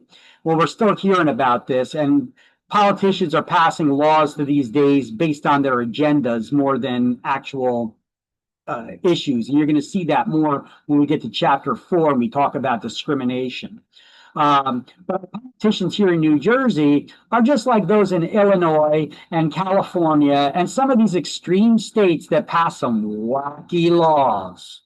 They've gone as far as anybody here own a house or parents own a house? I see some of you are kind of young. You own a house or your parents own a house or you have a rental property, or let's just paint the scenario instead that you did. You buy your first house, it's a multifamily house, so that you could have those additional rents from the renters to help pay for your house and the mortgage and such, right? You got yourself your family. You want to be able to do criminal background checks on your tenants. I mean, we all do credit checks and employment verification. Would you want to do a criminal history background check to find out who it is you're renting to, or that don't matter to you if you're renting to a convicted sex offender or somebody who served time in prison for murder? Does that matter to you at all? Would that be a concern at all? Yeah, I see some heads nodding up and down on the other ones. Well, yeah. Do you know that New Jersey actually passed a law that makes it illegal to do a criminal background check on someone until you first agreed to rent to them? So now if you want to back out of it, if you're doing a criminal background check, you better have a damn good reason for it. Otherwise, you could be sued for discrimination. Discrimination. To say, who's talking about race? That's like little weird because it's good to be a little safe before you rent, or you would think, right? Like most people that come in this class, it doesn't matter what their race is or what their background is. They would want to know who they're renting to, especially if they got their wife and children living there. It's a concern, that race doesn't matter. That doesn't play a role. So we're talking about people's criminal activity or crap that they've done. What they're, are they likely to do it again and all that stuff? You should be able to do a criminal background check on someone and deny them if you're not comfortable with it, right? Yeah, we should have that ability to deny them. Yeah. But the politicians that everybody voted in here in New Jersey, they passed legislation that you can't do that. Actually, I think it even went nationwide now. But I know it's definitely a law here in New Jersey. We're like one of the ground zero states that created this wacky idea. As a matter of fact, people who served time in prison, they were convicted of crimes. So once they serve their time and they come out, we refer to them as ex-cons. They're no longer convicts, they're ex-convicts. But So, but apparently that has some sort of a social stigma attached to it. So you know that we cannot call them ex-convicts anymore. There's actually a new term. System-involved people. Talk about softening up the vocabulary. Huh? What was your question? I could be wrong, but I just feel like as long as the tenants are able to make the payments for the rent, money talks. But that should be as a landlord, though. yeah. But Yeah. it may be, sorry to disrupt, but it may be a little unhealthy, if you're there with your family and if you have some criminals just living next door, or even for the other tenants living around, it Mhm. can be little, uncomfortable for them or disturbing. Okay. And yeah, because initially when I moved into this country, when we moved into a rental property, initially we had weird people, whole night they were like very noisy and disturbing. And it was very uncomfortable, like, a little fearful also. So, Okay. Well, whether they were criminals or not, or ex-convicts or not, is another question of them being noisy. yeah, but we didn't know actually. They could have been ex-convicts or whatever, because probably those traits carry on Yeah, even we once. can make that leap, but we can do background checks, or at least we used to be able to do those background checks. The thing is, a lot of advocates for the ex-convicts, they're saying, well, they're being discriminated against. They're having a hard time to find a place to live. So we should make it easier for them to find a place to live and remove the social stigmas behind that. Now, for me, I come from a standpoint that, hey, there should be some sort of a consequences for your actions. You took it upon yourself to do these crimes. There should be certain consequences for that. Like you no longer you lose your right to vote. You lose your certain privileges that are given to you. But because you decided that you wanted to commit crimes against the general public.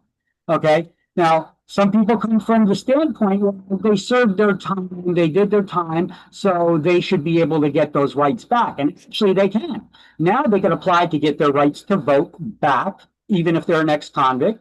But the one that I don't agree with is because second chances and all that are one thing, but it should be up to the property owner to do the criminal background check and determine if they feel safe having these people there or not.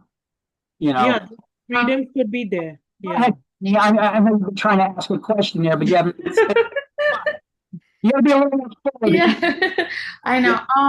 Just one quick question. So we're not even able to like ask, like whenever they're applying, making the application, we're not able to ask them like, oh, do you have like a felony or? Advance, no.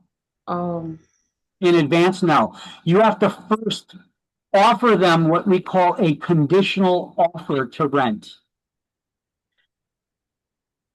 And then once you give them that offer to rent to them, then you could say, we're going to do a criminal background check on them. And then we have to give them the ability to respond to their criminal history, to be like, I ain't going, but we'll get into that in chapter 4 more. It's actually kind of disturbing, at least to me. I don't know. But we'll learn about it in more detail. Don't take my word for anything I teach you in this class. I tell you guys to search it all on your own and give you Google terms that you should search that you're more likely your answers will come up on when we get to it, okay? When we get to those chapters. But this is why it's the wacky thing. I do talk about politics in this course. Now, I don't care what your political views are, if you're left, right, in between, it doesn't matter. We should all be able to have a civil discourse and conversations with each other to discuss these issues. But either way, the reason why I bring them up in class is because it has an effect on real estate. And if you plan on working in real estate in the long term, you have to keep your eyes on what is going on with different legislation, what our politicians are doing. Because if you don't think that that affects real estate at all levels, local to national, it does. We're in a couple of chapters from now. I have a notation. I just made a post on it on our Facebook page yesterday, with the passing of Trump's big beautiful bill. It affects New Jersey taxes, and when you're filing your taxes, how you can apply for discounts or rebates for the taxes that you paid, depending on the value of your property and the mortgage interest that's deductible. It was always based on, there was always limits on it, and you could just apply it, right? President Trump went in there, he put caps on those things. He's like, wait a minute, people who own properties where their property taxes are over a certain value, those should be mansions. That should be rich people in that price range. And if it's not rich people in that price range that are paying those kinds of property taxes, you're getting raped by your politicians, and they're ripping you off and charging you taxes. You should be going after them, not me. I'm just putting limits on the deductions that you could make based on your taxes. And if you happen to live in one of those extremely high taxed states, well, take it up with your local politician. Now, he just passed this big, beautiful bill, but in order for him to pass that big, beautiful bill, he had to negotiate with people on both sides of the aisle. Now, it didn't matter, he's Republican, not a single Democrat voted for it, but he couldn't even get a few of the Republicans that were in high-taxed states to agree to his bill, and he needed them all to. So he agreed to raise certain limits on the values and the taxes. So it's going to change a little bit an area of, I think it's chapter 8 or 9 when we start talking about property taxes and the and filing of taxes and the discounts and rebates you could get and all that stuff. I'm going to still teach you because I don't think the exams have changed yet. These laws haven't even gone into place yet. He just got it passed. So I'm still going to teach you the old rule and what the previous rule to that was. And with the upcoming thing, what we could expect is with the change of this. So we need to keep eyes on the changes of certain legislation is my point here. I'm not advocating or I'm not for or against Trump right here. I'm just talking about the bill that he passed, what changes that it made that it affects us. That's what we need to be worried about, okay? And how politics plays a big role in all of these things.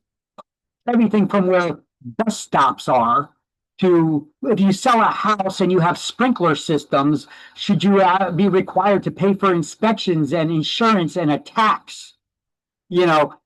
Stuff like that is all affected by politics. Can you have a for sale sign on your front lawn? How large can it be? How many signs can you have? Can you have open house signs out there? How far in advance to the open house can you put them out? These things are all covered by local legislative issues from your town, your city council members passing laws. All right, so we just need to be aware of them because they do affect us. So New Jersey does not recognize licenses issued in any other state. We have no reciprocity. We've mentioned this before. We have no reciprocity with any other state. So if you go to one state, they can, boom, we recognize your license, we'll give you their license here. New Jersey doesn't have that. we may recognize your education requirement that you fulfilled to get your license in another state and give you a waiver, but you still need to take the exam here to get licensed in New Jersey. So as far as reciprocity is concerned, we do not recognize other licenses that if you got a license in another state, and you come to New Jersey is not just going to give you a license. You still need to take an exam. Okay. So this will be an exam question without a doubt. So highlight, this is page 6.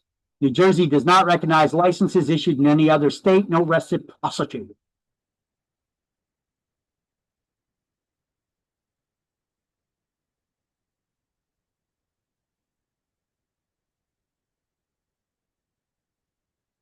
Yeah, that's the top of page 6 there, underneath the first paragraph.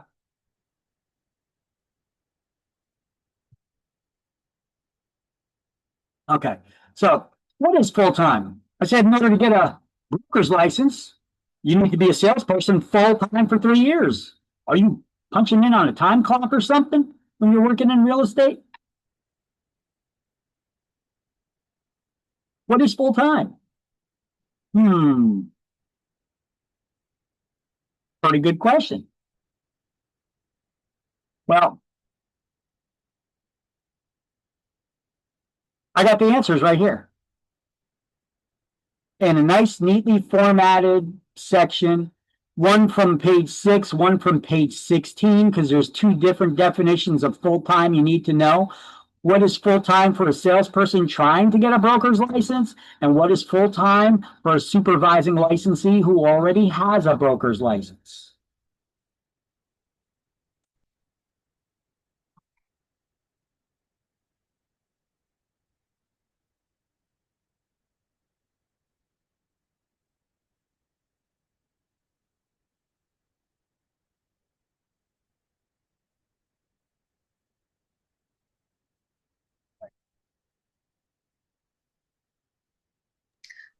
So do you have to be in the office and like make 40 hours a week, or you could do it like at home or? I'll tell you my experience being a broker, my experience of people being in the office, agents being in the office. What are you doing in the office? Unless you're there serving floor time, acting as the unpaid secretary, hoping that the calls that you're fielding is a lead that comes in for a listing or something or a buyer. Short of that, are you writing contracts? Are you making phone calls to do prospecting? Are you setting up appointments? Are you preparing mailings like for advertisements or things like that? Short of you doing any of those things and you sitting in the office, what are you doing? In my experience, agents are either sitting on the computers shopping or looking at porn. So you're not working if you're in the office. So get the hell out there, go shake some hands, kiss some babies, and stick some business cards in around. Get some business. That's my experience, and that's what I think that people should be doing. So, are you actually working just because you're in the office? You got my opinion on that one. No. So what is full time and how is that determined? Well, by whatever your broker basically says. Because in order to get your broker's license, you're going to have to fill out, and your broker's also going to have to fill out this broker experience history report that says how many transactions you were doing, what kind of transactions were they, did you have another job, was it more than 25 hours a week, So both you and your broker need to certify this in the writing on this report. So now, do brokers ever lie? Sure. You're hoping that it's in your favor, but it's not. Sometimes brokers, they don't want you to succeed. I don't know why. Well, actually, I do know why, but I think it's a stupid reason. See, I like people to work for me that are going to go take additional classes to learn specializations in different areas of real estate. Makes you smarter, makes you do your job better, makes you more knowledgeable. Do I want you to get your broker's license? Absolutely. You know, maybe we could open a branch office and I could teach you how to manage an office, and then you could be the manager of the branch office, give you opportunity, instead of having to open your own office. But most brokers don't look at it like that. Most brokers say, I'm not going to get the broker's license because then they're gonna leave here. They're going to try to open their own office and they're going to try to recruit all the agents from my office because that's the way that a lot of agents think because they get lazy and that's what they do. But I mean, I could simply put a non-compete clause in your employment agreement that says you cannot recruit anybody directly from our brokerage for the next 5 years or 6 years after you leave. And if you agree to it, hey, it's a contract. I could sue you for it. I could sue you for loss of business, for damages, all kinds of stuff like that, So a broker can just simply do something like that instead of trying to keep their agents down. I'm going to tell you, I'll put a non-compete clause in there and I'll tell you, you know what? I want you to get your broker's license. I want you to learn. I want you to be a better agent because I want the best agents working for me. That's the best way to go about it. And then, hell, I don't want you to leave. Let's open a branch office. Hell, maybe I could go on vacation and somebody can work the office when I'm not here. But what are you going to do? Shut down the office when the broker's not there? Yeah. Can't work unsupervised. If nobody's there that can supervise the office when the broker's away, you can't be working. Right? So you need to have other agents with broker salesperson's licenses in there, So, yeah. So what is full time for a salesperson trying to obtain their broker's license? You have to work 40 hours a week during the approximate hours of 10 a.m. and 8 p.m. and not have another job more than 25 hours a week. Okay? That's what full time is. So I had a question, like they have to be in office. No. I just told you, most people when they're in the office, unless they're doing certain tasks, they're probably just far around on their computers or cell phones and wasting time. They're not working, So is that even working? I tell you, get out, go to the gym, go to a book club, go shake hands and kiss babies and meet people and, and spread the word that you're in the real estate business and you're the bestest agent out there. Some people do it now by, we're in this social media environment, they have blogs, video blogs, it doesn't just have to be you're an influencer and hopefully a brand will catch on. How about you influence for your own business, I was just watching something on YouTube the other day. YouTube. The other day I was going through different videos and I was like, oh, that's one of my old agents right there. Let me see it. I was like, oh yeah, he always did have charisma, even though the guy was kind of, I shouldn't say he's kind of weird, he's a good guy. He actually worked for me for a while. He was weird in the aspect of the guy who drove, he didn't drive a car because he was in a bad accident and had issues with being fearful of riding in cars. So, and instead of riding a bicycle, he rode a unicycle around everywhere he went. So I thought that was kind of odd. Okay. Good guy though, but now I see him, he's in real estate and he's doing these things. Maybe he's running a team. I'm not sure what he's doing in his office, but I see he's still in real estate. So he must be getting around some, and he's doing these instructional blogs for people about the different types of mortgages with a mortgage expert next to him, just a mortgage solicitor from a company. And they're asking questions and educating about the details of certain kinds of loans and down payment assistance programs and things of that nature. And I was like, bravo, he looks really professional, did a great job in doing it, was very relaxed in the way that they did it. It's very social media-esque, did a great job. And then I seen another agent, a former agent of mine from years and years and years ago, that they're doing something very similar. They're putting out like news about the real estate markets in the state in different areas and how New Jersey's becoming the new Hollywood, which it is, if you guys are unaware of that. Even Netflix is creating their own studio that they bought an old military base in New Jersey, and they're turning it into a Netflix movie studio. You have,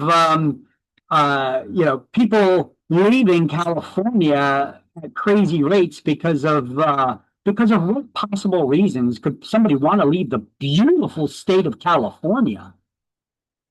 Well, maybe it's not so beautiful anymore. Maybe there's a lot of trash and homelessness and crime, and then legislation, taxes going through the roof. You get taxed everywhere, every which way you go.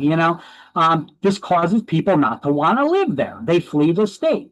Now, they come to another very liberal state, just like California. They come to New Jersey, so not much has changed for them. We're a very high tax state. But California, the property values are a lot more. So in relation, it doesn't seem like as much to them. So that's like why people fleeing New York, they come to New Jersey too, right? Unless they decide that they're going to just head on down south to Florida or something,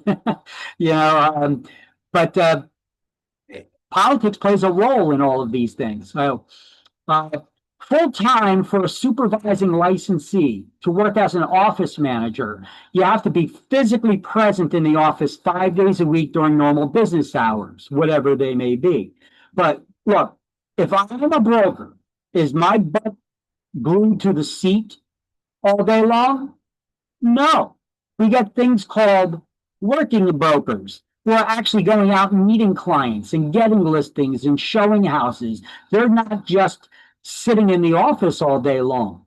That's the way most of the smaller mom and pop shops work. They're not just recruiting agents and then the broker does absolutely nothing. One of the bigger agencies get that way, where the broker is just on a salary and then they just sit there and get a bonus every now and then. But otherwise, they're out there, they're busting their humps, right? So they're physically present. They show their face in the office 5 days a week during normal business hours, but not all day long. They're there available for their agents to get in touch with if they got questions or issues. That's what that means. And they're not otherwise employed. They don't have another job. They're supposed to be supervised, right? So these are the two full definitions of that. And here's where you'll highlight it on page 6 and page 16.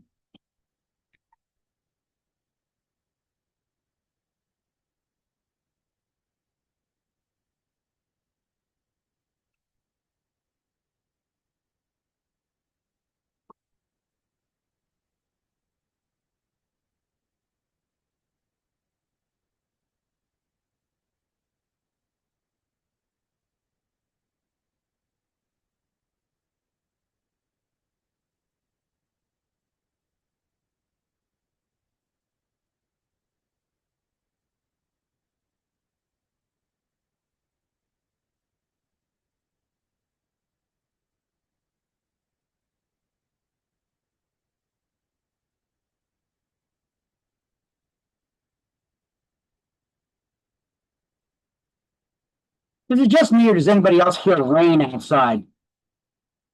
I haven't looked out the window. I got the curtains drawn in here, but is it raining out there?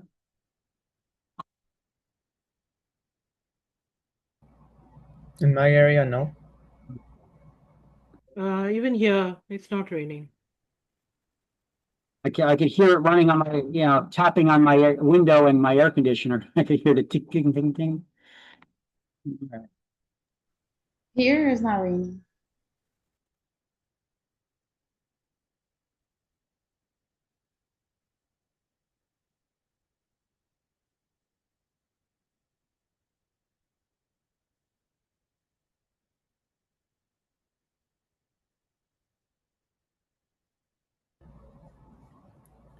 I have another question. I didn't receive the email where you sent the links to for the finger scheduling. Are you going to email that again after class? For what? For fingerprinting? Yeah. Oh no, I sent it to you guys here in this chat window. Oh, it's on the chat. Yeah, it's in the chat window. But you can also find it, like if you go to the website, to our website, and you go to the registering for the school exam page, what before and after the school exam, it's different pages there. Plus, I'm going to email it to you after you pass the school exam. Oh, okay. Good to go. That's what I meant. You really don't need it until then. If you get early, you can get all that information. I did send it in that in the chat window. One of these. Here. Okay. Oh yeah, it says fingerprinting. Let me see. Let me click on that. I'll get you the link again. So here, I'll send it to everybody right now again. I'll type fingerprinting. Got it. Thank you. Yep. There you go. That's the link.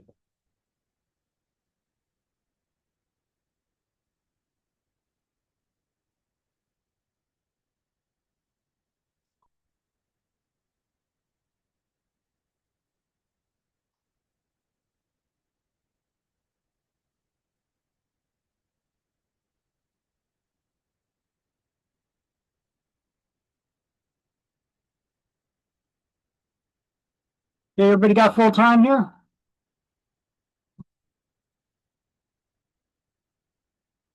Yes. All Got right. it. Everybody's good? Okay.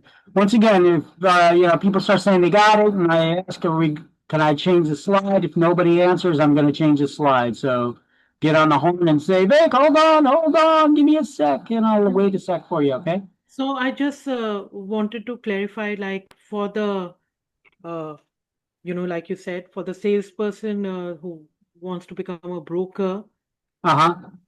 the broker salesperson, they have to actually be physically present full time in the office. But for the broker, it's like 40 hours, but they can be here and there anywhere. They don't have to actually be physically. Okay. The salesperson does not need to be physically in the office. You could be out, you could be working, showing clients properties. You're not in the office, but you're working. Yeah. Right. So your broker is going to vouch for you, and the real estate commission is going to believe them. Okay. Look, when I got my broker's license, I applied for my broker's license. I had 2 brokers that said that negative things that would cause me not to get my license. Like I had one broker, which was my former broker I used to work for. He said that I was not working full time or another job that was more than 25 hours a week. I was working full time. And so he gave both things. He said I didn't work full time and that I had another job that I was working full time because I was a superintendent of that apartment building that I was living in. So I just told the real estate commission, I'm like, he doesn't want me to get my broker's license. I worked full time for him and I could prove it. Because at the time I used to be married and I married somebody who was not a citizen. So if you're familiar with how this works, you have to prove that you can take care of them and you have a full-time job and you make enough money that you could care for them. So I had a job. I had a letter that was typed out and signed by my broker stating that I was a full-time employee with him. I was working with him on a full-time basis. And we gave that to immigration. So he either lied to immigration or he's lying to the real estate commission. Which one is it? And the commission was like, oh, okay, well, we don't want to whip up any can of worms here. I'm like, well, and at the same token, I went to my, so they also wanted me to get a letter from the owners of the building where I worked as a superintendent, stating that I wasn't a full-time employee, which they were more than happy to do. So they gave me that letter. And now what about the other broker? Well, the other broker actually worked for me because I actually opened up my own brokerage before I had a broker's license because I hired a broker. So she was afraid she was going to lose her job if I got my broker's license. So she decided she was going to be slick and pull a fast one. Instead of giving me back that broker experience history report, she sent it directly to the real estate commission, which in turn mailed it to me. And they wrote a little note. We're not sure why your broker sent it back to us. And then they highlighted like in really big highlighter, they highlighted the whole section and put a red circle around it where she made negative comments that could affect my license. You know, she said that what was it? I was working full time. I did not have integrity or some kind of crap like that or whatever it was that she said. And I was like, I don't work full time. I was like, this lady punches in the clock on the dot, and then she's on the dot. She does nothing to help train people, does nothing but sit there on her butt, you know, collecting her check. I work way more hours than she does as the owner of this business. I work way more hours than she does. So for her to say that I'm not there full time and then tossing in there as another, you know, that I don't have integrity or something, I was like, why don't you question her exactly what that means? You know, I don't have integrity. Get the hell out of here. So basically, she didn't want me to get my broker's license because she's afraid she was going to get fired, which damn sure she's going to get fired now after giving that kind of a review to the real estate commission, you know. But that wasn't my intent at all. But yet she made it out to be. And I explained it away to the real estate commission. I provided evidence to them on certain things, and I was still able to get my broker's license. So good for that. But in many cases, agents, it's just a matter of their word versus their brokers. And the real estate commission goes with the broker's word. So it's not a bad idea if you're planning on becoming a broker in the future. Every quarter, every 3 months, you know, create a standard form and have your broker sign it every 3 months that said that you were working full time between this date and this date. You were working full time at the broker, and then the next 3 months from that date to the next date. You know, so every quarter you have them sign something. So at the end of 3 years, when you go to get your broker's license, they're not like, oh, they didn't work full time, they have another job. Because now you've got every quarter paperwork where they signed it over and over again that you were working full time. You know, I'm just giving you guys that advice to cover your butts, because I've seen people pay $1,000 to take a broker's class or more to take a broker's class, only to have their brokers, them not to get their broker's license because their broker decided they were going to play games with their careers there. Okay. My 2 cents. Okay, everybody got all these highlights, I'm assuming. Yes, okay. So, looks like a lot of questions that could possibly be on exam on this one slide. Hint, hint, hint, hint, hint, hint. Let's read through it. Some of these things we've gone over, some of them we have not yet. So let's go over it. Required experience. So these are additional licensing issues. Required experience for a broker's license. You have to have that 3 years full time, right? Unless you're an honorably discharged veteran with a service-connected wound or disability, right? Then you get the waiver.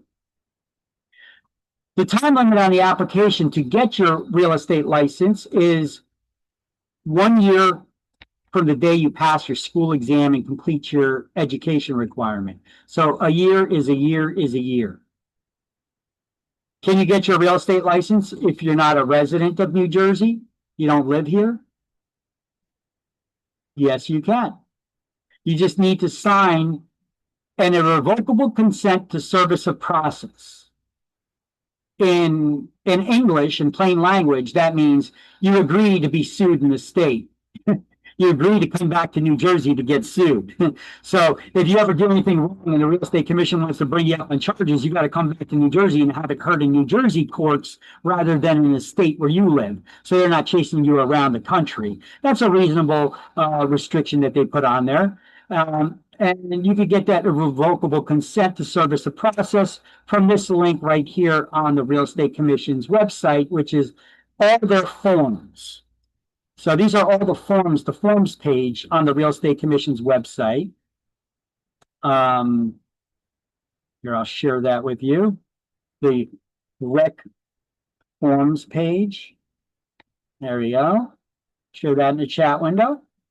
And then down, and then licensees must notify the Real Estate Commission within 30 days of any arrest, indictment. An indictment is just an accusation. It sounds so formal, doesn't it? You are indicted of a crime. Yeah, so. You ever watch Law and Order? You said, yeah, you can indict a ham sandwich. But basically, it's you got a prosecutor making a bunch of accusations, and the other person has no opportunity to counter them. So basically, it's very easy to make an accusation and get people to agree that it needs to get looked into further. So now it will go to trial. So an arrest, an indictment, being charged with a crime, and if they move, update your license that's on your address that's associated with your license on file. So that the Real Estate Commission can send the communications to you still. Corporations can be granted a real estate license if one of its officers has a broker's license, and then they'll become the broker of record for the corporation. It's no big deal. Look, you got an LLC. Yeah, you're doing business as, and you get a DBA doing business as Greatest Real Estate Company. Then I got a broker's license, and now I'm the broker of record for that LLC. Okay, that's it. It's not a big deal. State exam fees are paid directly to the testing company. You do not pay them to the school. I had somebody ask me about this the other day, even though we have it multiple times in our slideshows. It is not included in our tuition. We cannot include the state exam in our tuition because it's paid directly to PSI each and every time you take your state exam. So you're going to pay that $38 directly to PSI to take the state exam. If your broker dies or loses mental or physical capacity to conduct their business, who can take over for your broker? Well, first we look to see if there's anybody there that has a broker salesperson's license. And in lieu of that, if there isn't anybody there with a broker salesperson's license who could just step right in and become the broker of record, we could ask the Real Estate Commission to issue a temporary broker license within 30 days of the broker's incapacitation. And then the broker will give you a temporary broker's license for 1 year, in which time you have to make it legit. You need to go take that 150-hour broker course, pass a state exam, get fingerprinted, and do everything that's required to make it permanent. Failure to renew the license can be reactivated anytime within the next licensing term, which is 2 years. After that, it becomes void. And your licensing fees are paid, your broker pays them to the state. So initially, you could send in a money order, or you could pay your broker the money, and then the broker will submit a broker's check or pay by their credit card online to activate your license or renew it. Anytime you transfer from one broker to another, say you start working for a broker, and then on day one you say, damn, I've made a bad decision. This broker sucks. Hey, it's your license. The broker can't hold you to them. You can leave anytime you want. You just need to pay. You could ask the broker, hey, I need you to terminate my license. Now your license isn't getting terminated. Your affiliation of your license to their brokerage is what gets terminated. You follow? So you still got your license. It's just no longer associated with their office. This is the terminology that they use. I need you to terminate my license. So this way it's no longer affiliated with their brokerage. Now you can find another broker. That broker will go online, pull your license into their brokerage, and you'll get the license reissued under the new broker's name. The fee for that is $25. Okay, so I call it a $25 transfer fee because essentially that's what you're doing. But they refer to it on exams as the reissuance of the license under the new broker's name. Whatever, it does both. So here's a link actually to all the licensing fees that the Real Estate Commission has for various things. So I'm going to copy that link and I'm going to share that with y'all in the, there we go, rec fee page. There we go. for all the different fees they have, from licensing, of brokerages to individuals to what have you.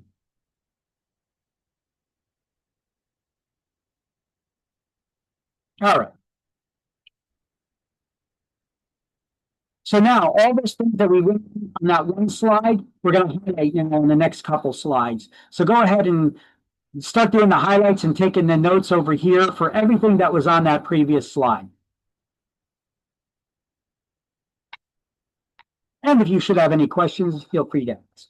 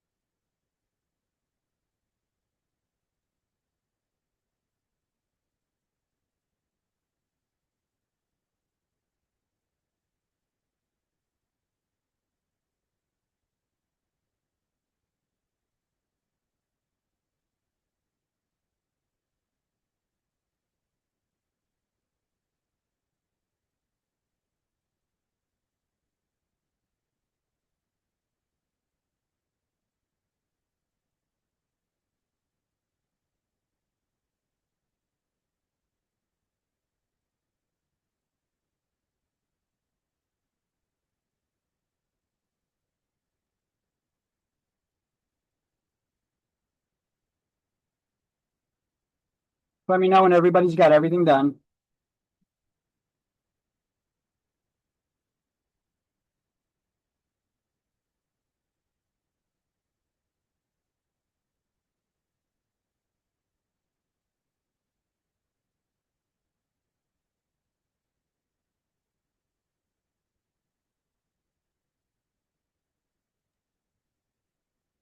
Got it.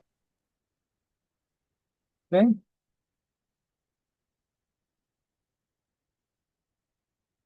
And continue highlighting these things, which we already went over on previous slides about the CE stuff.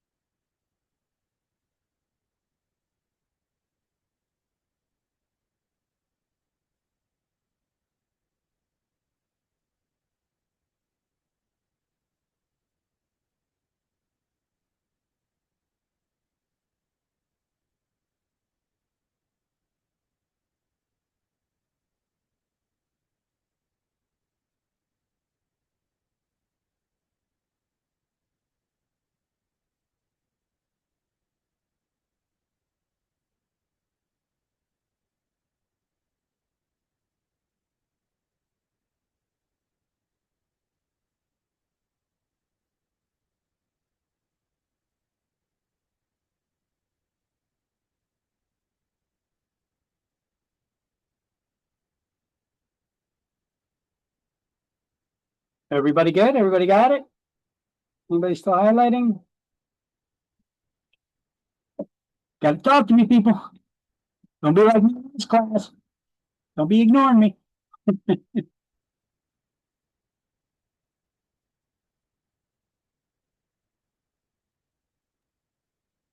Yeah, it. got it.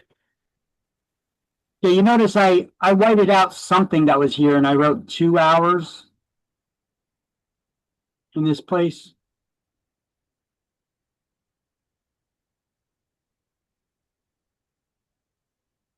And I made these notes over here, drew some arrows and such. Everybody got that?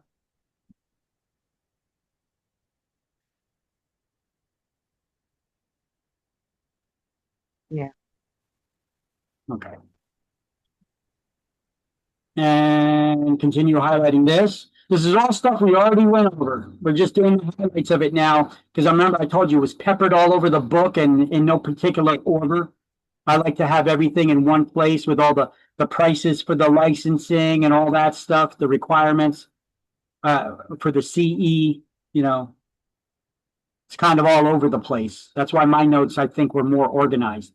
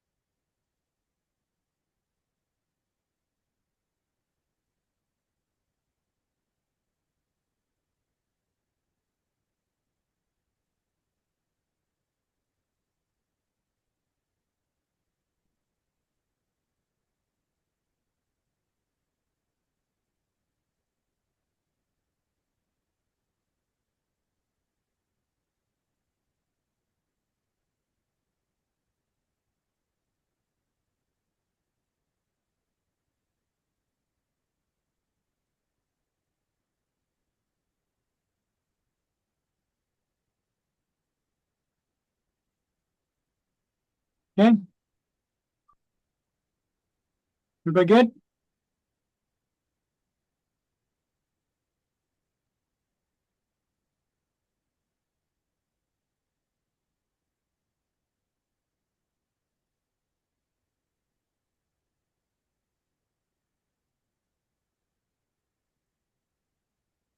Oh, you know what? Let me also throw out one of those after lunch attendance polls.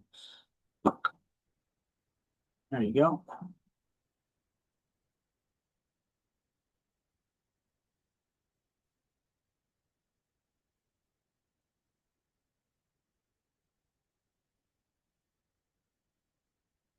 Thank you.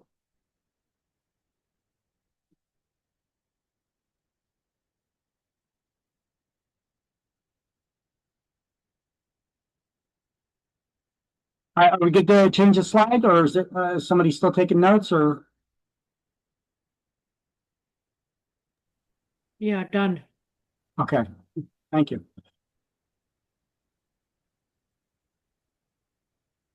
All right, once again, here is licensees. They have that requirement that they have to notify the rec within 30 days of any arrest, indictment, or being charged with a crime. And if they move, update their address on file with the Real Estate Commission.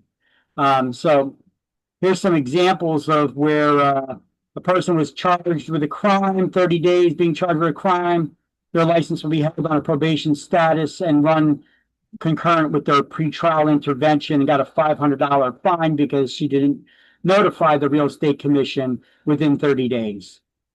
This person attempted to procure a real estate license by misrepresenting that he did not have criminal charges pending against him when he filed for his license, when in fact he did. So his license is going to be on probation for a year and got a $500 fine imposed. So they do find out. The Real Estate Commission investigators are former police investigators that are just now working for the Real Estate Commission. So they do find out these things. They have their resources somehow. They do find out. So let's be honest and do not lie in any licensing applications.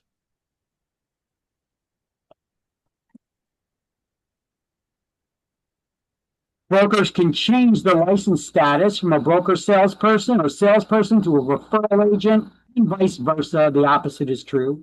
They could do this at recbrokers.nj.gov. There's a $50 fee to change your license type, plus the $25 fee to transfer it to a referral agency or back to a regular agency. And if your name is spelled wrong and you need to change it because of marriage or divorce, what have you, Don't call the real estate commission saying, "Hey, I just got my real estate license. I took the PSI exam, sent in the paperwork, but my name is spelled wrong. I need you to correct it." The real estate commission is going to do this. No, it is not wrong. We do not make mistakes. That's the way it was submitted to us. But we could change your name, and it's $50 to change your name. It's a state. They're all about the money, right? So just be aware, if you take your PSI exam and the paperwork you get, it has your name spelled wrong on it, correct it right then and there before you send it into the real estate commission. Okay. The rec does not correct names, they change them because they don't make mistakes, apparently. And it's a $50 fee to change your name. And CE may be required to change your license type back and forth from one license to the other. We already seen a little video on that, and I've seen here's the form again.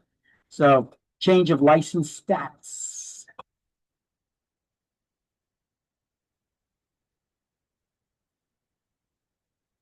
That is what type of it.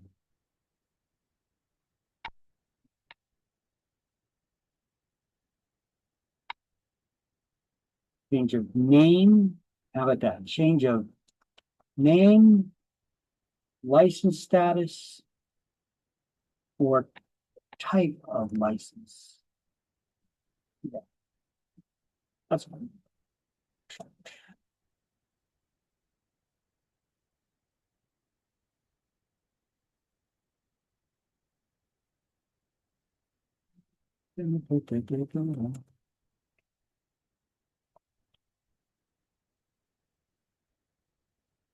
So, licensing procedure, once again, this is just a wrap up, a review. You have to successfully complete the 75-hour pre-licensing course that you guys are here to do right now. Resubmit your scores and the paperwork or the PSI.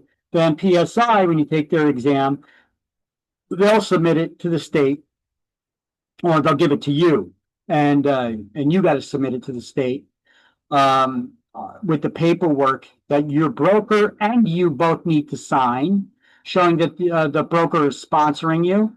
And you need to check off one. I repeat, you need to check off one of these options: salesperson or referral agent. Which license type are you applying for? You only check one. You got to get fingerprinted, so that fingerprinting form that when you got fingerprinted, and sometimes they give you what looks like a cash register receipt, but my understanding is they don't give that anymore, but somebody said that to me, but I'm not sure about that. So the form that you take to the fingerprinting center and that cash register receipt, if they give you one, you need to submit that as well as the and that fee of $160, which includes this $50 to the criminal background check. So with licensing fee in the form of a certified check, cashier's check, broker's check, or money order for $160 payable to the state treasurer of New Jersey. That includes that $50 initial, that's included in that $160. Okay.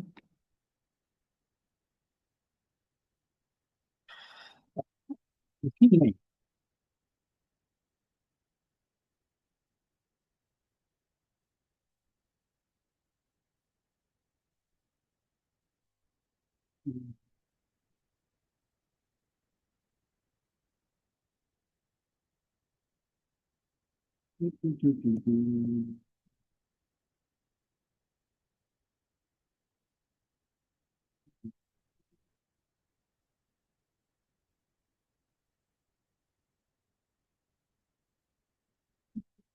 Is required to get those salesperson exam. You know, you got to make the appointment. You need 2 forms of valid ID with at least one U.S. government issued photo ID. For some reason, they do not accept firearms IDs, which is weird because it's got your fingerprint on it. You went through jumping through all kinds of hoops to get that firearms license. But you know what? They don't accept it as a valid form of ID. But you know what they do accept? A credit card, a signed credit card. Go figure. Freaking state of New Jersey. All right. You got to pass that exam, get fingerprinted, and print out your pocket card. Here are some links that I have where you could check once you submit all that stuff into the state to get your license. When can you start working? When your name shows up in the state's database. Okay, here's the actual link to the Real Estate Commission's database for licensing. It includes capital letters and dashes and underscores and uppercase and lowercase letters, and it is case sensitive, the link.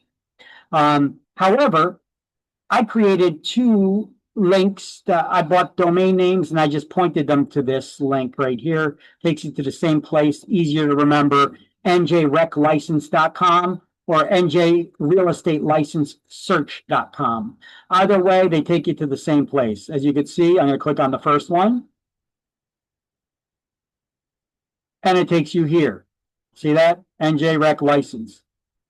Then we go back here. I'll click on the next one. Takes you to the same place. And lastly, the actual Real Estate Commission's link, which takes you to the same place. It's just that it's got a longer link. Okay. So if you guys want those links here, there you go. You got them. And as you can see, I could type in here my name. I'll type in Kaminsky, comma, Victor. And just by putting that, by the way, your license number, they refer to it as a reference number. I don't know. It's called a reference number. That's your license number. So see, I just put in my name in there. That's all I'm putting in. I'm not putting in any other information. And you see, it comes back, I'm an actively licensed broker of record for these 2 brokerage firms.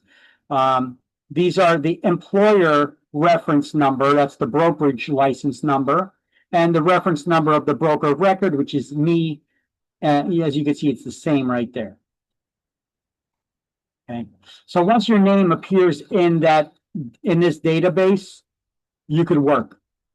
Okay.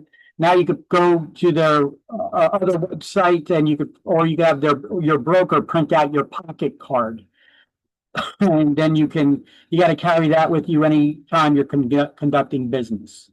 That's the Real Estate Commission's rule. And so you can come to these links to print out your pocket card yourself. Okay, so let me get all that stuff together. And I'm gonna, it's on the slideshow. I'm putting all the stuff in that ClassLinks Word document, by the way. Information. We did that. Do.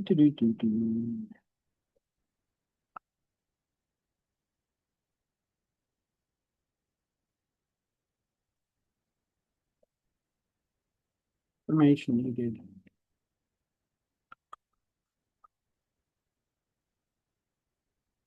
Take salesperson.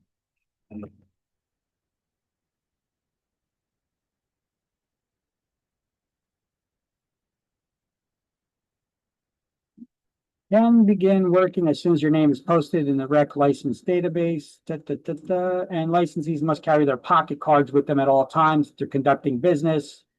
That may be an exam question as well. Just so that you know, you need to have it. If you ever go to a secure building, a gated community, or one that has a security guard at the front desk, they're going to ask you for your license, not your driver's license, but your real estate license. Okay, and so that's where it will be. That's what they're asking for. And because they know you need to carry it with you at all times you're conducting business. And this is what it looks like. Okay, so Oh, I didn't put my latest one up there, but anyway.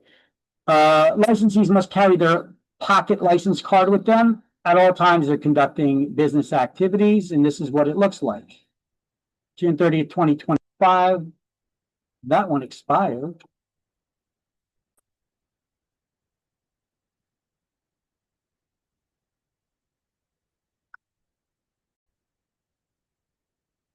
Let's update it. Here, you want me to show you how to update that or how brokers do it?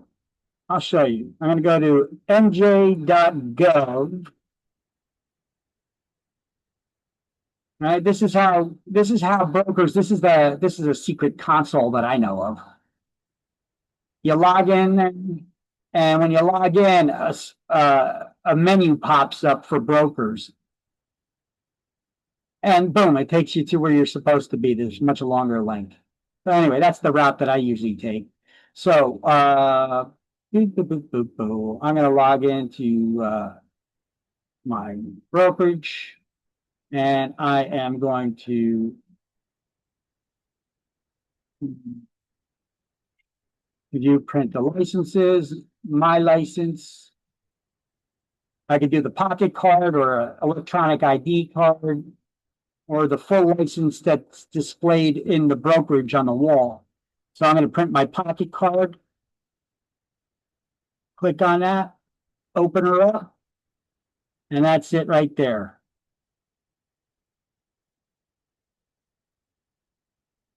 So let me get my screen snippet tool out. I'm going to take a screenshot of that and update it right there in the slide. Copy that.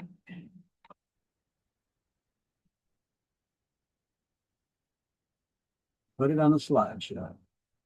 By the way, were you guys even seeing that? Did I switch the screen to the Real Estate Commission's website? We're still seeing the lights. You're- Pocket lights. You're still seeing the slide? So you didn't see any of that? Just the pocket lights. When you got up to the pocket. On the slideshow, right? Uh. Let me take a look. Let me see what you guys were seeing. Come on, Zoom. What the hell? Oh, you guys did see what, okay, what I was showing. Okay, so you're on the pocket card right there.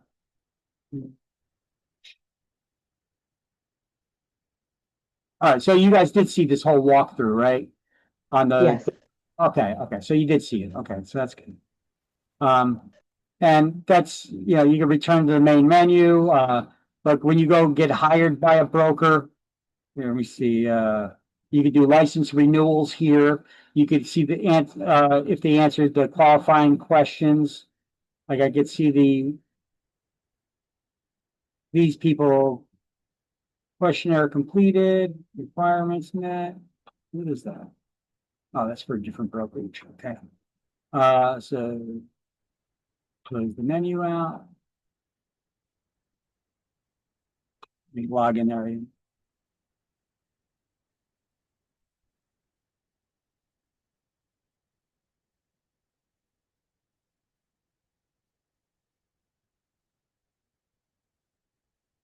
So a broker can initially hire you online now. They could submit this information online now, or they can mail it in.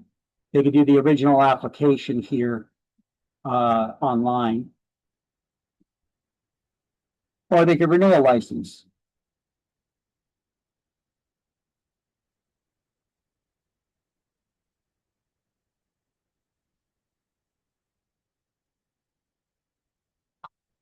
All right.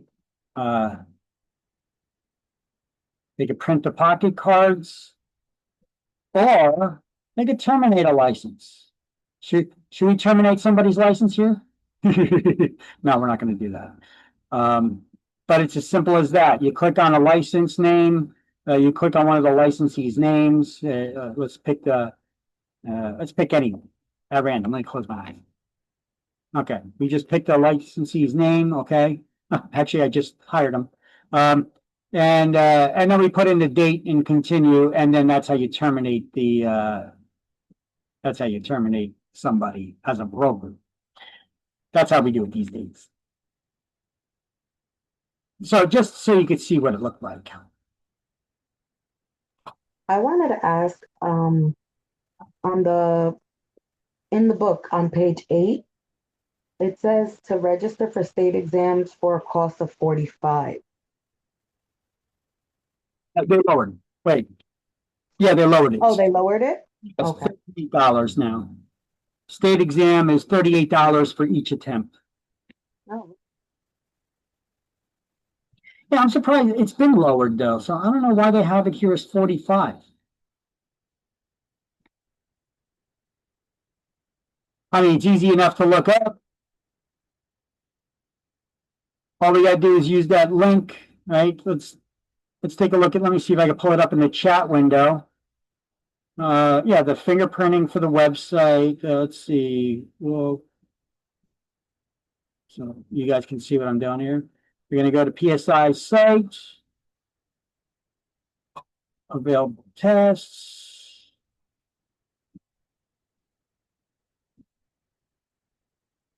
Oh wait, now this is going to require us to fill in all the information. But the program info, where's that form?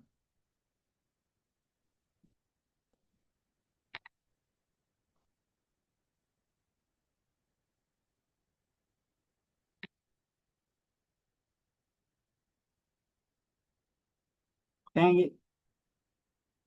Let me take a look at the chat window. PSI's form. Here we go, the bulletin. So this is a bulletin on PSI's website. This is basically a booklet that they have. Tells you about registering. Let me see the fees, page 2. This is page 2 or page 1? Page 1, here's page 2.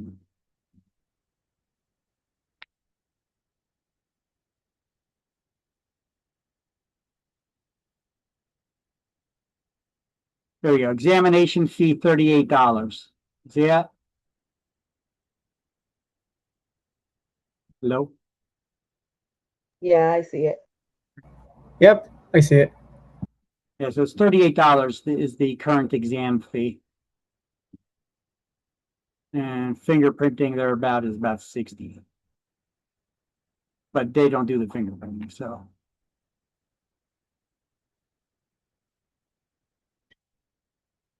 We got to go here for the fingerprinting.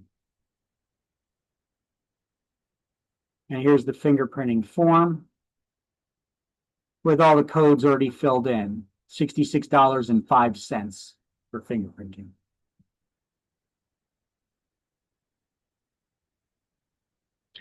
I have people that ask me, if I didn't select the broker and I'm not a reporting broker yet, can I submit the fingerprinting? Yes, you could go get fingerprinted. You just fill out this, you leave that, where is it? The employer, here we go, employing organization, you fill that in later before you submit it to get your license. At some point, you're going to select the broker.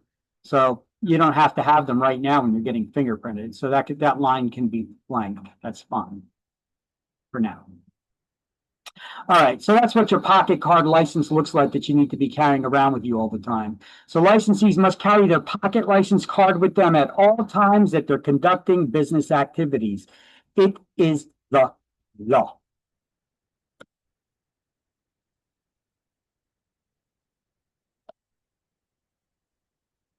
Here are some of the testing centers that PSI has throughout the state of New Jersey. If you wanted to go to one of their in-person places to go take your exam.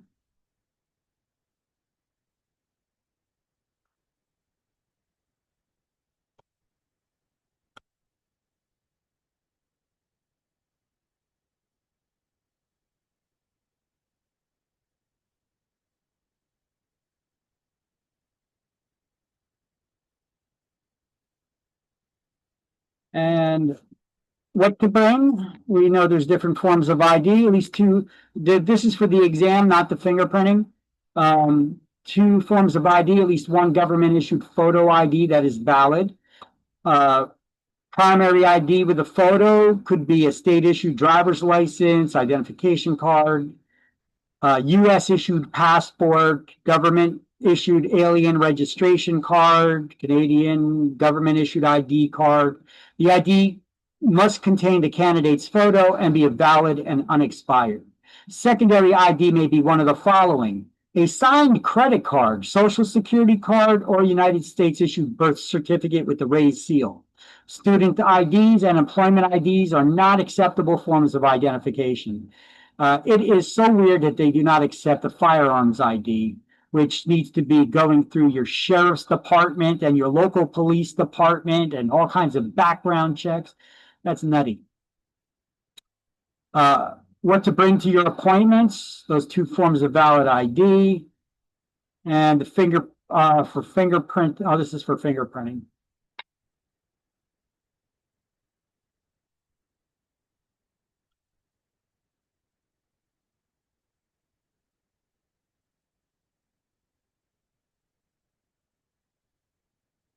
Yep.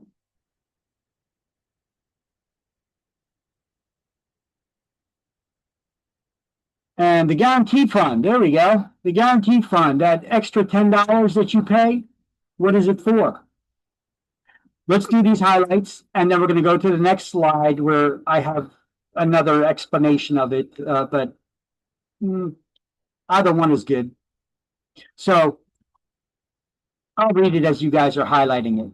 The guarantee fund was established to reimburse members of the public who suffer a monetary loss due to wrongdoing, such as embezzlement, conversion, or unlawful obtaining of money or property in a real estate transaction by a licensed broker, salesperson, or unlicensed employee of the broker. You know what conversion is? Anybody ever hear that term?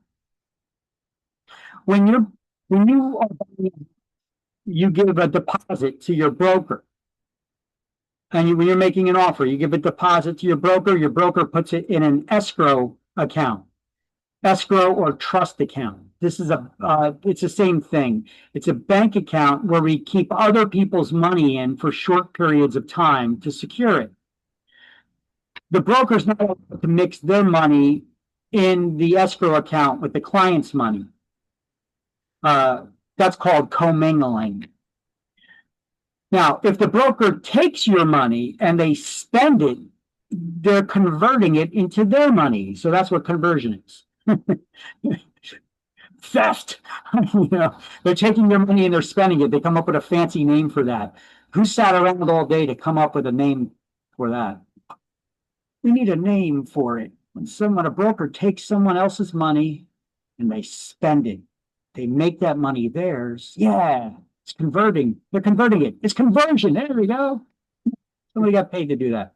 Anyway, the party was first obtained a court judgment naming the real estate commission as party to the suit, so the real estate commission's aware something is going down. And if the party suffering the loss is unable to collect on that judgment, you guys know what a judgment is from a court?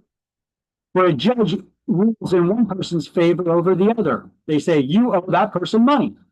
And now you got it on a piece of paper that says, yeah, they owe you money. It's one thing to collect, to get it written on a piece of paper that you owe me money, and it's another thing to collect it, right? You can't get blood from a stone, so to speak. You guys ever hear that saying? Can't get blood from a stone? You know, it doesn't have any. That's why you can't get it.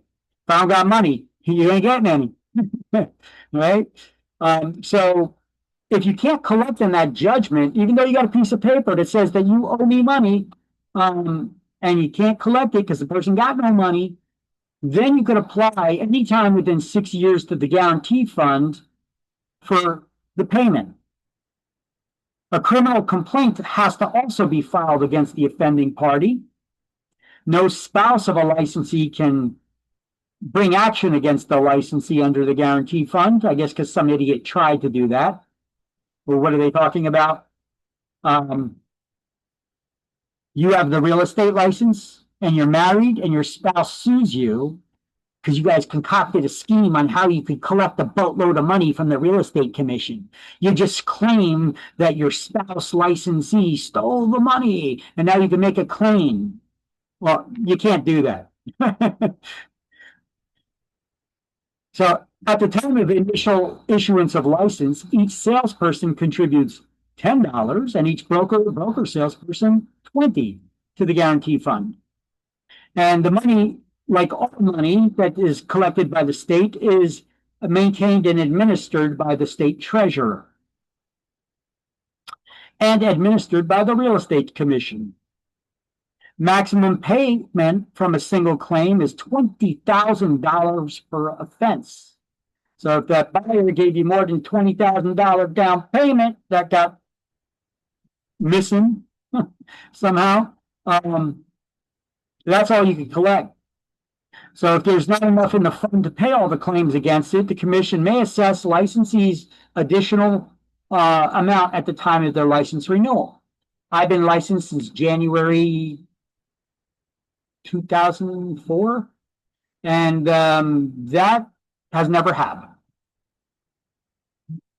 How many of you heard of the guarantee fund before today? You know, so unless all that money gets drained, think about it. All the licensees out there that pay $10 into this fund, all the licensees that upgrade their licenses to become brokers pay another $20 at the time they get their broker's license. There's what, 80, 90,000 licensees out there, you know, that paid money into the guarantee fund, $10 here, $20 there. Yeah, I don't think that fund is running low anytime soon. So once the fund pays a claim against a broker or a salesperson, that person's license is revoked. I know it says until the fund is reimbursed with interest, but just think about it. You're not getting your license back right now. You know, what just happened here to get a payout? You have to steal somebody's money. You wronged them in some way. You stole their money. You refuse to pay it back. They have to sue you. They got a judgment against you. You refused to pay it or said you couldn't pay it. They filed a criminal complaint against you. And then you're like, when there's a payout and the real estate commission revokes your license, now you're like, oh my God, here's the money back. You think that they're going to give you your license back? What are you smoking? That's not going to happen. So maybe in 5 years from now, and you want to get your license back and you paid it all back with interest, they may consider it, right? So what happens to a licensee's license when there's a payout from the guarantee fund?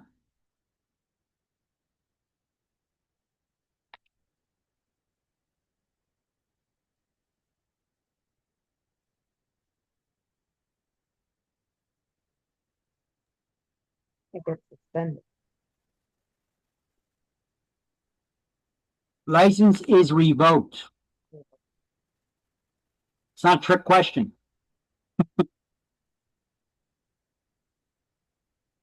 Y'all with me? Hey, wake up. Wakey, wakey, wakey. I know you're all looking at me, but all right. So here's just another slide going over the same information about the guarantee fund. Oh, hey.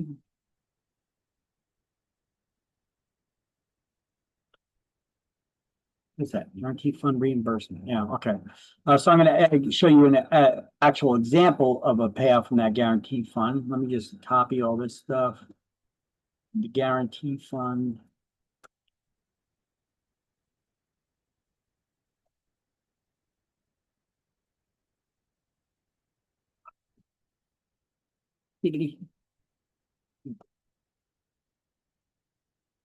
All right, so the purpose of the guarantee fund is to reimburse members of the public who've been wronged, robbed, who suffer a monetary loss in that transaction due to the broker, one of their agents, or one of their unlicensed assistants stealing that money. Each salesperson contributes, and referral agent contributes $10, and each broker salesperson 20. There has to be you have to sue the person, obtain a court judgment against them, name the real estate commission as party to the suit so they're aware something's happening. If you're unable to collect on that judgment, you could file a claim anytime within 6 years. Criminal complaint has to also be filed. Maximum payout is $20,000 per offense. Only one claim per transaction is possible. And if there is a payout from the fund, the agent's license is revoked. Okay? Okay. Any questions? Any questions? So here's an example of this person. This was in 2020, formerly licensed real estate broker in Passaic, Leon Kabarkas. What did he do? Unworthiness, bad faith, dishonesty. Kabarkas' broker license is revoked, and he shall be ineligible for a reinstatement of his license until he satisfies the judgment in full, including reimbursement to the guaranteed fund with interest. Curious if he got his license back? Let's see if I still have that real estate license search page open. Yeah, I got one open. There we go. What was his name? Kabarkas? Kabarkas Leon, Leon. Let's do a search. Oh, sorry, you're not seeing what I'm seeing. Now you are. Nope. He didn't pay it back, and he didn't try to get his license back. That's his old license, still inactive. He had to reinstate it by 2021, which he did not do. So, no broker license for you.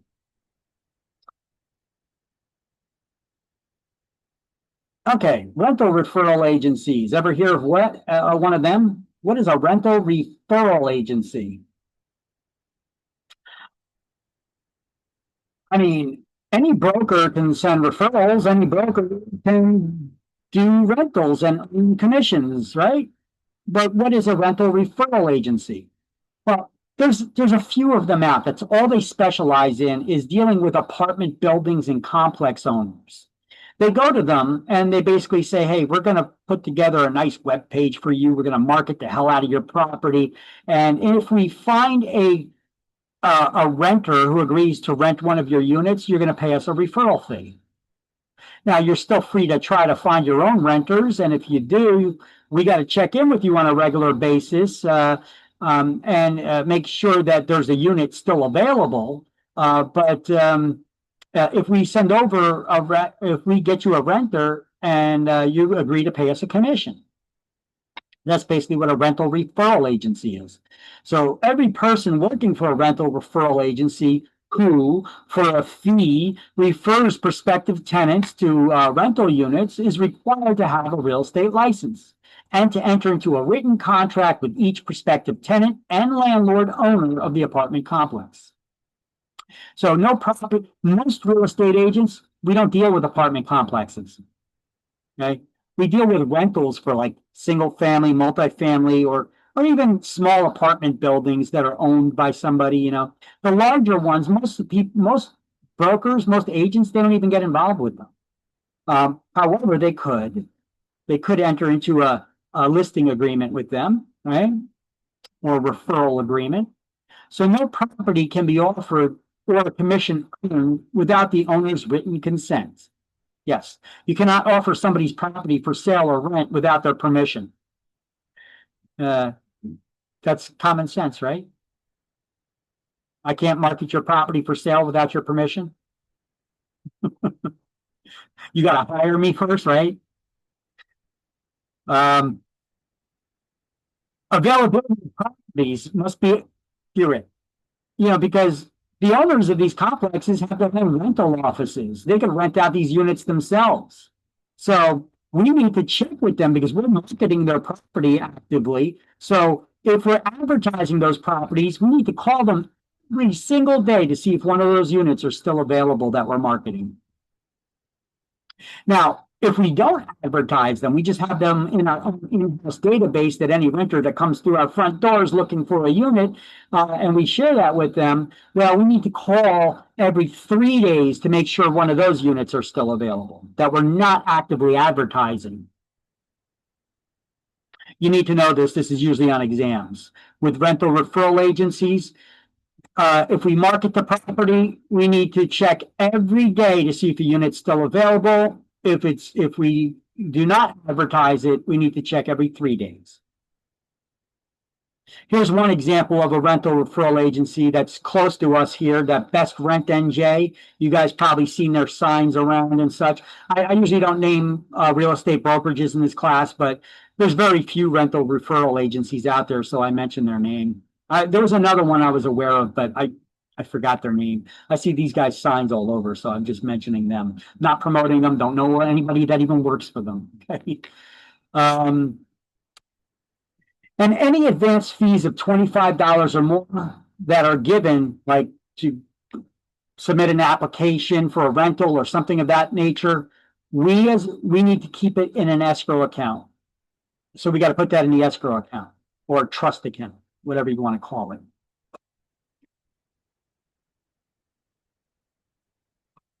Okay, so that's when dealing with rental referral agencies.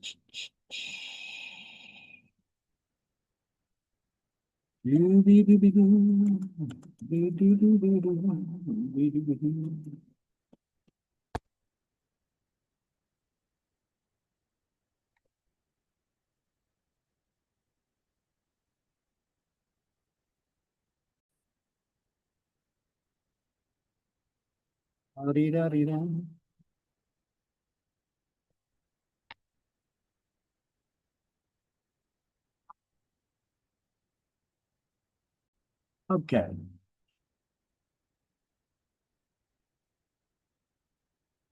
So I guess this is also under rental referral agencies on page 10 and 11 here. We're almost done for the day, by the way, and with this chapter. So every person working in a rental referral company who for a fee refers prospects, okay, we already see, you got to have a license. Okay. This is just highlighting the same things that we saw on that slide. You guys want to do this? This is on page 10. This is on the top of page 11. Just do the highlights.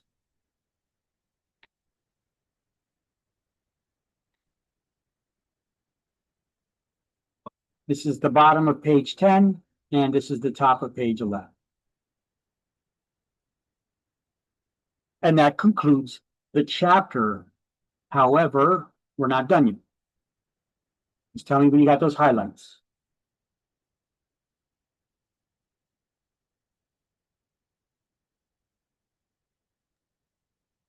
Yeah. Okay. Everybody got the underlines and highlights? Anybody still writing? Can I change the slider? Great talking to you.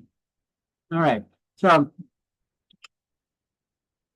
what is a right of rescission? Okay, so this is not in this chapter right now, but throughout this book, we're going to have this slide come up a lot. Because these rescission periods are peppered all over the book. So the word rescission is the right to cancel a contract within a given period of time. There are various different types of rescission periods for sales contracts and for mortgage financing contracts. You know, the loans. All of these deal with new construction, except for the last one here. There's a 3-day rescission period for the sale of new properties as well as existing resale properties. That's usually the attorney review period. Okay, so there's a 7-day right of rescission for new construction for the contract to buy real estate when there's out-of-state properties marketed to New Jersey residents. Ooh, thunder. You guys hear that one? Or not by you either? There's a 7-day rescission period for new construction for large in-state subdivisions with 100 lots or more, or not less than 10 units. If there's common area elements involved, like with condominiums and cooperatives. And there's a 5-day right of rescission for the discovery of off-site conditions for new construction only. So it could just be a single standalone new construction house. You have 5 days to back out of the contract if there's something in the area, in the neighborhood, that you become aware of that affects your decision of where you're of wanting to purchase.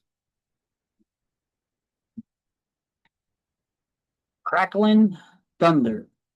Now there's a rescission period for mortgage finance contracts. There's a 3-day for refinancing property you already own. Anybody know what refinancing is? It's when you get a new loan to pay off your existing loan. And why would anybody want to get a new loan to pay off their existing loan? Sometimes people use it to. Say what? Sometimes people use it to lower the time. Yeah, to get a The lower. years. Okay. Yeah. To reduce the interest rate also, if you're getting a better interest rate. Yep, to get a lower interest rate. Maybe you want to change it, a 30-year mortgage to a 15 or 20-year mortgage. Or maybe you want to do a cash out refi. You know, you have equity built into it and you want to drain some of that equity out to do improvements on the house or something. So you have 3 days to back out of that contract because you already own the property. However, there was zero right of rescission, no right of rescission for loans to buy real estate. We call those purchase money mortgages. And if you read it backward, mortgage money to purchase. Okay, that's what a purchase money mortgage is. Mortgage money to purchase. Okay, that includes seller financing. So you guys may want to snap a picture of this slide. I'm going to show it to you in other chapters as well. But you need to know the rescission periods because you will get some questions on exams about rescission periods.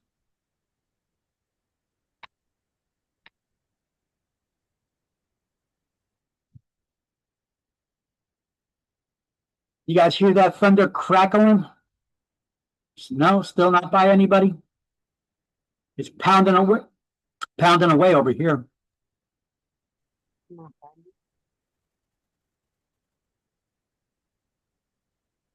Okay.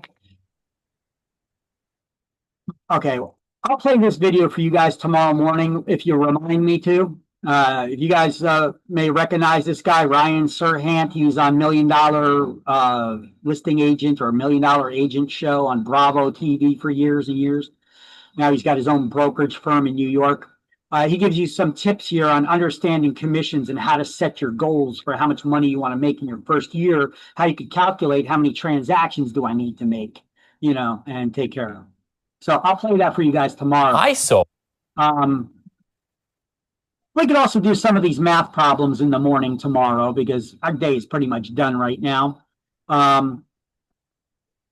Yeah. So we'll do some of these math problems in the morning as well. So that's it then for the slideshow. We'll just do those math problems tomorrow. And we're not done just yet. One thing I want to do at the end of each chapter is the key terms to review. So let's do this. We just verbally do it here on page 12. I don't do the review questions, but I do the key terms to review with you. I'm going to read out the answer on the right side of the page. You guys are going to talk to me and tell me what you think is the corresponding term that applies to it from the left side of the page. There's no penalties for wrong answers, so shout them out as you got them. Are you ready? I said, are you ready? Yes. All right. Come on, like cash tab. Come on. That's what we're doing here. The practice of real estate in New Jersey. What is that law that governs the practice of real estate in New Jersey? Broker. No, that's a license type. What is the law? Real Estate License Act. The Real Estate Licensing Act. So 6 is A. And if you want to pencil in there, if you could write small, NJ statutes 45:15. Say that again, it broke up. New Jersey statutes 45:15. Remember that? The New Jersey statutes NJS Yes. 45:15. That's the real estate licensing. All right, classes required for license renewal. What do we call those classes that you got to take to renew your license every 2 years? The CE classes or Education, or C for short. 3 is B. Correct. continuing education? Yeah. Right. Yep. State rules and regulations for real estate licensees. What do we call those rules and regulations we need to follow? Title 11, Chapter 5. Title 11, Chapter 5. You may want to write underneath that administrative code, because that's the rules and regulations that the Real Estate Commission created. Did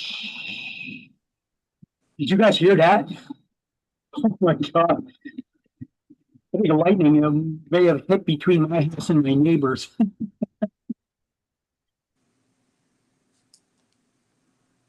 So we got to get off here soon.